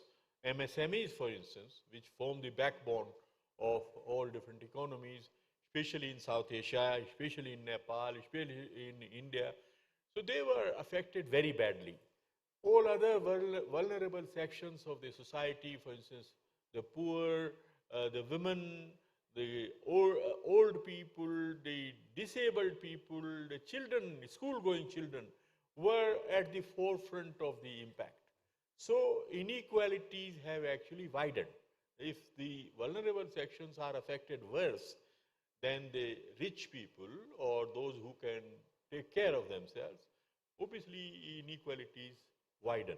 Poverty also has seen a rise in this part of the region. All of South Asian countries were in very similar boats. And it is not yet over. It is, you know that in countries like China, there are still very strong and, very oppressive lockdowns, which have affected the growth rates. And in many other places, the COVID is not yet the past. It is still raging. And Omicron virus, Omicron version of that is very rampant in China. And many other countries in Southeast Asia that relied on, some of the vaccines, not the ones produced by the Western countries, but the Chinese vaccines, they have somehow turned out to be less effective than the others. So the pandemic is yet to be put behind us. And then finally, a last straw this year, this Russia-Ukraine war has affected or impacted the world economy in many ways. One was that disrupting the supplies of oil and gas, leading to rising prices of hydrocarbons and the commodities. So inflation became a global phenomenon. It is affecting all different countries of the world, and monetary tightening was imposed by central banks around the world very aggressively in United States, which means that the rising interest rates meaning the dollar started to rise, which created more problems for the rest of the developing countries, because you import a lot of things and they became more expensive because of the rising dollar. So things became very complicated for the developing countries. Exchange rate volatility, rising prices, inflation, and central banks under pressure to increase the interest rates, meaning that the growth rate is affected. So there is a serious threat of global recession. It's looming large, alongside persisting inflation. So someone termed it as stagflation. There is a real threat of that. And global debt crisis. Many developing countries are facing the staggering levels of debt, which are made more complicated again by the rising interest rates. So many challenges that are affecting the developing world. And then we also know that the poor ecological management in the Western world, in the developed countries, has also led to global warming and the challenge of intergenerational equity. And we have faced in the last decade or so many of the extreme weather events, natural disasters, whether in the form of flooding or droughts or cyclones, and poor air quality are already clouding the growth outlook. And here I must point out that South Asia is at the forefront of this vulnerability. You see the countries listed on this slide. The top most vulnerable country is one of the South Asian countries, Bangladesh. Next is India, third is Madagascar, but fourth is Nepal. So South Asian countries, including the top three, three of the top four are in South Asia. So this is the sub-region which is affected the worst impacts of climate change and mismanagement of the environment by the industrialized countries when they were growing. The other very disturbing trend which we see in the recent times is the rising inequalities, widening inequalities between countries and within countries. Between countries because of this technology revolution, digital revolution. Just to give you an example, the 5 top big tech companies like Google, Microsoft, Apple, and all that, their valuations, market valuations, rose in 2021, just 1 year, by $2.2 trillion, which is a staggering amount of money. $2.2 trillion, just to give you a comparison, to put it in a perspective, India's total GDP is about $3.5 trillion. So $2.2 trillion they have added to their valuations in just 1 year. So this is how the wealth is getting concentrated in certain countries which are ahead in the technology race. So with this digital revolution coming, inequalities are widening. Inequalities are also widening within the countries. So between countries is one, but also within the countries. You see in different countries rise of technology entrepreneurs. In India also, there are many startup founders which are suddenly they have become billionaires overnight. So the concentration of economic power, wealth, income, in few hands is a very disturbing trend. Fortunately, I must say, Nepal has managed this very well.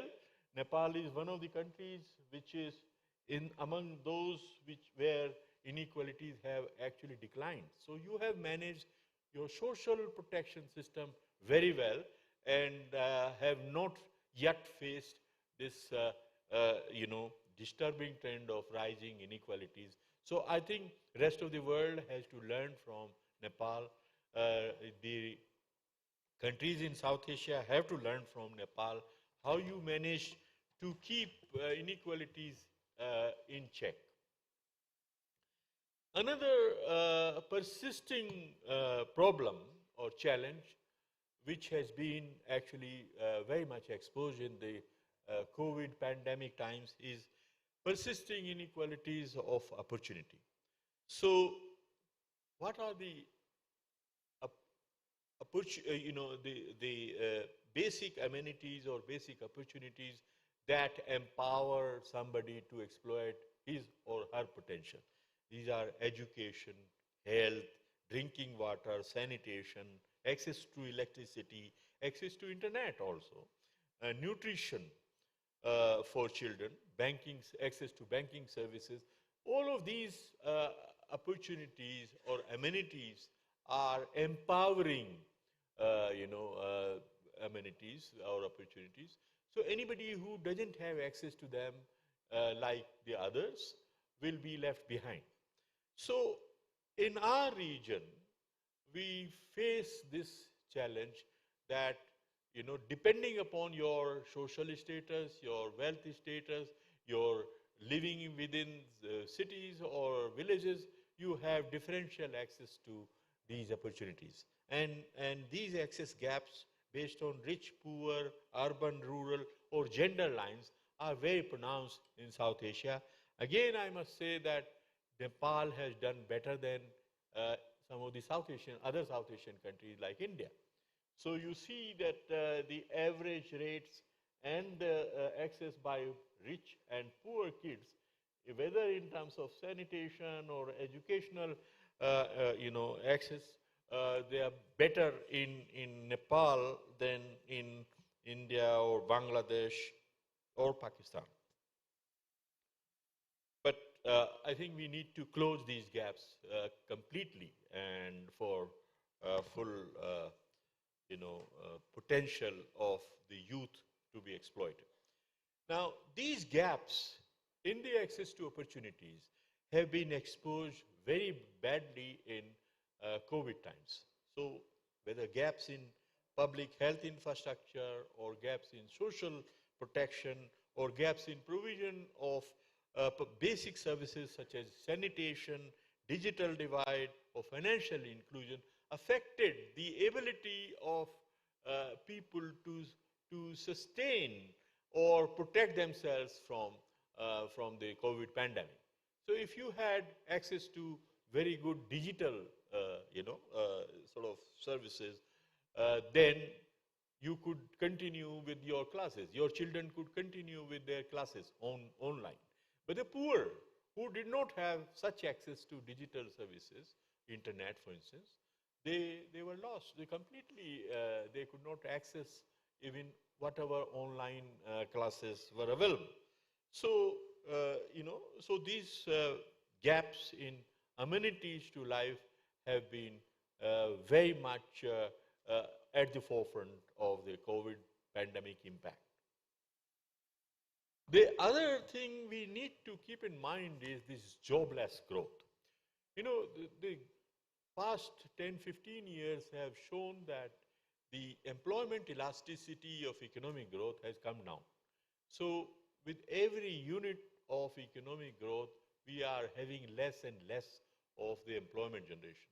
But with this fourth industrial revolution, which is coming, this digital revolution, this will become even more staggering, more difficult, more challenging. So, this artificial intelligence, Internet of Things, blockchain, they reduce the share of labor in labor cost in production. And that means some of the companies from the Western world which had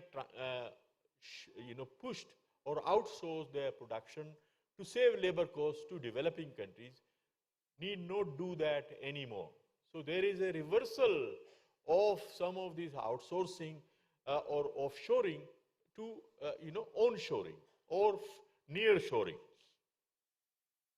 So there are this job crisis. If it gets worse, there are implications of that. So I think policymakers need to find ways of keeping their youth not only educated but also find jobs for them. Then in all, I think all different trends that I was talking about and which were also sometimes touched upon by the previous panel discussion means that global economic outlook or external context for development has turned less benign in the past decade or so. So there is a serious risk of global recession, as I was saying earlier, because of inflation and monetary tightening or rising interest rates, which are likely to push the US economy into a mild recession in 2023. Europe is, as we know, is facing a very serious crisis in the aftermath of this Ukraine-Russian war. The access to the gas pipelines and the oil from Russia and Ukraine has been affected very badly. China is facing an acute crisis because of the continued lockdowns and zero COVID policy. Government is now trying to relax that, but as of now, it's a very serious concern. So major economies of the world, US, Europe, and China, are under pressure, under threat.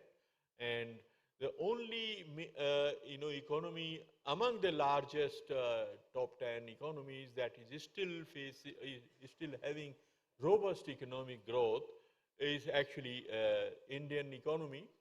It's also affected. Its growth rate or growth outlook has been revised downwards slightly, but it is still growing at 6-7%.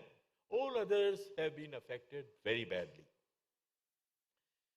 The debt crisis is really threatening increasing number of countries. They are lining up at the doorstep of IMF, and supply chain disruptions because of this COVID and all that are forcing global companies to reconfigure the global value chains in the pattern which is sometimes called as reshoring, nearshoring, or China plus one strategies. So they want to reduce or bring down their dependence on single source for their supply chains. And so all kinds of reconfigurations or re-engineering of supply chains is currently in process, which will affect many countries very badly. So those which were very highly integrated with the value chains may see some of these upsetting trends of being pulled out of those value chains. Nepal, in addition to all of these challenges that I have just listed, has also faced additional ones. One is that the need for reconstruction following the Gorkha earthquake, the devastation which was caused, very massive earthquake and very massive devastation. So you had to rebuild the economy, you had to rebuild your infrastructure, which was a big challenge. And then, as my friend and colleague, Professor Poshraj Pandey talked about, the LDC graduation. Nepal has been enlisted or qualified for LDC graduation, which will bring some challenges, although not as sometimes talked about. I think as he explained and whatever I could gather, it will be a limited kind of impact on Nepal's economy and can be managed with a little effort. So there are many of these challenges affecting every economy in the world, especially the developing world, because of the global economic context turning very less benign, but Nepal facing additional challenges on top of what everybody else is facing. So what are the key opportunities for Nepal? And again, I think many of these were touched upon in the panel, but let me summarize some of them.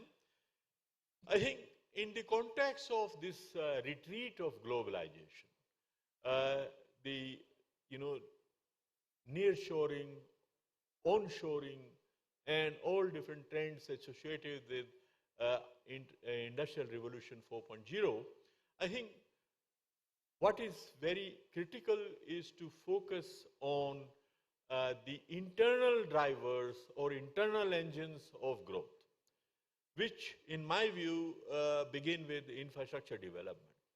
And so focusing with a great energy on infrastructure development, which has spillover effects, which has which accelerates rest of the economy or other sectors of the economy in a multiplier manner. So physical infrastructure, for instance, could revive the industry, manufacturing sector, and tourism. in Nepal, social infrastructure, focusing on quality education and quality health services. You are anyway doing better than some of the other South Asian countries, but it can be done even more. It can be enhanced further. And in that context, the relevance of the SDG agenda, acceleration of the SDG agenda. SDG agenda, as we know, is about universal access to some of these basic amenities of life. Then, related point is harnessing the digital revolution for competitiveness. We tend to often see digital revolution as a problem, as a threat, as a challenge. But it can also be an opportunity. You know, some of our MSMEs can harness the e-commerce and, the digital marketing to a great effect. So women entrepreneurs sitting at their home can service the global markets, not only just domestic markets, but global, regional markets, anywhere.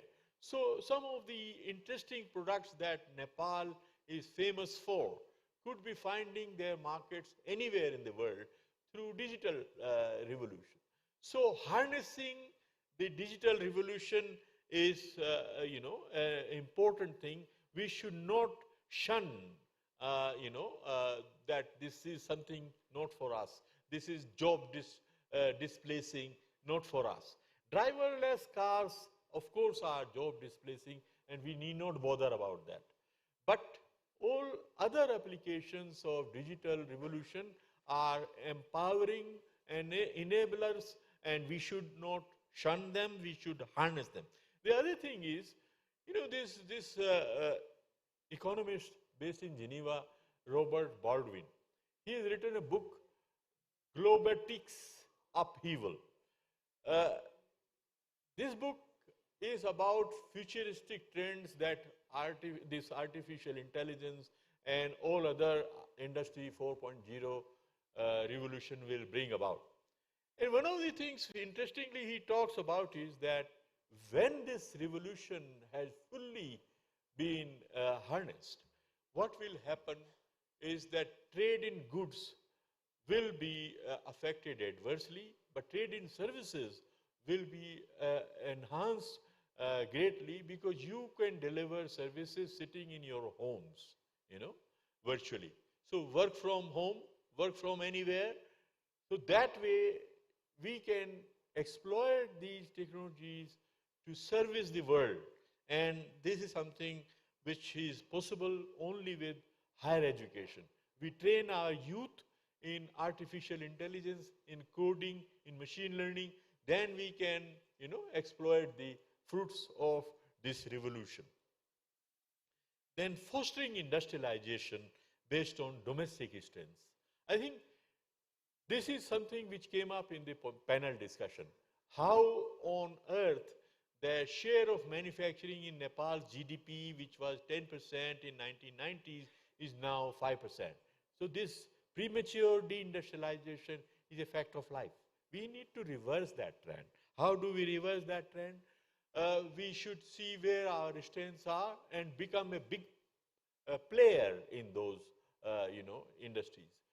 Forest-based industries. Nepal has very large and extensive green cover. World is, looking at many such products which are based on those forest industries. The pulp, paper making. India imports pulp from as far as a country like Canada. Transport cost itself is so high, importing pulp from all the way from Canada to make paper. Why not Nepal and Bhutan, which are sitting on the forest cover, supply that? Building big plants for, the pulp making, and substituting, and supplying it to the next door market, which is a huge importer of pulp, for instance. So this could be one. Herbal medicines, you could be the global leaders in herbal medicine. Now, Sri Lanka is marketing itself as a Ayurveda wellness destination. Nepal is better equipped than Sri Lanka. You are a country in the Himalayan range, and so all the herbs have the origins in this part of the world. You should be marketing yourself as the Ayurveda and wellness center of the world. Harnessing the potential of clean energy. I think Nepal is sitting on a huge potential of hydropower and also of wind power and solar and all others. You have already begun to harness this very well, and I think one should feel very much encouraged by what has been done in the past few years, but the potential is enormous. So it needs, this effort needs to be multiplied by 3, 4, 5, 10 times. You should become the energy supplier to whole of South Asia, and the sky is the limit. And with this, carbon credits and all that, so this power which is clean, should earn more benefits than otherwise. And then finally, harnessing the potential of regional cooperation.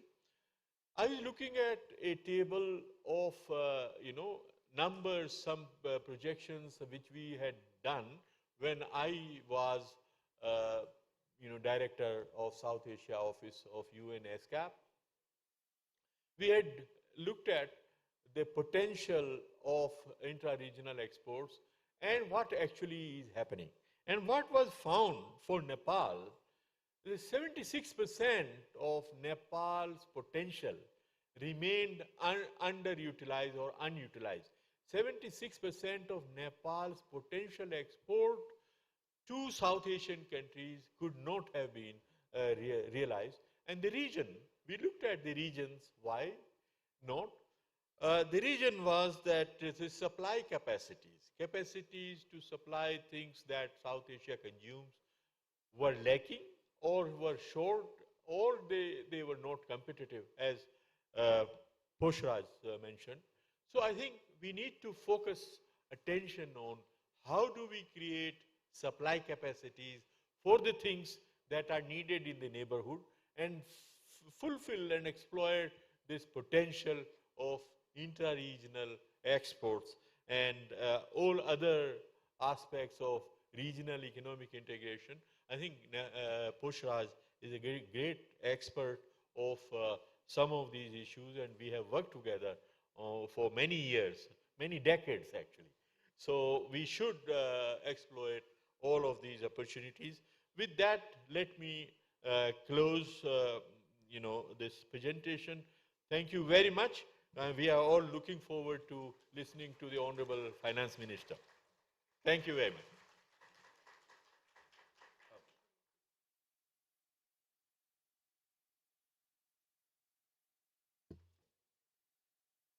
Thank you, Dr. Nagesh Kumar, Director, Institute for Studies in Industrial Development, India, for your insight keynote speech.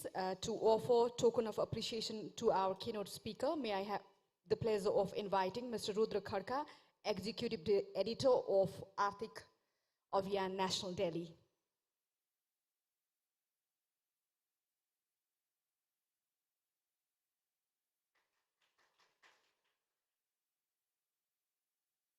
Dr. Nagesh Kumar rightly mentioned, every adverse situation brings tremendous opportunities.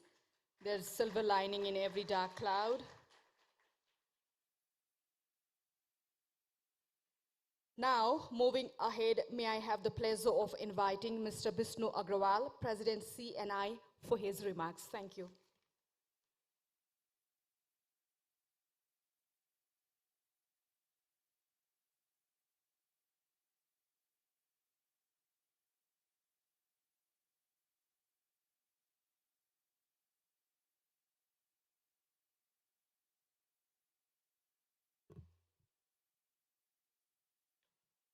माननीय उद्योग मंत्री जी,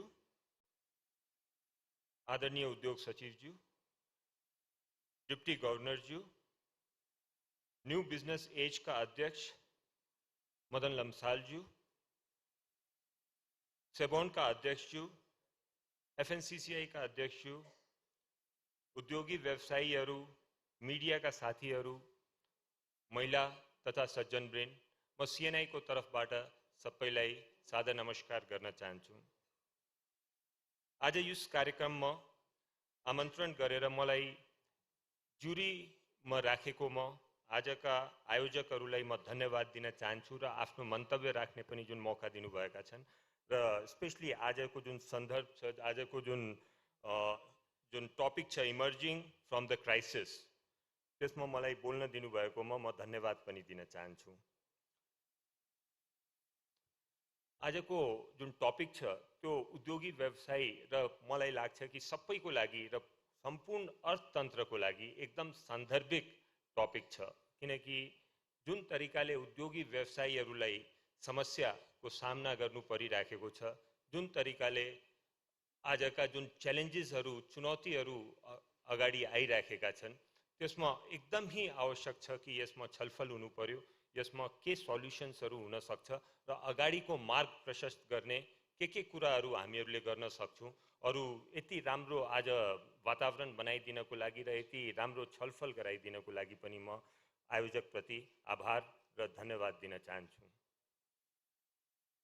आज माननीय अर्थमन्त्रीज्यू र अरू उद्योगी र व्यवसायी साथीहरूको उपस्थितिमा आफ्ना केही कुराहरू पनि राख्न चाहन्छु। अब समस्याको बारेमा त सबैले धेरै कुरा गरिसकेका छन्। मलाई लाग्दैन कि आजको दिनमा समस्या के छ त्यो दोहोऱ्याउनु पर्ने मलाई आवश्यकता लाग्दैन। सबै पेपरहरूमा पनि कभर भइसकेको छ। अरू हामीहरू यहाँ जुन उपस्थित छौँ आफै भुक्तभोगी पनि छौँ, सो यसको लागि दोहोऱ्याइराख्नु पर्ने आवश्यकता मैले देखिएन। तर केही तीन बुन्दामा आफ्नो छलफलका या आफ्ना केही सजेसन्सहरू राख्न चाहन्छु।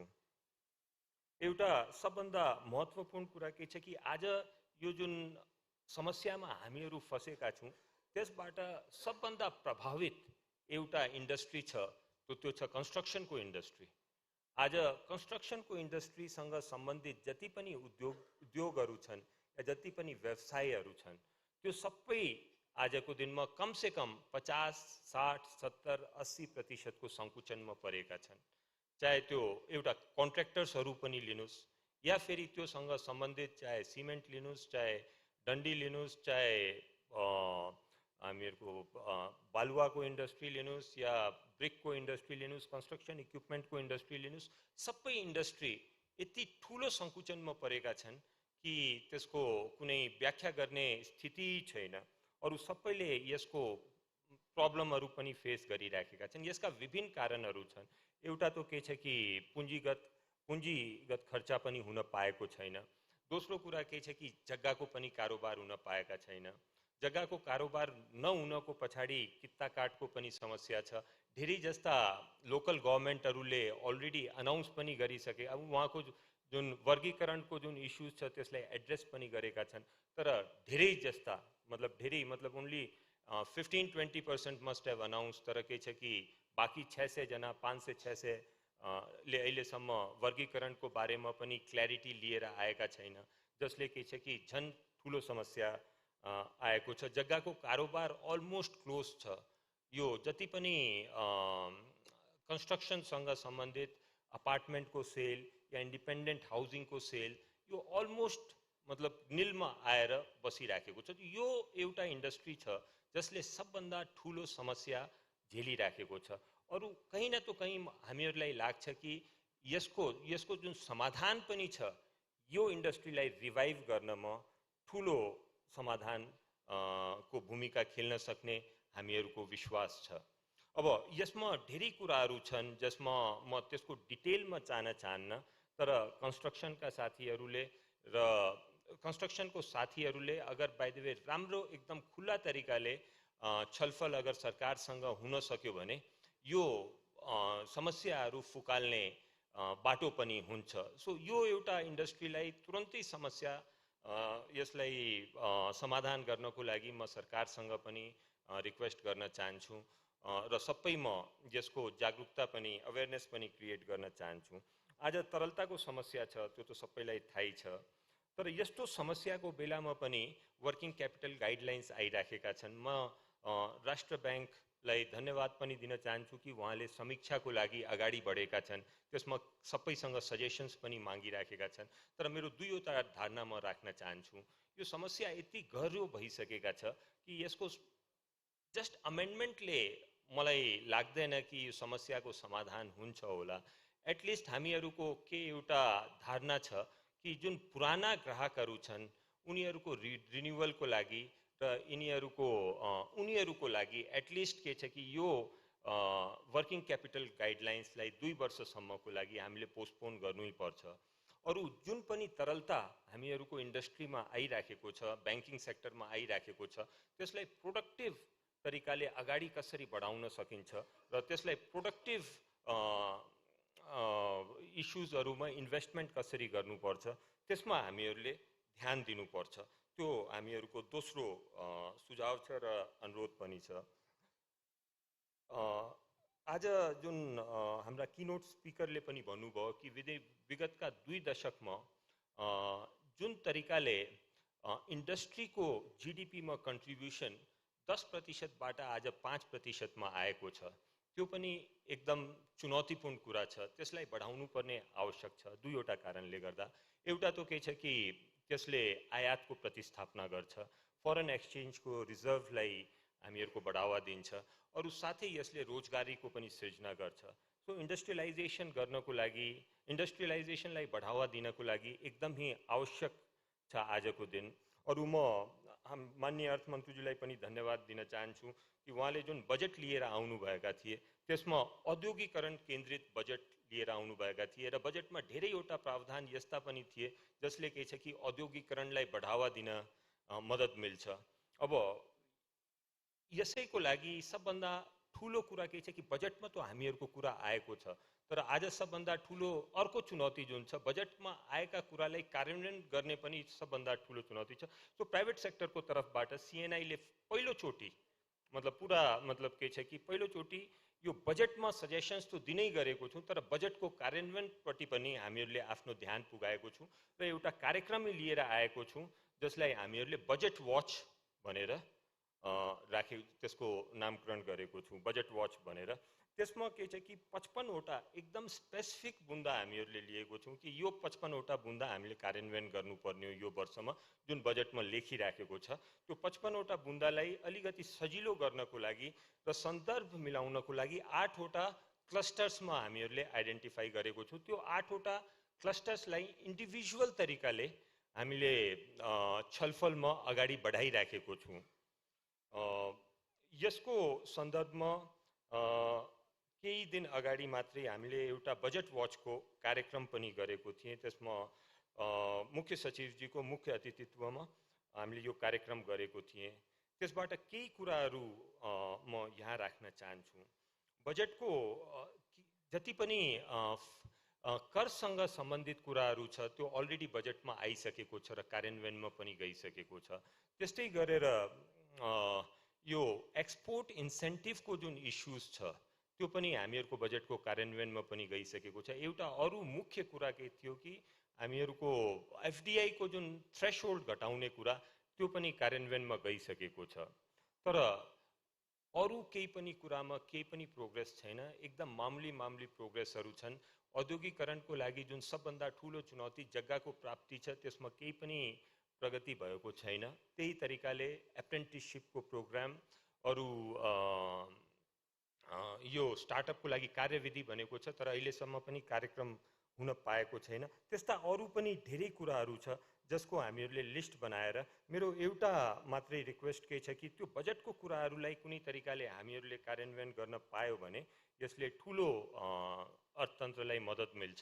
सो यो 3वटा आफ्नो सजेसनको साथमा म एकपल्ट फेरि आयोजकप्रति आफ्नो धन्यवाद दिन चाहन्छु र आज जति पनि साथीहरूले सम्मानित हुनुहुन्छ र आजको जुन सम्मानित हुनुहुन्छ उहाँहरूप्रति पनि अग्रिम बधाई पनि दिन चाहन्छु। धन्यवाद।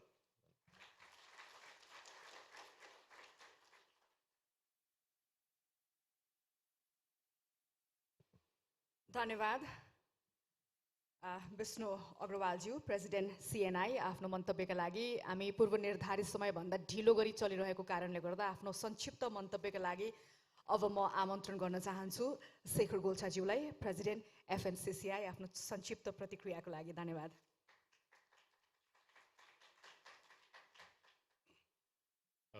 धन्यवाद सञ्चालिका बहिनी।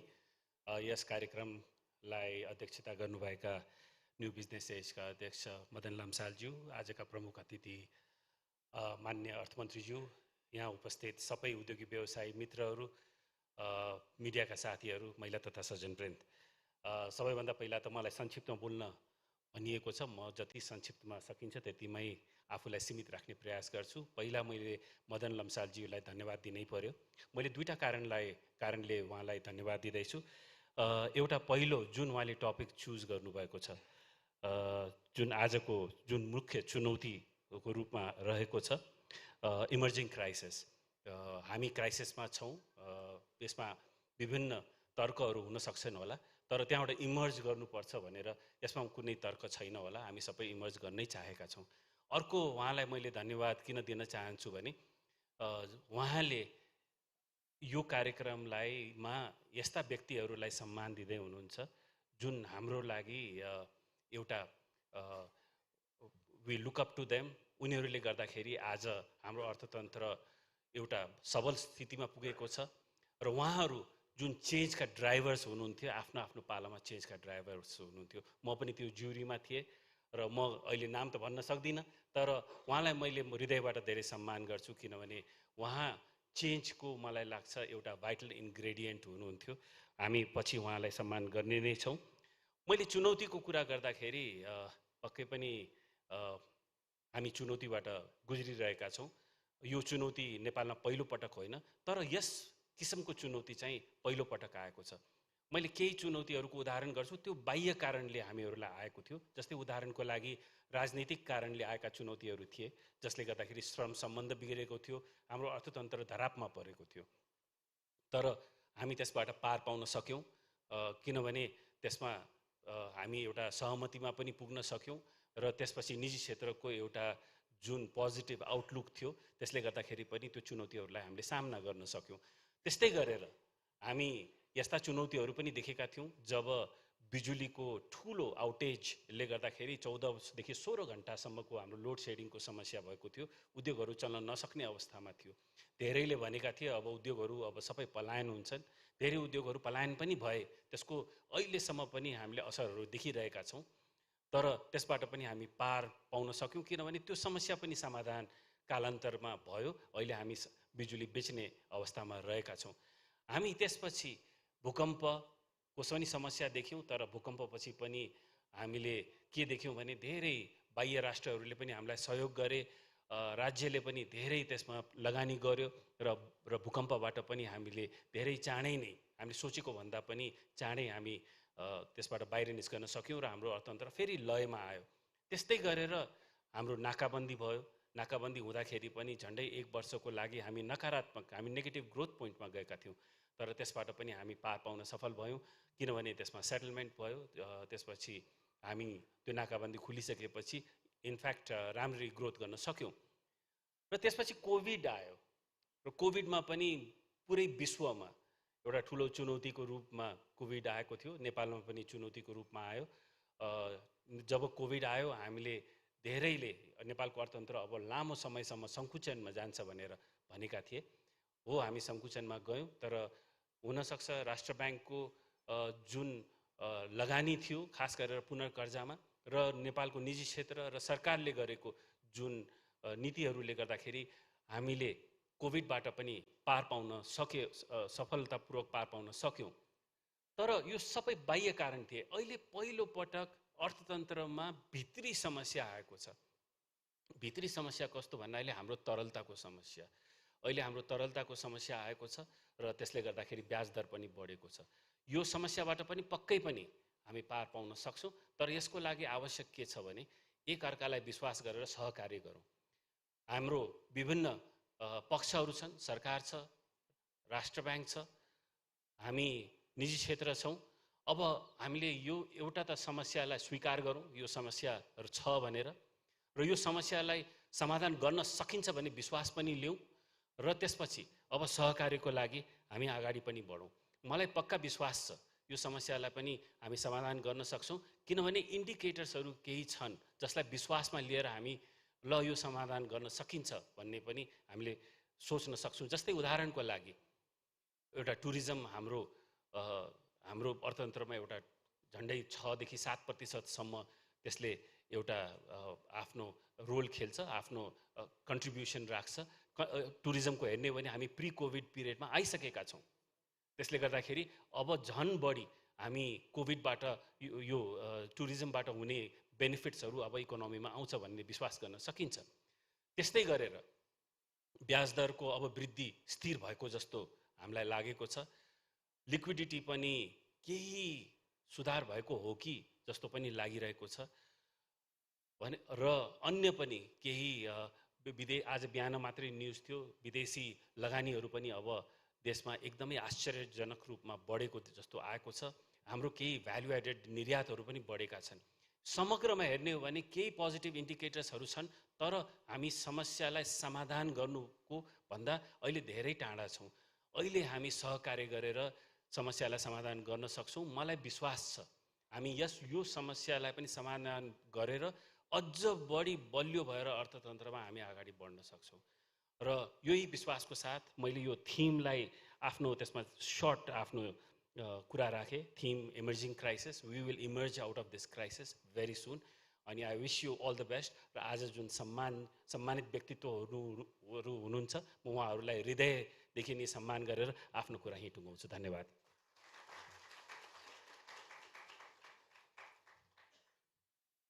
धन्यवाद शेखर गोल्छाज्यू। एफएनसीसीआईका अध्यक्ष आफ्नो संक्षिप्त प्रतिक्रिया दिएर जानुभयो। परिस्थिति कठिन छ भनेर बिलौना गरिरहनु भन्दा पनि त्यो कठिन परिस्थितिभन्दा माथि कसरी उठ्ने भन्ने विषयमा आज हामीले छलफल चलायौँ।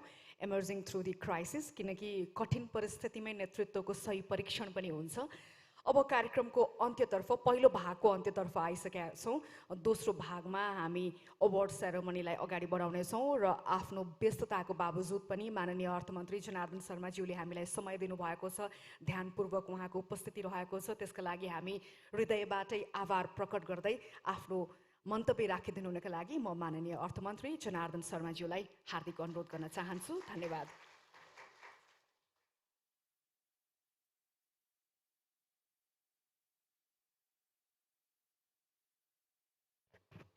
धन्यवाद सञ्चालिका बहिनीलाई। यस समारोहमा का आयोजक मदनजी र यस समारोहमा उपस्थित पहिलो गभर्नर, पूर्व अर्थमन्त्री आदरणीय हिमालय शमशेरज्यू, डाक्टर नागेश कुमार लगायतका उपस्थित सबै प्रबुद्ध व्यक्तित्वहरू, सबैलाई नमस्कार।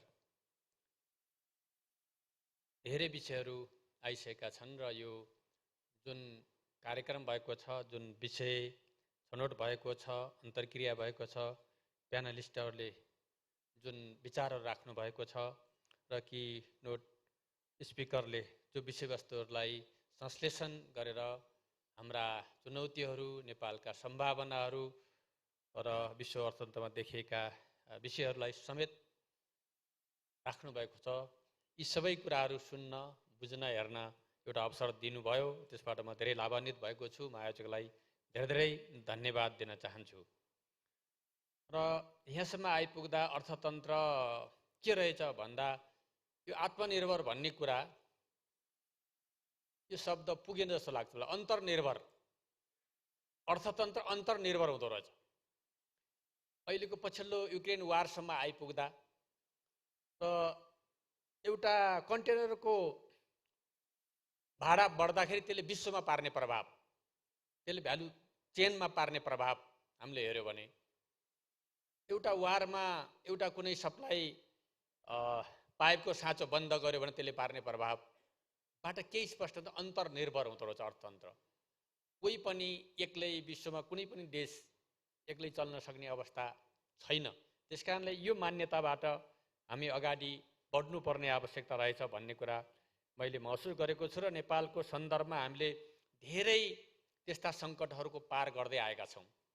यहाँ धेरै चर्चा भइसक्यो, विभिन्न कोणबाट चर्चा भएको छ र पछिल्लो कोभिड, भूकम्प कोभिड हुँदै हामी यहाँसम्म आइपुग्दाखेरि हाम्रो अर्थतन्त्रको विषयमा हामीले अहिले छलफल गरिरहेका छौँ कि केही सुस्तता, केही मन्दी, केही सङ्कुचन छ, हामीलाई केही समस्याहरू छन्, तरलताका समस्याहरू छन्, ब्याज मोनेटरी पोलिसीले अपनाएका केही कुराहरूले वर्किङ गाइडलाइन, क्यापिटल वर्किङ गाइडलाइनका विषयहरूको कुराहरूमा व्यवसायिक साथीले उठाउनु भएको छ। केही समस्याहरू छ, केही चुनौतीहरू छन् र सकारात्मक इन्डिकेटरहरू सकारात्मक पनि छन्, धेरै क्षेत्रमा सकारात्मक पनि छन्। र अब हाम्रो केही भयो कि भएन भन्दा हाम्रो पोलिसीको समस्या होइन जस्तो लाग्छ।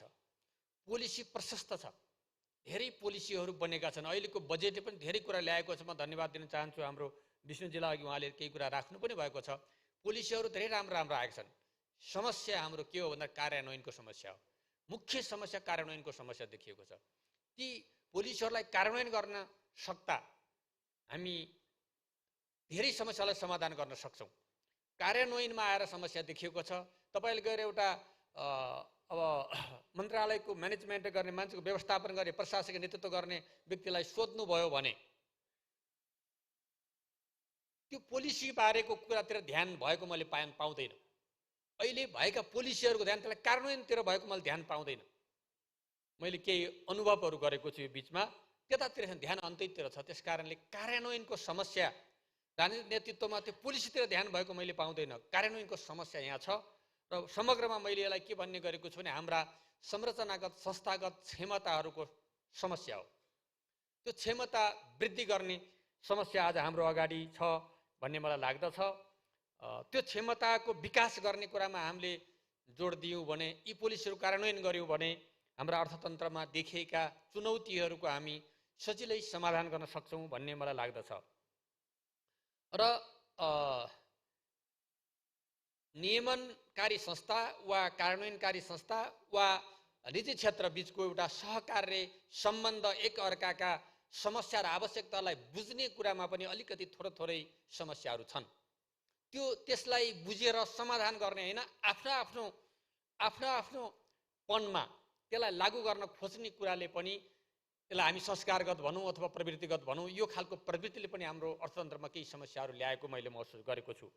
यी समस्याहरू आज हाम्रो अगाडि छन्।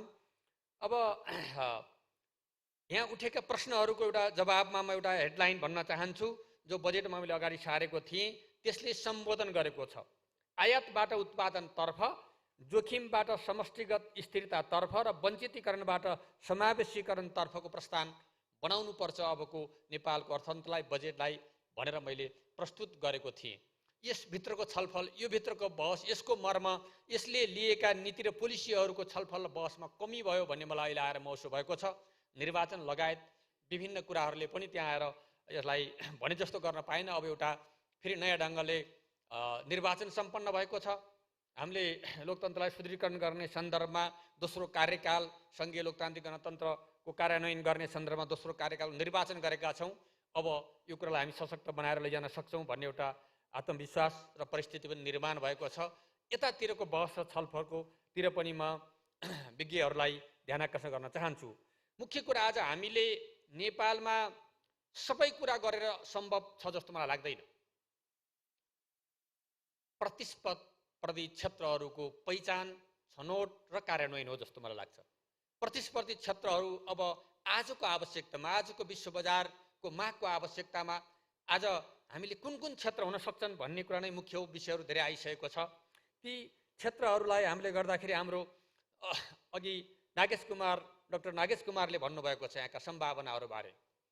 र हाम्रो हाइड्रो पावर छ। हाइड्रो पावर अहिले हामी आयातमा जो निर्भर छौँ, यही हाइड्रो पावर, यही पानीको सही उपयोग र सही ढङ्गले यसको हामीले व्यवस्थापन गऱ्यौँ भने आज इन्धन निर्यात गर्ने देश, आयात गर्ने देश भोलि इन्धन निर्यात गर्ने देशमा पुग्छ। हामीले ग्रिन हाइड्रोजन बनाएर आज युरोपका देशहरूमा परेको सङ्कट नेपालले समाधान गर्न किन नसक्ने, त्यहाँबाट सोच्नुपर्ने र हेर्नुपर्ने बेला आएको छ। आज एमोनियाहरूको उत्पादन, ग्रिन एमोनियाहरू उत्पादन गरेर हामीले त्यसको समाधान हामीले दिन किन नसक्ने? यहाँ यस्ता सम्भावनाहरू छन् हाम्रो लागि। त्यो सम्भावनामा हामी प्रतिस्पर्धा गर्न सक्छौँ दुनियाँसँग। यसको अध्ययन पनि भएको छ। यो प्रतिस्पर्धी क्षेत्र छ नेपालको लागि र नेपालको समग्र अर्थतन्त्रलाई लिड गर्न सक्ने क्षेत्र छ। यतातिर हामीले जानुपर्ने छ।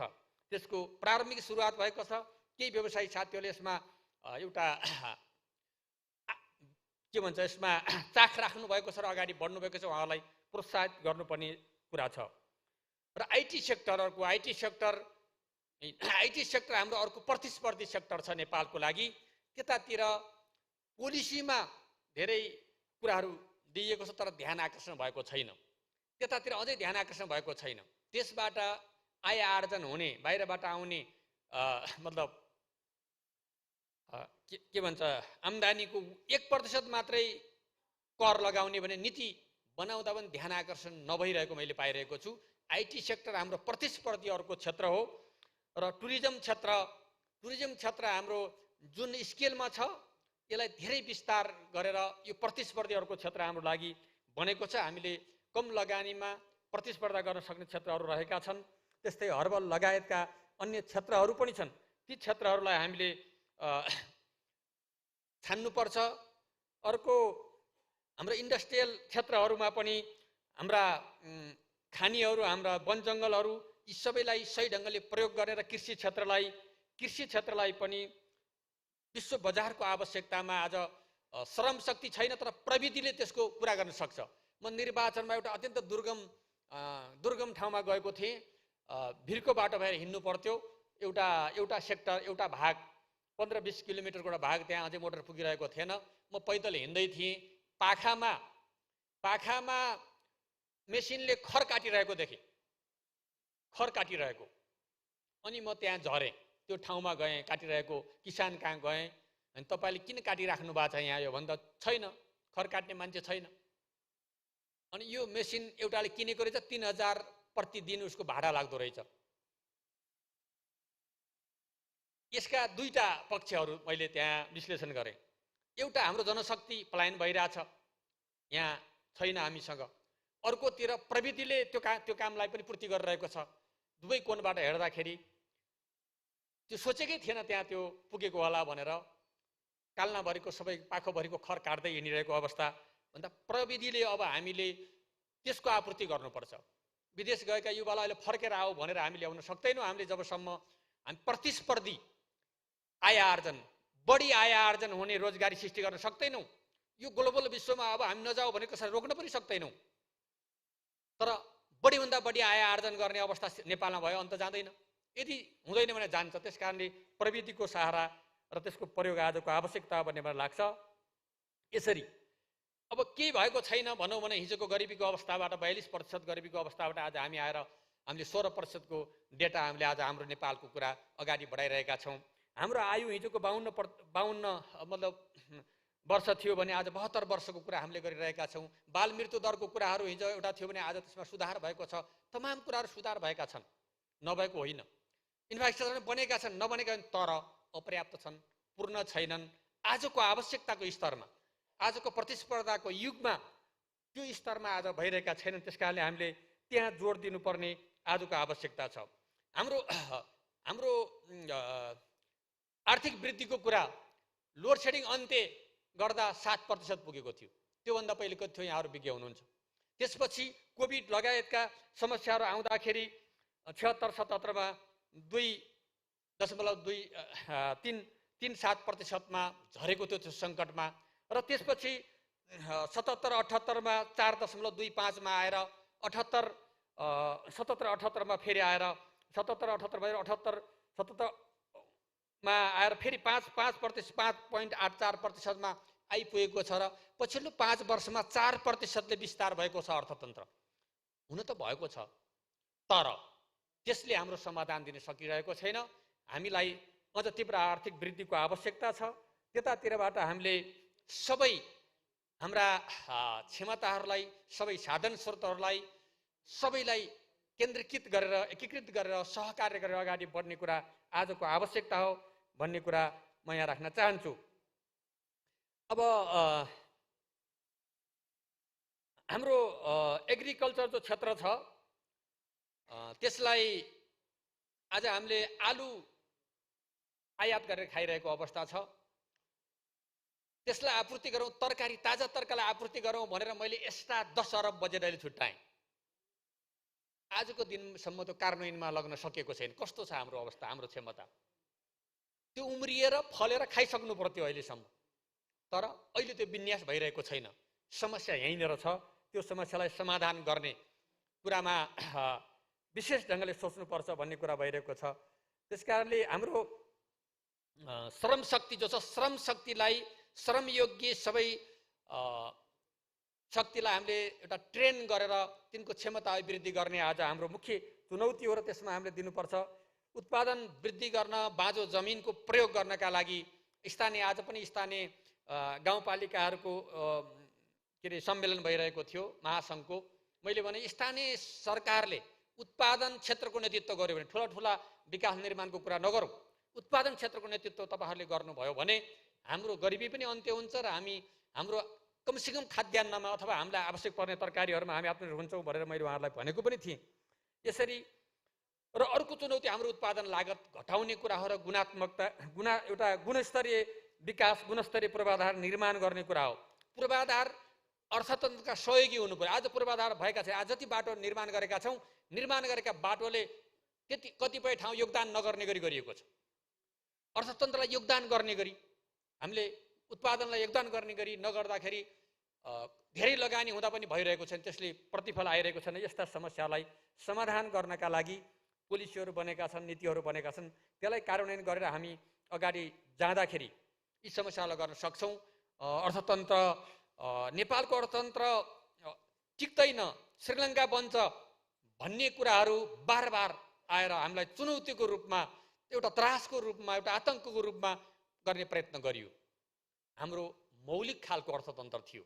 मौलिक अर्थतन्त्र भएको हुनाले हाम्रो निजी क्षेत्र, सरकार सबै मिलेर राष्ट्र ब्याङ्क सबैले बनेर बनाएका पोलिसीहरूले कमसेकम त्यसलाई त्यो कुरा असत्य रहेछ भने साबित गरेको छ। र आज पनि म के भन्न चाहन्छु भने क्राइसिसहरू, विभिन्न क्षेत्रका क्राइसिसहरू, अर्थतन्त्र क्राइसिस भन्ने शब्द आज अर्थतन्त्र प्रयोग हुन सक्दैन। नेपालको सन्दर्भमा चुनौतीहरू छन्। उपचार गर्ने अवस्था हुँदा क्राइसिस होइन, क्राइसिस कोमामा गएपछि भन्न सकिन्छ। नेपालको अर्थतन्त्रको कुरा त्यो होइन।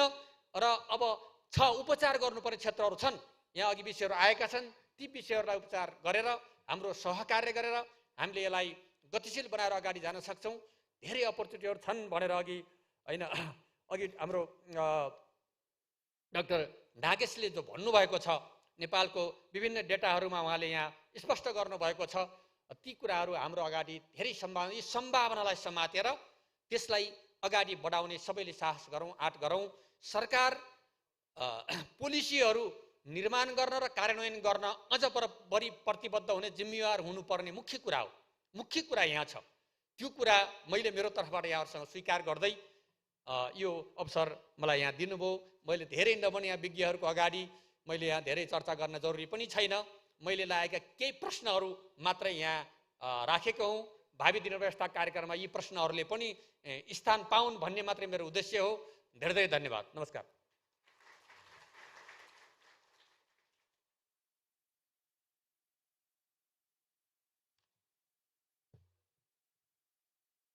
धन्यवाद माननीय अर्थमन्त्री जनार्दन शर्मा प्रभाकरज्यू आफ्नो मन्तव्यका लागि र समयका लागि पनि। यो सँगसँगै हामी पहिलो सत्रको अन्त्यतर्फ आइसकेका छौँ, अन्त्यमा आइसकेका छौँ र अब हामी अवार्ड सेरेमनीतर्फ लिएर जाँदैछौँ। बेस्ट कर्पोरेट अचिभरहरूलाई आजको यो साँझ हामी पुरस्कृत गर्न गइरहेका छौँ र आज पुरस्कृत हुने कम्पनीहरूलाई हाम्रो जुरीहरूको विशेष अध्ययन अनुसन्धानबाट उहाँहरूलाई पुरस्कृत गर्न गइरहेको छौँ हामी। र हरेक क्याटेगोरीमा फरक जुरीको सेट रहेको थियो भन्ने पनि म जानकारी गराउन चाहन्छु। र new business award ceremony is presented by Asian Paints, supported by gods of furniture, MetLife insurance, Rastriya Banijya bank, Tata Nexon EV, Byanjan, NLG insurance, Dish Home, fibernet, Nepali Patro and President Travels. र ढिला नगरिकन म गत सालको अवार्डका केही झलकहरू र जुरी प्रोसेसको केही झलकहरूको सानो क्लिप्स यहाँहरूमाझ प्रस्तुत गर्न चाहन्छु। धन्यवाद।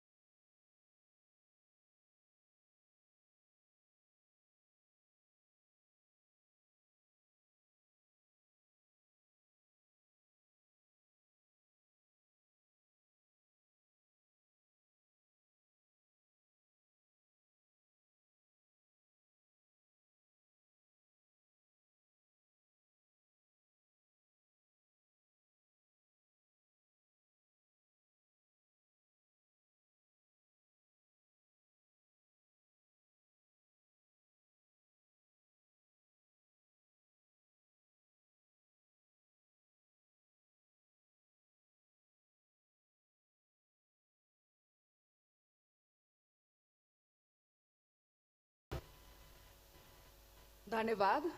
आजको हाम्रो पहिलो अवार्डको क्याटेगोरी रहेको छ best managed micro finance company र त्यो अवार्ड क्राइटेरियाको केही झलकहरू पनि म प्रस्तुत गर्नुहुनको लागि अनुरोध गर्न चाहन्छु।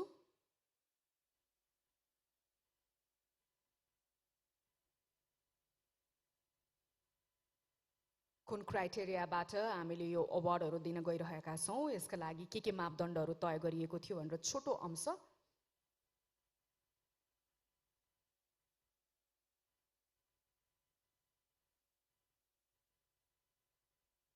धन्यवाद। अब आजको हाम्रो पहिलो क्याटेगोरीतर्फ म लिएर जान चाहन्छु best managed micro finance company award वितरण गरिदिनुहुनका लागि म स्टेजमा आमन्त्रण गर्न महानुभावहरूलाई आमन्त्रण गर्न चाहन्छु। त्यसका लागि मिस्टर उदयराज खतिवडा हुनुहुन्छ, former CEO Swarojgar micro finance, कृपया अगाडि आइदिनु होला। यसैगरी हामीसँग हुनुहुन्छ mister Vishal Agrawal, chairman and MD Gaj furniture, कृपया अगाडि आइदिनु होला।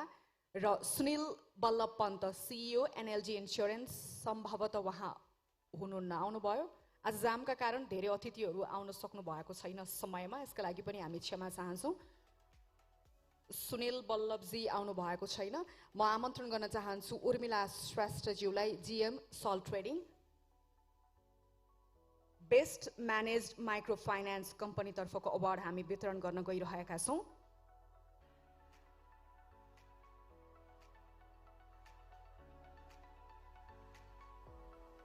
र तेस्रो, दोस्रो, त्यसपछि पहिलो हुन सफल कम्पनीको नाम अनाउन्स गरिदिनु होला। हामी तेस्रोबाट सुरु गर्छौँ। पहिला बेस्ट म्यानेज माइक्रो फाइनान्स कम्पनीतर्फ तेस्रो स्थानमा रहन सफल माइक्रो फाइनान्स कम्पनीको नाम अब हामी घोषणा गर्न गइरहेका छौँ हाम्रो अतिथिहरूबाट।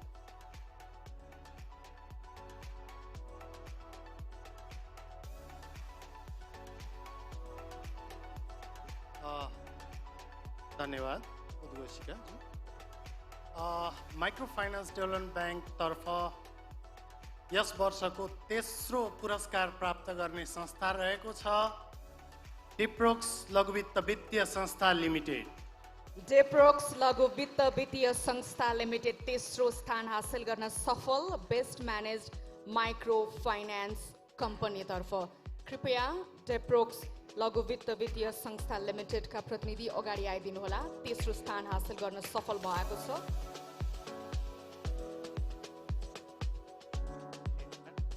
बेस्ट म्यानेज माइक्रो फाइनान्स कम्पनीको अवार्डतर्फ तेस्रो स्थानमा रहन सफल डेप्रोक्स लघु वित्त वित्तीय संस्था लिमिटेड। जोरदार तालीका साथ उहाँहरूको हौसला बढाइदिउँ।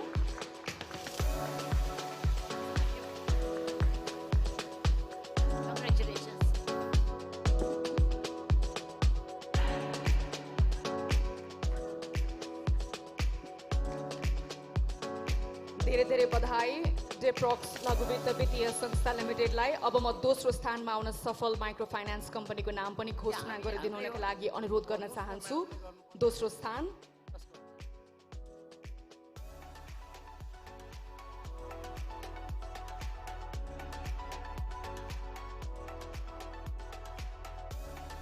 दोस्रो फाइनान्स हो फरवर्ड माइक्रो फाइनान्स लघु वित्त वित्तीय संस्था लिमिटेड। फरवर्ड कम्युनिटी लघु वित्त वित्तीय संस्था, फरवर्ड कम्युनिटी लघु वित्त वित्तीय संस्था दोस्रो स्थानमा रहन सफल भएको छ। Second best manage micro finance company कृपया अगाडि आइदिनु होला। अहिलेसम्म म त्यही व्यवसायमै छु। मेरा छोराछोरीहरू पनि यही गाई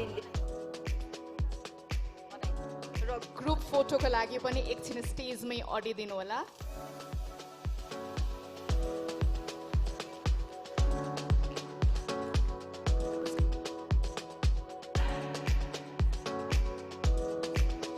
र अब यो सँगसँगै बेस्ट म्यानेज माइक्रो फाइनान्स कम्पनीको नाम घोषणा गर्ने पालो। म अतिथिहरूलाई बेस्ट म्यानेज माइक्रो फाइनान्स कम्पनीको नाम घोषणा गरिदिनुको लागि पनि अनुरोध गर्न चाहन्छु।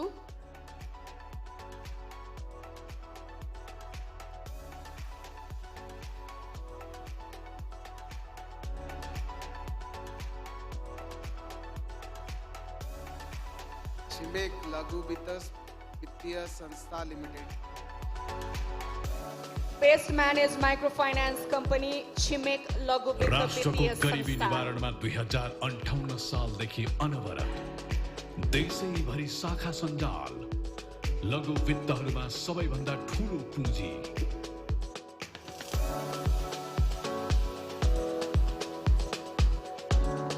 बेस्ट म्यानेज माइक्रोफाइनान्स कम्पनी बन्न सफल रहेको छ छिमेक लघु वित्त वित्तीय संस्था धेरै धेरै बधाई अनि शुभकामना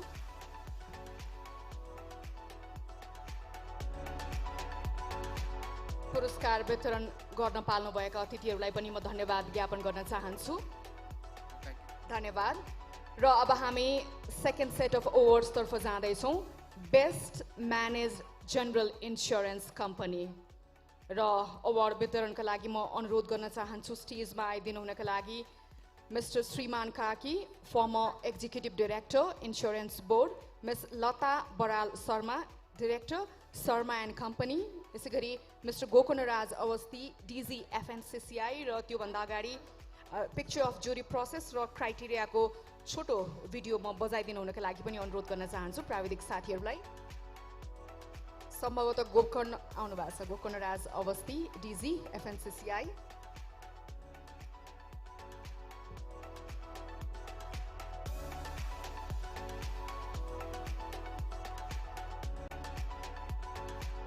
best manage general insurance company तर्फ तेस्रो स्थान हासिल गर्न सफल कम्पनीको नाम अनाउन्स गरिदिनु हुनका लागि म अनुरोध गर्न चाहन्छु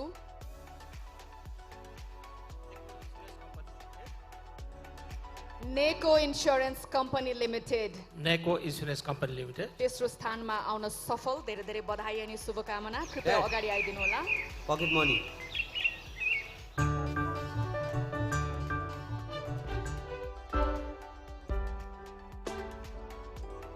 नेको इन्स्योरेन्स कम्पनी लिमिटेडका प्रतिनिधि कृपया अवार्ड ग्रहणका लागि अगाडि आइदिनु होला यो हो हाम्रो घरको पोलिसी यो हाम्रो कारको पोलिसी र यो हाम्रो फ्याक्ट्रीको पोलिसी बीमा गरौँ सुनिश्चित रहौँ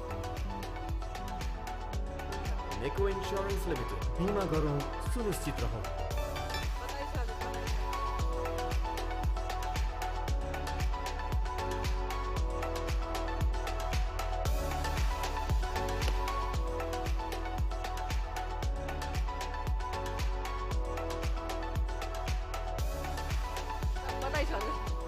धेरै धेरै बधाई अनि शुभकामना नेको इन्स्योरेन्स कम्पनी लिमिटेडलाई अब म दोस्रो स्थानमा आउन सफल best managed non life insurance कम्पनीको नाम घोषणा गरिदिनु हुनका लागि अनुरोध गर्न चाहन्छु दोस्रो स्थानको लागि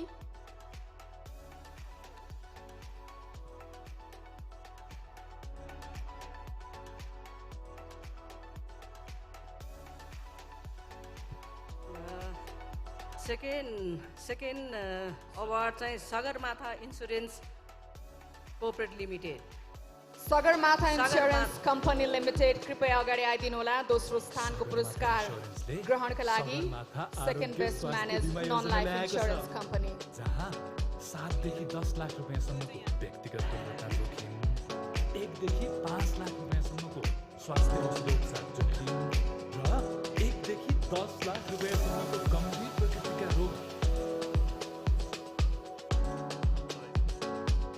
धेरै धेरै बधाई अनि शुभकामना Sagarmatha इन्स्योरेन्सलाई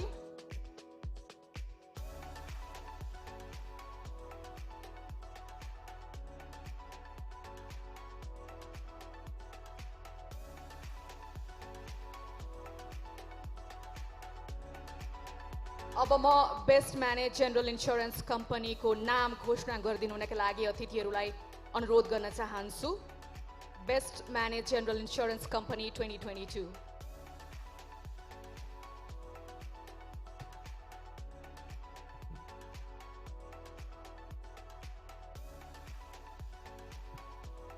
best manage insurance company छ Shikhar insurance company limited Shikhar insurance company limited best manage general insurance company 2022 को अवार्ड प्राप्त गर्न सफल तनाव छैन भएको छ दुःख छैन हामी त ढुक्क छौँ मान्छेले बिमाको पैसा लिन गाह्रो भयो भन्छन् Shekhar insurance company best manage general insurance company 2022 बन्न सफल भएको छ।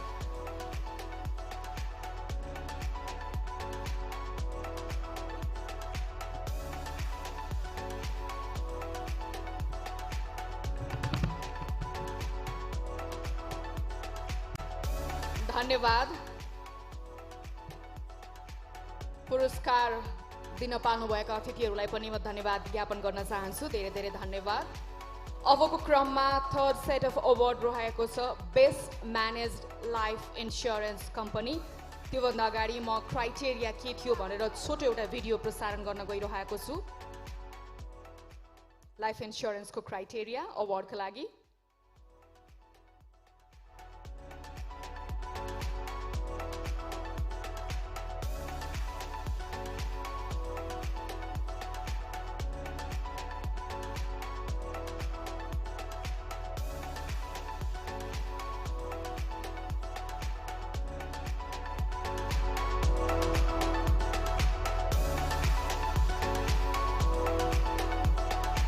यो थियो बेस्ट म्यानेज लाइफ इन्स्योरेन्स कम्पनीको लागि क्राइटेरिया के तय गरिएको थियो भनेर। म अब पुरस्कार वितरण गरिदिनु हुनका लागि मञ्चमा आमन्त्रण गर्न चाहन्छु mister Mahesh Kumar Thapa, managing partner, Sinha Verma law concern. कृपया अगाडि आइदिनुहोला। यसै गरी म आमन्त्रण गर्न चाहन्छु mister Shashi Satyal, managing partner, PKFTR Upadhyaya and company. साथसाथै भोला थापाज्यूलाई अनुरोध गर्न चाहन्छु प्रेसिडेन्ट ट्राभल एन्ड टुर्स। कृपया अवार्ड वितरण गरिदिनुहोला। अब हामी थर्ड सेट अफ अवार्ड्सतर्फ गइरहेका छौँ बेस्ट म्यानेज लाइफ इन्स्योरेन्स कम्पनीतर्फ।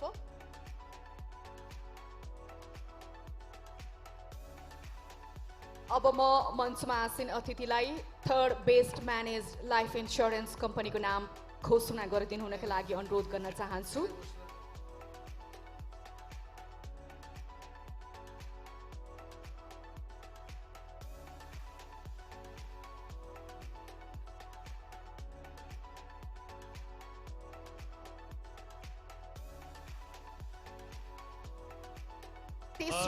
तेस्रो स्थान हासिल गर्ने कम्पनी हुनुहुन्छ life insurance corporation Nepal limited. Life insurance corporation LIC Nepal limited तेस्रो स्थान हासिल गर्न सफल रहेको छ। कृपया अगाडि आइदिनु होला। र यो सँगसँगै मेटलाइफको यो अवार्ड सेक्सनमा कुनै पनि संलग्नता नरहेको पनि म जानकारी गराउन चाहन्छु। MetLife wasn't involved in this category. जुरीमा उहाँहरूको संलग्नता थिएन। अलि ठुलो आवाज निकालेर पढ्नु भनेको होइन, अनि पो याद आउँछ। Life insurance corporation Nepal limited LIC Nepal third best manage life insurance कम्पनीको पुरस्कार प्राप्त गर्न सफल भएको छ। कोही प्रतिनिधि हुनुहुन्छ?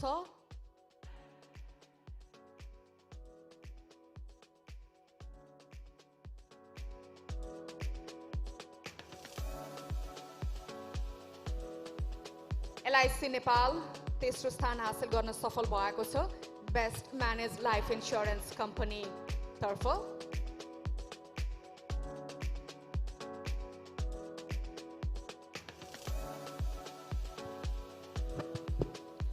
Nepal Life Insurance Company Limited, second prize. Second best manage life insurance company Nepal life insurance कम्पनीलाई धेरै धेरै बधाई अनि शुभकामना। कृपया अगाडि आइदिनु होला। जीवन बीमा कम्पनीको अवार्ड पाइन्छ ग्रहणका लागि तपाईलाई मिल्छ प्रेरणा, हार नमान्न।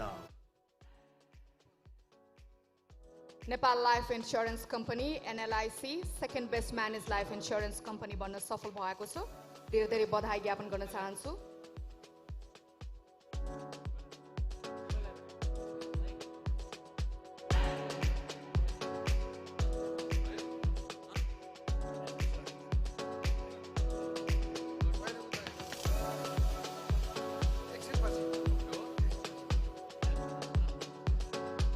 अब म पहिलो स्थान हासिल गर्न सफल बेस्ट म्यानेज लाइफ इन्स्योरेन्स कम्पनीको नाम पनि घोषणा गरिदिनु हुनका लागि अनुरोध गर्न चाहन्छु।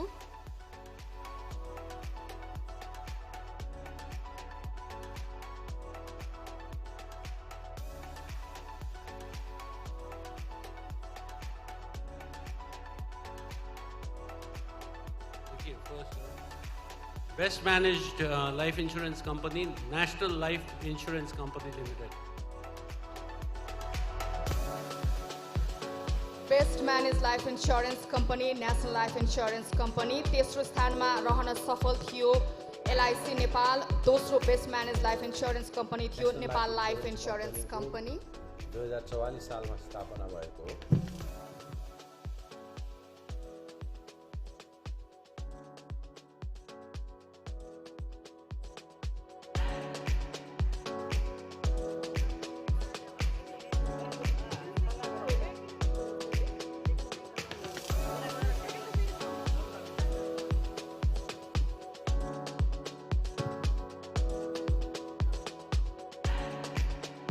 एकैछिन मैले अतिथिहरूलाई रोके दोस्रो स्थानमा रहन सफल कम्पनीको प्रतिनिधि सम्भवतः आउनु भएको छैन होला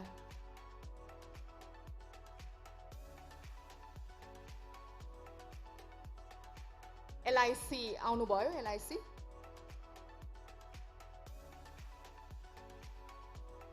म यो अवार्डको विनरहरूको नाम पुनः एकपटक भन्न चाहन्छु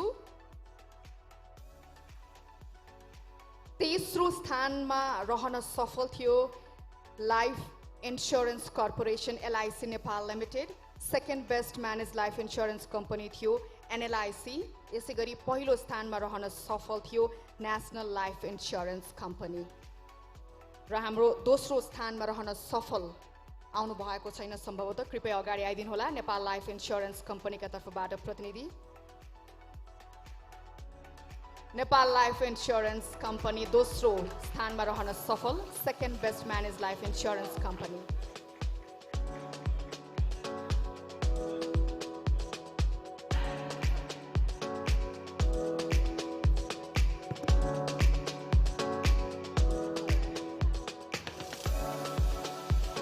धन्यवाद म सबैजनालाई धन्यवाद ज्ञापन गर्न चाहन्छु अतिथिहरूलाई पनि अब म फोर्थ सेट अफ अवार्ड्स तर्फ जान चाहन्छु बेस्ट म्यानेज्ड फाइनान्स कम्पनी र यसका लागि अवार्ड वितरणका लागि म अनुरोध गर्न चाहन्छु mister Nirmal Kaji Shrestha CEO MetLife insurance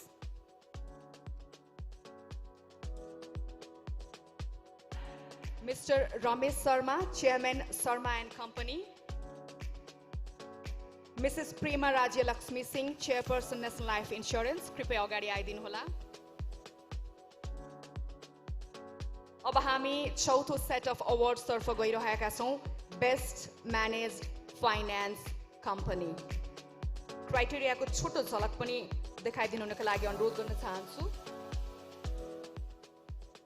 र तेस्रो स्थानमा आउन सफल थर्ड बेस्ट म्यानेज्ड फाइनान्स कम्पनीको नाम घोषणा गरिदिनुका लागि म अतिथिहरूलाई अनुरोध गर्न चाहन्छु तेस्रो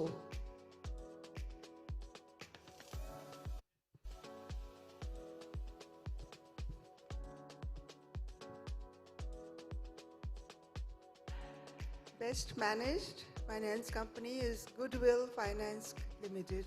Goodwill Finance Company Limited.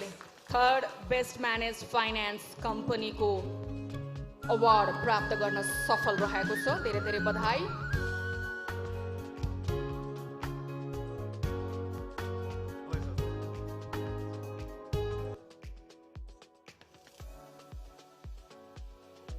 फोटोको लागि पनि एकछिन अडिदिनु होला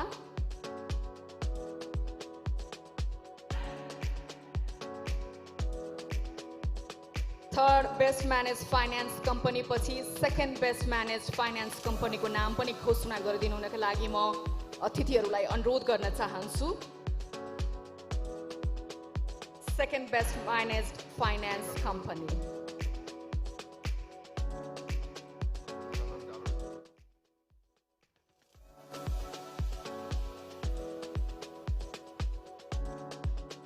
And the second award goes to Guesori Merchant Banking and Finance. Congratulations. Guesori Merchant Banking and Finance Limited, second best managed finance company. कृपया अगाडि आइदिनु होला अवार्ड ग्रहणका लागि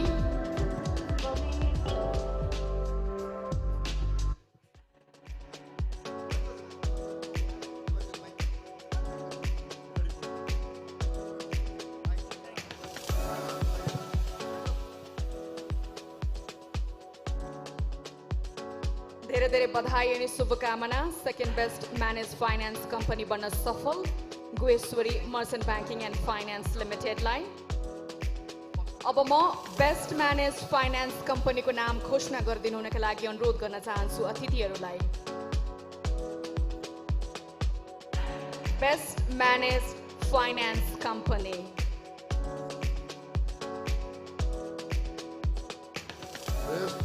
Best Managed Finance Company, ICFC Finance. ICFC Finance Limited. Congratulations. Best Managed Finance Company बन्न सफल भएको छ।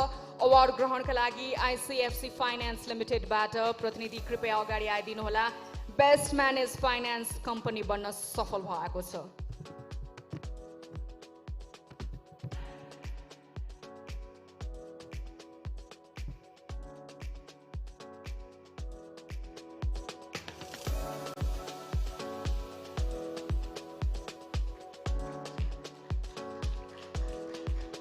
धेरै धेरै बधाई अनि शुभकामना ICFC फाइनान्स लिमिटेडलाई। साथसाथै अवार्ड वितरण गर्न पाल्नुभएका अतिथिहरूलाई पनि म हार्दिक धन्यवाद ज्ञापन गर्न चाहन्छु। अब हामी आजको 5th सेट अफ अवार्ड्सतर्फ अगाडि बढ्दैछौँ। अब बेस्ट म्यानेज डेभलपमेन्ट ब्याङ्कको पालो। बेस्ट म्यानेज डेभलपमेन्ट ब्याङ्कको अवार्ड वितरण गरिदिनु हुनका लागि म अनुरोध गर्न चाहन्छु mister Anal Raj Bhattarai CEO NRN development fund NDF कृपया अगाडि आइदिनु होला। साथसाथै म अनुरोध गर्न चाहन्छु mister Deepak Joshi director general CNI सम्भवतः आउनु भएको छैन। Mister Parshuram K Chhetri financial consultant Parshuram and associates.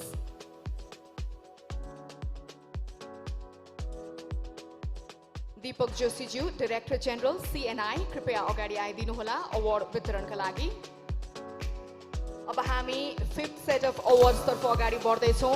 Best manage development bank र अब म तेस्रो स्थान हासिल गर्न सफल ब्याङ्कको नाम घोषणा गरिदिनु हुनका लागि अनुरोध गर्न चाहन्छु। थर्ड बेस्ट म्यानेज डेभलपमेन्ट ब्याङ्कको अवार्ड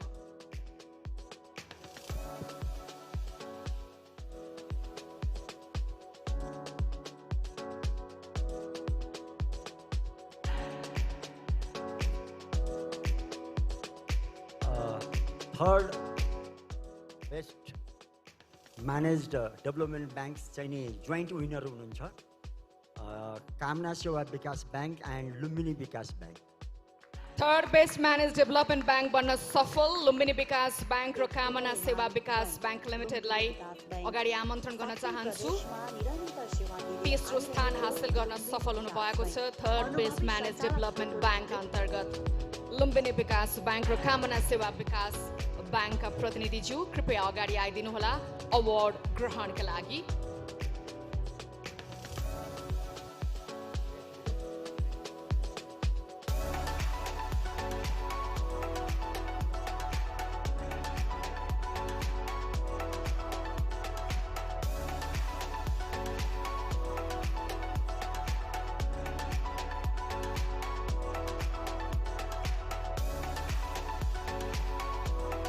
धेरै धेरै बधाई अनि शुभकामना लुम्बिनी विकास ब्याङ्क र कामना सेवा विकास ब्याङ्क लिमिटेडलाई तेस्रो स्थानमा रहन सफल थर्ड बेस्ट म्यानेज्ड डेभलपमेन्ट ब्याङ्कतर्फ। र अब दोस्रो स्थानमा आउन सफल ब्याङ्कको नाम घोषणा गरिदिनु हुनका लागि अनुरोध गर्न चाहन्छु second best manage development ब्याङ्कतर्फ।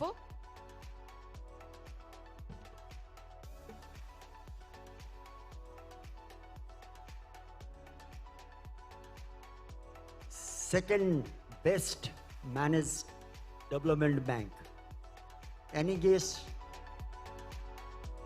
Muktinath Development Bank Limited. Muktinath development bank limited second best manage development ब्याङ्कको अवार्ड प्राप्त गर्न सफल भएको छ। धेरै धेरै बधाई अनि शुभकामना मुक्तिनाथ डेभलपमेन्ट ब्याङ्कलाई दोस्रो स्थानमा रहन सफल भएको छ।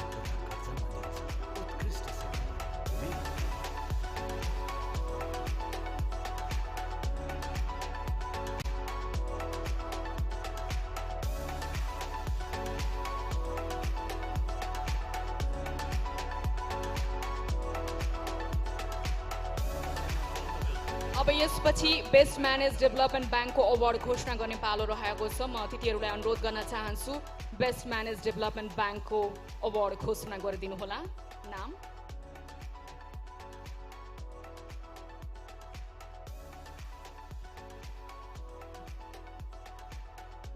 The best managed development bank of the year is Sain Resunga Development Bank Limited. Best Managed Development Bank, Sain Resunga Development Bank Limited, Best Managed Development Bank 2022 बन्न सफल साइन रेसुङ्गा डेभलपमेन्ट ब्याङ्कलाई अगाडि आमन्त्रण गर्न चाहन्छु। प्रतिनिधि कृपया अगाडि आइदिनु होला। पहिलो स्थानमा रहन सफल भएको छ बेस्ट म्यानेज डेभलपमेन्ट ब्याङ्क अन्तर्गत Shine Resunga development bank limited.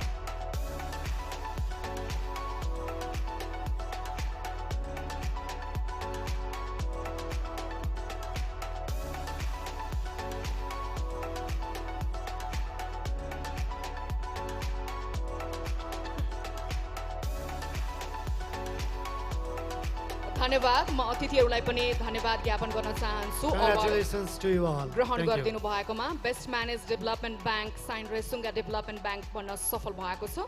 अब हामी अर्को अवार्डतर्फ गइरहेका छौँ, 6th सेट अफ अवार्ड, र यो अवार्ड रहेको छ बेस्ट म्यानेज कमर्सियल ब्याङ्क।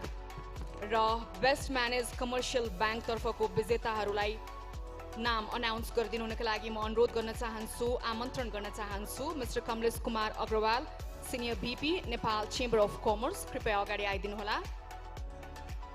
साथसाथै म अनुरोध गर्न चाहन्छु मिस्टर सुदर्शन राज पाण्डेज्यूलाई, partner SR Pandey and company, कृपया अगाडि आइदिनु होला अवार्ड वितरणका लागि।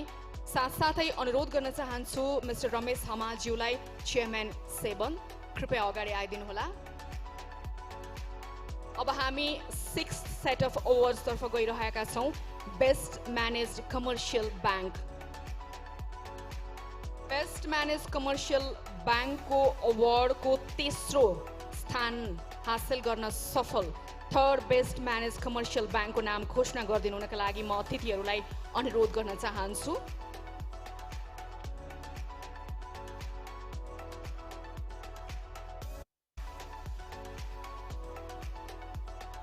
Third best commercial banks of Nepal goes to Rashtriya Banijya Bank Limited. Rashtriya Banijya Bank Limited, third best managed commercial bank को अवार्ड ग्रहण गर्न सफल रहेको छ।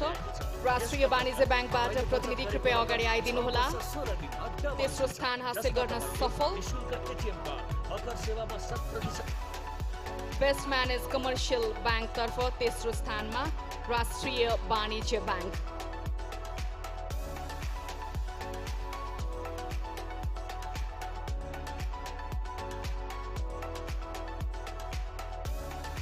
र यो सँगसँगै सेकेन्ड बेस्ट म्यानेज कमर्सियल ब्याङ्कको नाम घोषणा गरिदिनुका लागि म अतिथिहरूलाई अनुरोध गर्न चाहन्छु।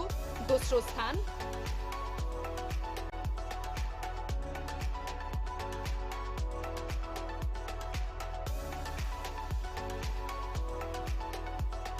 बेस्ट म्यानेज कमर्सियल ब्याङ्क तर्फ दोस्रो स्थानको घोषणा गर्न गइरहेका छौँ। Siddhartha bank limited. Siddhartha bank limited best manage commercial bank तर्फ दोस्रो स्थान हासिल गर्न सफल भएको छ। धेरै धेरै बधाई अनि शुभकामना सिद्धार्थ ब्याङ्क लिमिटेडलाई। सिद्धार्थ ब्याङ्क लिमिटेडका प्रतिनिधि अगाडि आइसक्नु भएको छ। दोस्रो स्थान हासिल गर्न सफल भएको छ बेस्ट म्यानेज कमर्सियल ब्याङ्कको क्याटेगोरीतर्फ Siddhartha bank limited.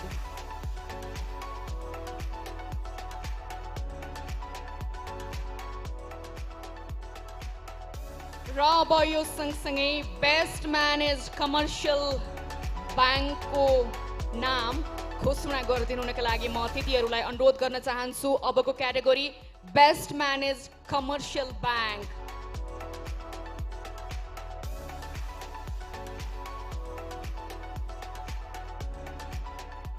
Best manage commercial ब्याङ्कको एवार्ड जान्छ standard chartered bank Nepal limited. Best manage commercial bank award प्राप्त गर्न सफल भएको छ standard chartered bank लिमिटेडले।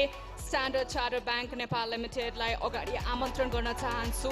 Best manage commercial bank क्याटेगोरीतर्फ पहिलो स्थान हासिल गर्न सफल भएको छ।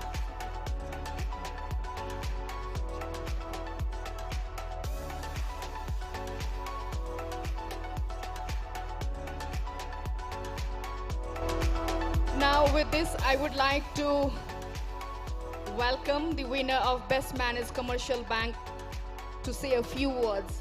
Thank you.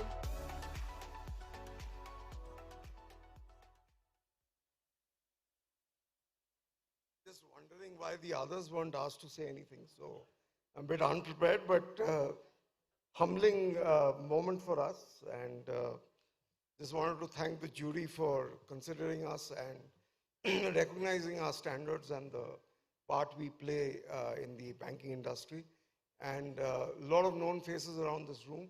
So thank you for your support. I see a lot of our alumni sitting here. So thank you very much. It's a very humbling experience.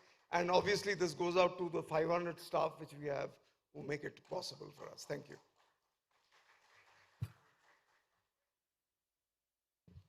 Thank you and congratulations to Standard Chartered Bank for grabbing Best Managed Commercial Bank Award. र अब हामी certificate of appreciation वितरण गर्न गइरहेका छौँ हाम्रा जुरी मेम्बरहरूलाई। उहाँहरूले निष्पक्षताका साथ गहन अध्ययनका साथ आजको हाम्रो कम्पनीहरू विभिन्न विधामा पुरस्कृत हुनुभएको छ। उहाँहरूलाई र्याङ्किङ गर्नुभएको छ। सम्भवतः यो निकै नै कठिन काम थियो। यो कठिन काममा आफ्नो व्यस्तताको बावजुद पनि समय दिनुहुने जुरी मेम्बरलाई म हार्दिक धन्यवाद ज्ञापन गर्न चाहन्छु एनबिए का तर्फबाट र उहाँहरूलाई सर्टिफिकेट अफ अप्रिसिएसन वितरण गरिदिनुका लागि म एनबिए चेयरम्यान मदन लम्सालज्यूलाई पनि अनुरोध गर्न चाहन्छु। कृपया अगाडि आइदिनु होला। अब जुरी of best manage commercial bank, development bank, finance company and micro finance company, उहाँहरू यो क्याटेगोरीमा अवार्डका लागि जुरी रहनु भएको थियो। मिस्टर एआर भट्टराई कृपया अगाडि आइदिनु होला। यी क्याटेगोरीमा अवार्ड वितरण गर्ने सिलसिलामा उहाँहरूको मेहनत र लगन एकदमै अपरिहार्य थियो।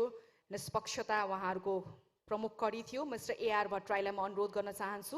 यसै गरी कृष्ण प्रधानज्यूलाई पनि म अनुरोध गर्न चाहन्छु कृपया अगाडि आइदिनु होला जुरीका रूपमा सर्टिफिकेट अफ अप्रिसिएसन ग्रहणका लागि। उहाँ हुनुहुन्न सम्भवतः। यसै गरी उदयराज खतिवडाज्यूलाई पनि म आमन्त्रण गर्न चाहन्छु। परशुराम कुँवर छेत्रीज्यूलाई पनि म अनुरोध गर्न चाहन्छु। परशुराम कुँवर छेत्री, यस सँगसँगै म सुदर्शन राज पाण्डेज्यूलाई पनि अनुरोध गर्न चाहन्छु। सबैजना टोकन अफ अप्रिसिएसन पाइसकेपछि पनि स्टेजमै बसिदिनु होला एउटा फोटो अपर्च्युनिटीका लागि।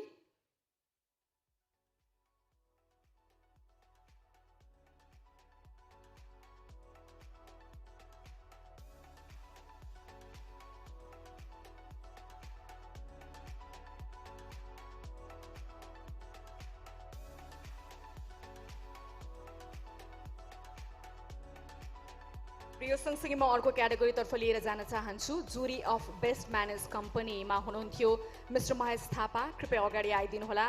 मिस्टर शशि सत्यालज्यू, मिस्टर श्रीमान कार्की,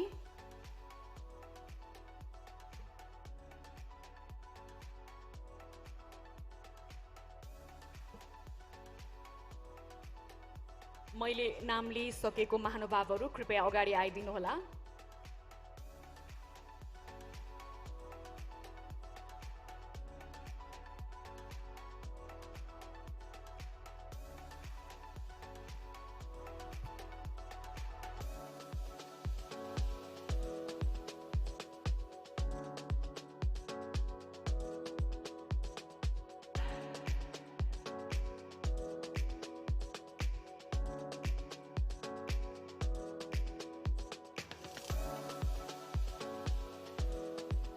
अब म jury member life time achievement अवार्डका जुरी मेम्बरहरूलाई अगाडि आमन्त्रण गर्न चाहन्छु।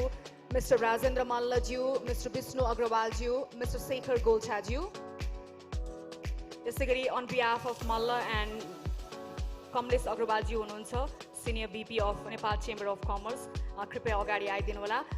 लाइफ टाइम अचिभमेन्ट अवार्डका जुरी सदस्यहरू हुनुहुन्थ्यो उहाँहरू।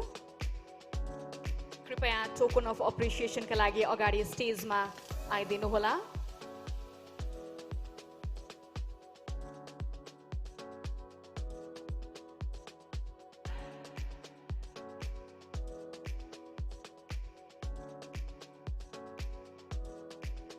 लाइफ टाइम अचिभमेन्ट अवार्डका जुरीहरू हुनुहुन्थ्यो राजेन्द्र मल्ल, मिस्टर विष्णु अग्रवाल, मिस्टर शेखर गोल्छा र कमलेश अग्रवालज्यू आउनु भएको छ। सम्भवतः राजेन्द्र मल्लको बिहाफमा। र यो सँगसँगै जुरीहरूको समूहबाट एकजनाले आफ्नो प्रतिक्रिया दिनुहोला। तपाईहरूको छनौटको सिलसिलामा अनुभव कस्तो रह्यो, कति कठिन थियो, कति सरल थियो, विभिन्न कम्पनीहरूलाई क्याटेगोराइज गरेर पुरस्कृत गर्नको लागि आफ्नो छोटो प्रतिक्रिया राखिदिनु हुनको लागि जुरी मध्ये एकजनालाई म आमन्त्रण गर्न चाहन्छु स्टेजमा। एकजना आइदिनु होला।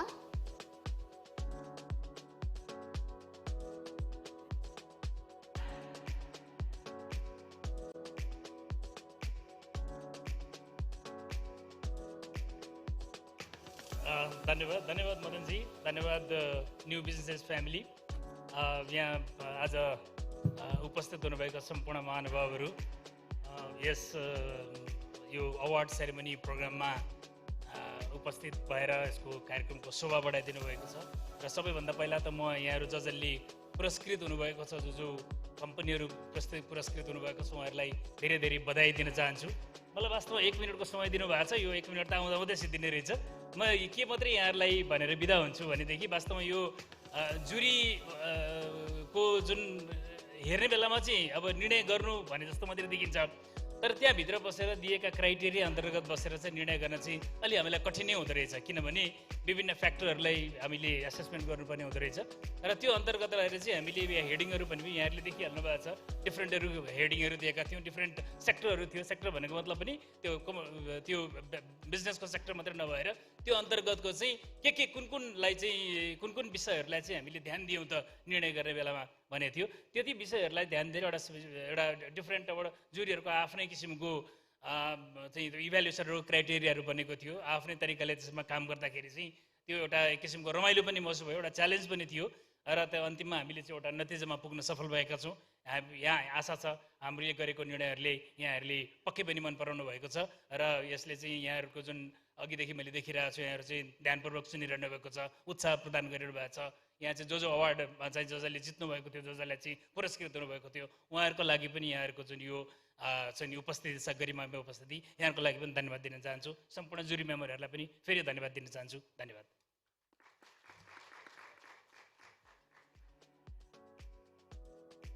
हस्, धन्यवाद। सम्पूर्ण जुरी सदस्यहरूलाई पनि म धन्यवाद ज्ञापन गर्न चाहन्छु। एनबिए टिमका तर्फबाट यो महत्त्वपूर्ण जिम्मेवारी सफलतापूर्वक सम्पन्न गर्नुभएकोमा धेरै धेरै बधाई अनि शुभकामना पनि जुरी सदस्यहरूलाई। अब आजको हाम्रो 7औं अवार्ड क्याटेगोरीतर्फ आएका छौँ। 7th सेट अफ अवार्ड्समा रहेको छ बेस्ट म्यानेज्ड कम्पनी 2022 र यो अवार्डको नाम घोषणा गरिदिनु हुनका लागि म स्टेजमा आमन्त्रण गर्न चाहन्छु mister Anil Kumar Upadhyay, president Nepal bankers association, कृपया अगाडि आइदिनु होला। यसै गरी म आमन्त्रण गर्न चाहन्छु मिस्टर राजन बाबु श्रेष्ठ, सिइओ सिप्रदी। यसै गरी आमन्त्रण गर्न चाहन्छु mister Ashok Temani, past president Birgunj chamber and chairperson road transport and transit committee FNCCI। सँगसँगै म अनुरोध गर्न चाहन्छु प्रदीप कुमार श्रेष्ठज्यूलाई, MD पञ्चकन्या ग्रुप। यसै गरी म आमन्त्रण गर्न चाहन्छु मिस्टर जयदेव चक्रवर्तीलाई, MD थम्सन नेपाल, कृपया अगाडि आइदिनु होला। साथसाथै म आमन्त्रण गर्न चाहन्छु मिस्टर सञ्जीव नेउपानेज्यूलाई, MD अपी पावर, कृपया अगाडि आइदिनु होला। यसै गरी म प्रताप जङ पाण्डेज्यूलाई पनि अनुरोध गर्न चाहन्छु, कृपया अगाडि आइदिनु होला, MD कैलाश हेलिकप्टर।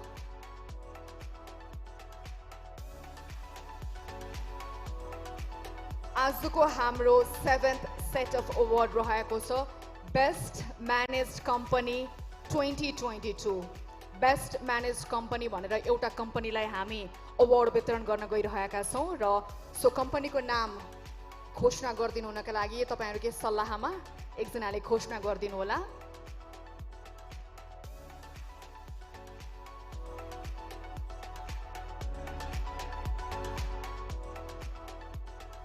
आपसी सल्लाहमा बेस्ट म्यानेज कम्पनी 2022 को नाम घोषणा गरिदिनु होला।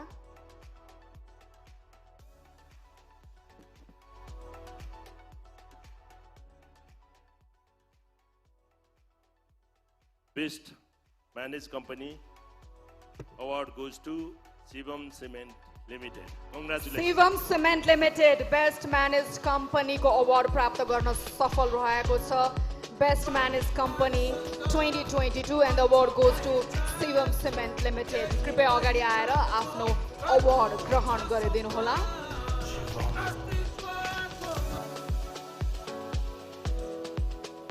Shivam cement limited best managed company 2022 बन्न सफल भएको छ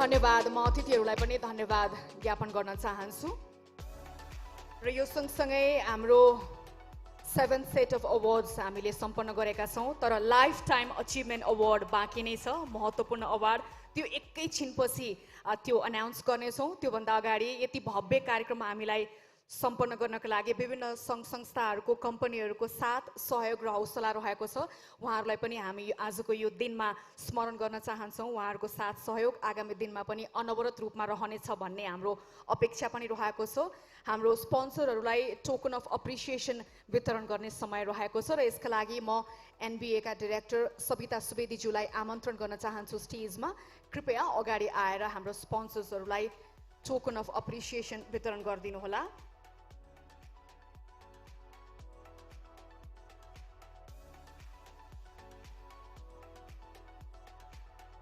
सँगसँगै म आमन्त्रण गर्न चाहन्छु एशियन पेन्ट्स जो हाम्रो कार्यक्रमको टाइटल स्पोन्सर पनि रहेको छ एशियन पेन्ट्सका प्रतिनिधि कृपया अगाडि आइदिनु होला र आजको हाम्रो कार्यक्रम यो अवार्ड सेरेमनी र थीमेटिक सेसनलाई सपोर्ट गरेको थियो गज फर्निचरले कृपया अगाडि आइदिनु होला एशियन पेन्ट्स पछि गज फर्निचरका प्रतिनिधि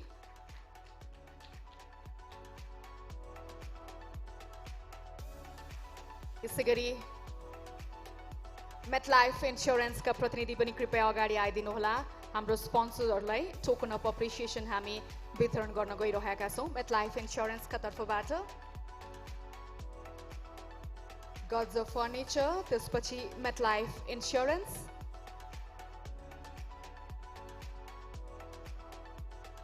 राष्ट्रिय वाणिज्य ब्याङ्कका प्रतिनिधिलाई पनि म अगाडि आमन्त्रण गर्न चाहन्छु तपाईको साथ र सहयोगका लागि राष्ट्रिय वाणिज्य ब्याङ्क राष्ट्रिय वाणिज्य ब्याङ्क पछि टाटा नेक्सन ईवी का प्रतिनिधि कृपया अगाडि आइदिनु होला टाटा नेक्सन ईवी का प्रतिनिधि र यसपछि व्यञ्जनका प्रतिनिधिलाई पनि म आमन्त्रण गर्न चाहन्छु व्यञ्जनबाट अगाडि आइदिनु होला जो आजको हाम्रो कार्यक्रमको स्पोन्सर रहेको छ व्यञ्जन पछि म एनएलजी इन्स्योरेन्सका प्रतिनिधिलाई पनि अगाडि आमन्त्रण गर्न चाहन्छु एनएलजी इन्स्योरेन्स हाम्रो कार्यक्रम सफलतापूर्वक सम्पन्न गर्न मद्दत गर्नुहुने संघ संस्थाहरूलाई टोकन अफ अप्रिसिएसन वितरण गर्न गइरहेका छौं एनएलजी इन्स्योरेन्स पछि डिस होम फाइबर नेटका प्रतिनिधि कृपया अगाडि आइदिनु होला डिस होम फाइबर नेटका प्रतिनिधि डिस होम फाइबर नेट पछि नेपाली पात्रोका प्रतिनिधि कृपया अगाडि आइदिनु होला नेपाली पात्रो पछि प्रेसिडेन्ट ट्राभल्सका तर्फबाट प्रतिनिधि नेपाली पात्रोका प्रतिनिधि त्यसपछि प्रेसिडेन्ट ट्राभल्सका प्रतिनिधिलाई पनि म अगाडि आमन्त्रण गर्न चाहन्छु कृपया अगाडि आइदिनु होला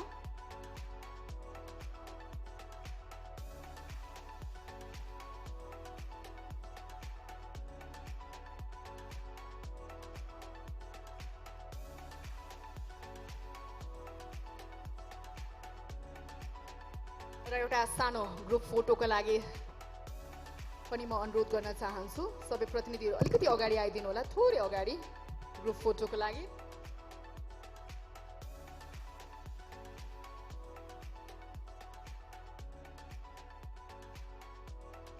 हाम्रो स्पोन्सर्सहरूलाई जोरदार तालीका साथ उहाँहरूलाई धन्यवाद ज्ञापन गरिदिनु हुनका लागि पनि म अनुरोध गर्न चाहन्छु धन्यवाद सबिताज्यू डाइरेक्टर एनबीए र अब आजको हाम्रो महत्त्वपूर्ण क्याटेगोरीतर्फ आइरहेका छौँ हामी। हुन त अरू क्याटेगोरीहरू पनि त्यत्तिकै महत्त्वपूर्ण थियो, तर यो लाइफ टाइम अचिभमेन्ट अवार्डको क्याटेगोरी रहेको छ।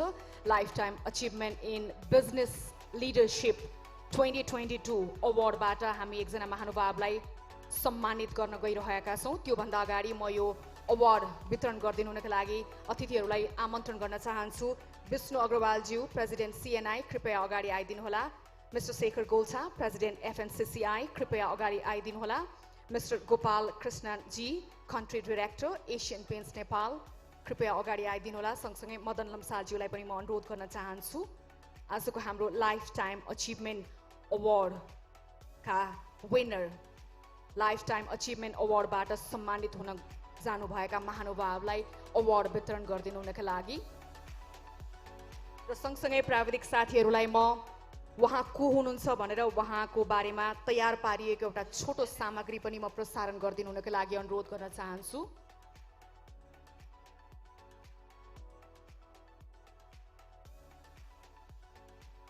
नाम अनाउन्स गरिदिनु हुनका लागि म अनुरोध गर्न चाहन्छु। लाइफ टाइम अचिभमेन्ट अवार्डका विजेता, life time achievement in business leadership 2022। The Lifetime Achievement Award goes to someone who truly deserves this award, somebody who shaped the economy of this country, somebody who's probably championed a lot of things which is very good in our economy today, Mr. Himalay Samser Rana ji.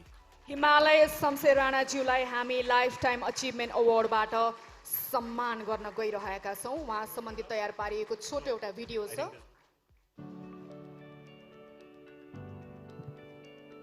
Himalay Shamsher राणालाई Nepal राष्ट्र ब्याङ्कका पहिलो गभर्नरका रूपमा बढी चिनिन्छ, तर उनी नेपालकै पहिलो अर्थ सचिव पनि हुन्। विक्रम सम्वत 2007 सालको परिवर्तनपछि स्थापित अर्थ मन्त्रालयमा सचिव भएका उनी विक्रम सम्वत 2013 साल वैशाख 14 गतेदेखि 2017 साल माघ 25 गतेसम्म नेपाल राष्ट्र ब्याङ्कमा गभर्नर थिए र उनी यसमा गर्व गर्दछन्।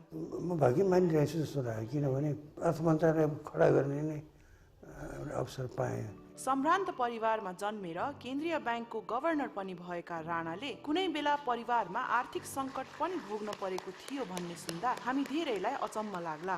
गभर्नरबाट बर्खास्त हुँदाखेरि क्राइसिस पऱ्यो एकचोटि, किनभने बिहा गरेको थिएँ, राष्ट्र ब्याङ्क खराब भएको बेलामा बिहा गरेको, 5 वर्षको टर्म, 4 वर्ष 8 महिनामा काङ्ग्रेसी भनेर महेन्द्र महाराजले बर्खास्त गरिबस्यो। काम गर्न सक्ने मानिस भनेर उहाँले नै गभर्नरमा नियुक्त गरिबस्यो। धन्यवाद। यो सँगसँगै उहाँको सम्मान पत्र पनि म एकजना अतिथि महानुभावले पढेर सुनाइदिनु हुनका लागि अनुरोध गर्न चाहन्छु।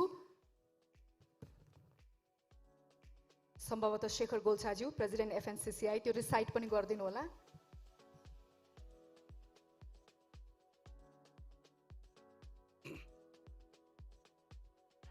The Lifetime Achievement in Business Leadership Award 2022 is presented to Mr. Himalayan Shamsher Rana ji, whereas Mr. Rana commends the respect of the country's entire private sector as well as the professionals and general people for his pioneering, innovating and visionary roles in a number of fields such as public, finance, central banking, private sector, commercial banking, insurance and manufacturing, whereas he has contributed immensely in economic and monetary union of Nepal in his capacity as the founding governor of Rashtra Bank of Nepal. He has become a source of inspiration to the entire business community for the zeal he showed even at the age of 65, 75 by initiating business ventures in different fields and being still active in work even at the age of 96 years. The jury thus has decided to confer on Himalayan Shamsher Rana the NewBiz Lifetime Achievement in Business Leadership Award 2022 for his outstanding contribution to the field of business and entrepreneurship in Nepal, presented on this date of 12th December 2022 AD amidst a special function held in Kathmandu. And the jury are myself, Shekhar Golcha, Vishnu Kumar Agarwal, President CNI, Rajendra Malla, President NCC, and Mr. Madan Lamsal, Chairman, New Business Age. धेरै धेरै बधाई अनि शुभकामना हिमालय शमशेर राणाज्यूलाई नेपाल राष्ट्र ब्याङ्कका संस्थापक governor हुनुहुन्छ नेपालको अर्थतन्त्रलाई चलायमान बनाउनको लागि उहाँको भूमिका अत्यन्त महत्त्वपूर्ण छ साथसाथै आजको नेपाली अर्थतन्त्रले जुन आकार लिएको छ त्यसका लागि पनि उहाँले आफ्नो तर्फबाट उल्लेख्य योगदान पुर्याउनु भएको छ विविध उहाँलाई आज हामी लाइफ टाइम अचिभमेन्टबाट सम्मानित गर्न पाउँदा निकै नै हर्ष विभोर भएका छौं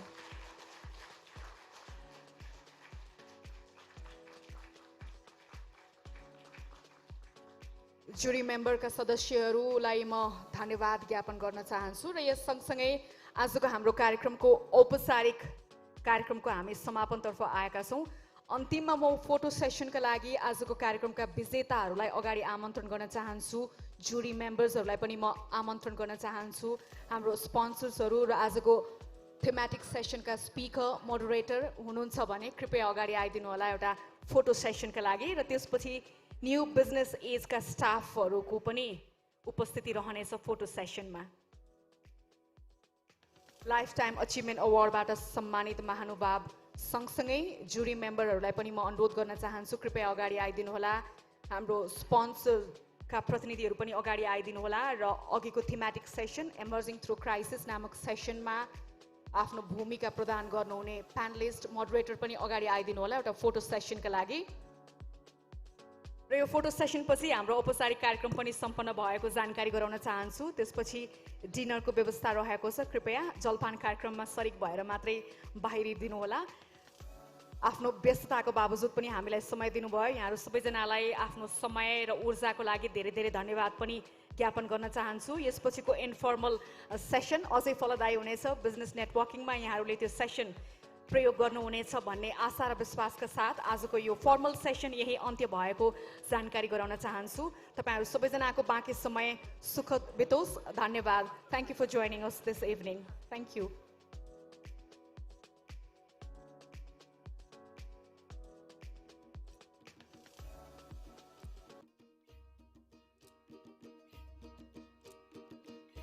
र दोस्रो चरणमा चाहिँ न्यू बिजनेस एजका कर्मचारी साथीहरू फोटो सेसनका लागि आइदिनु होला धन्यवाद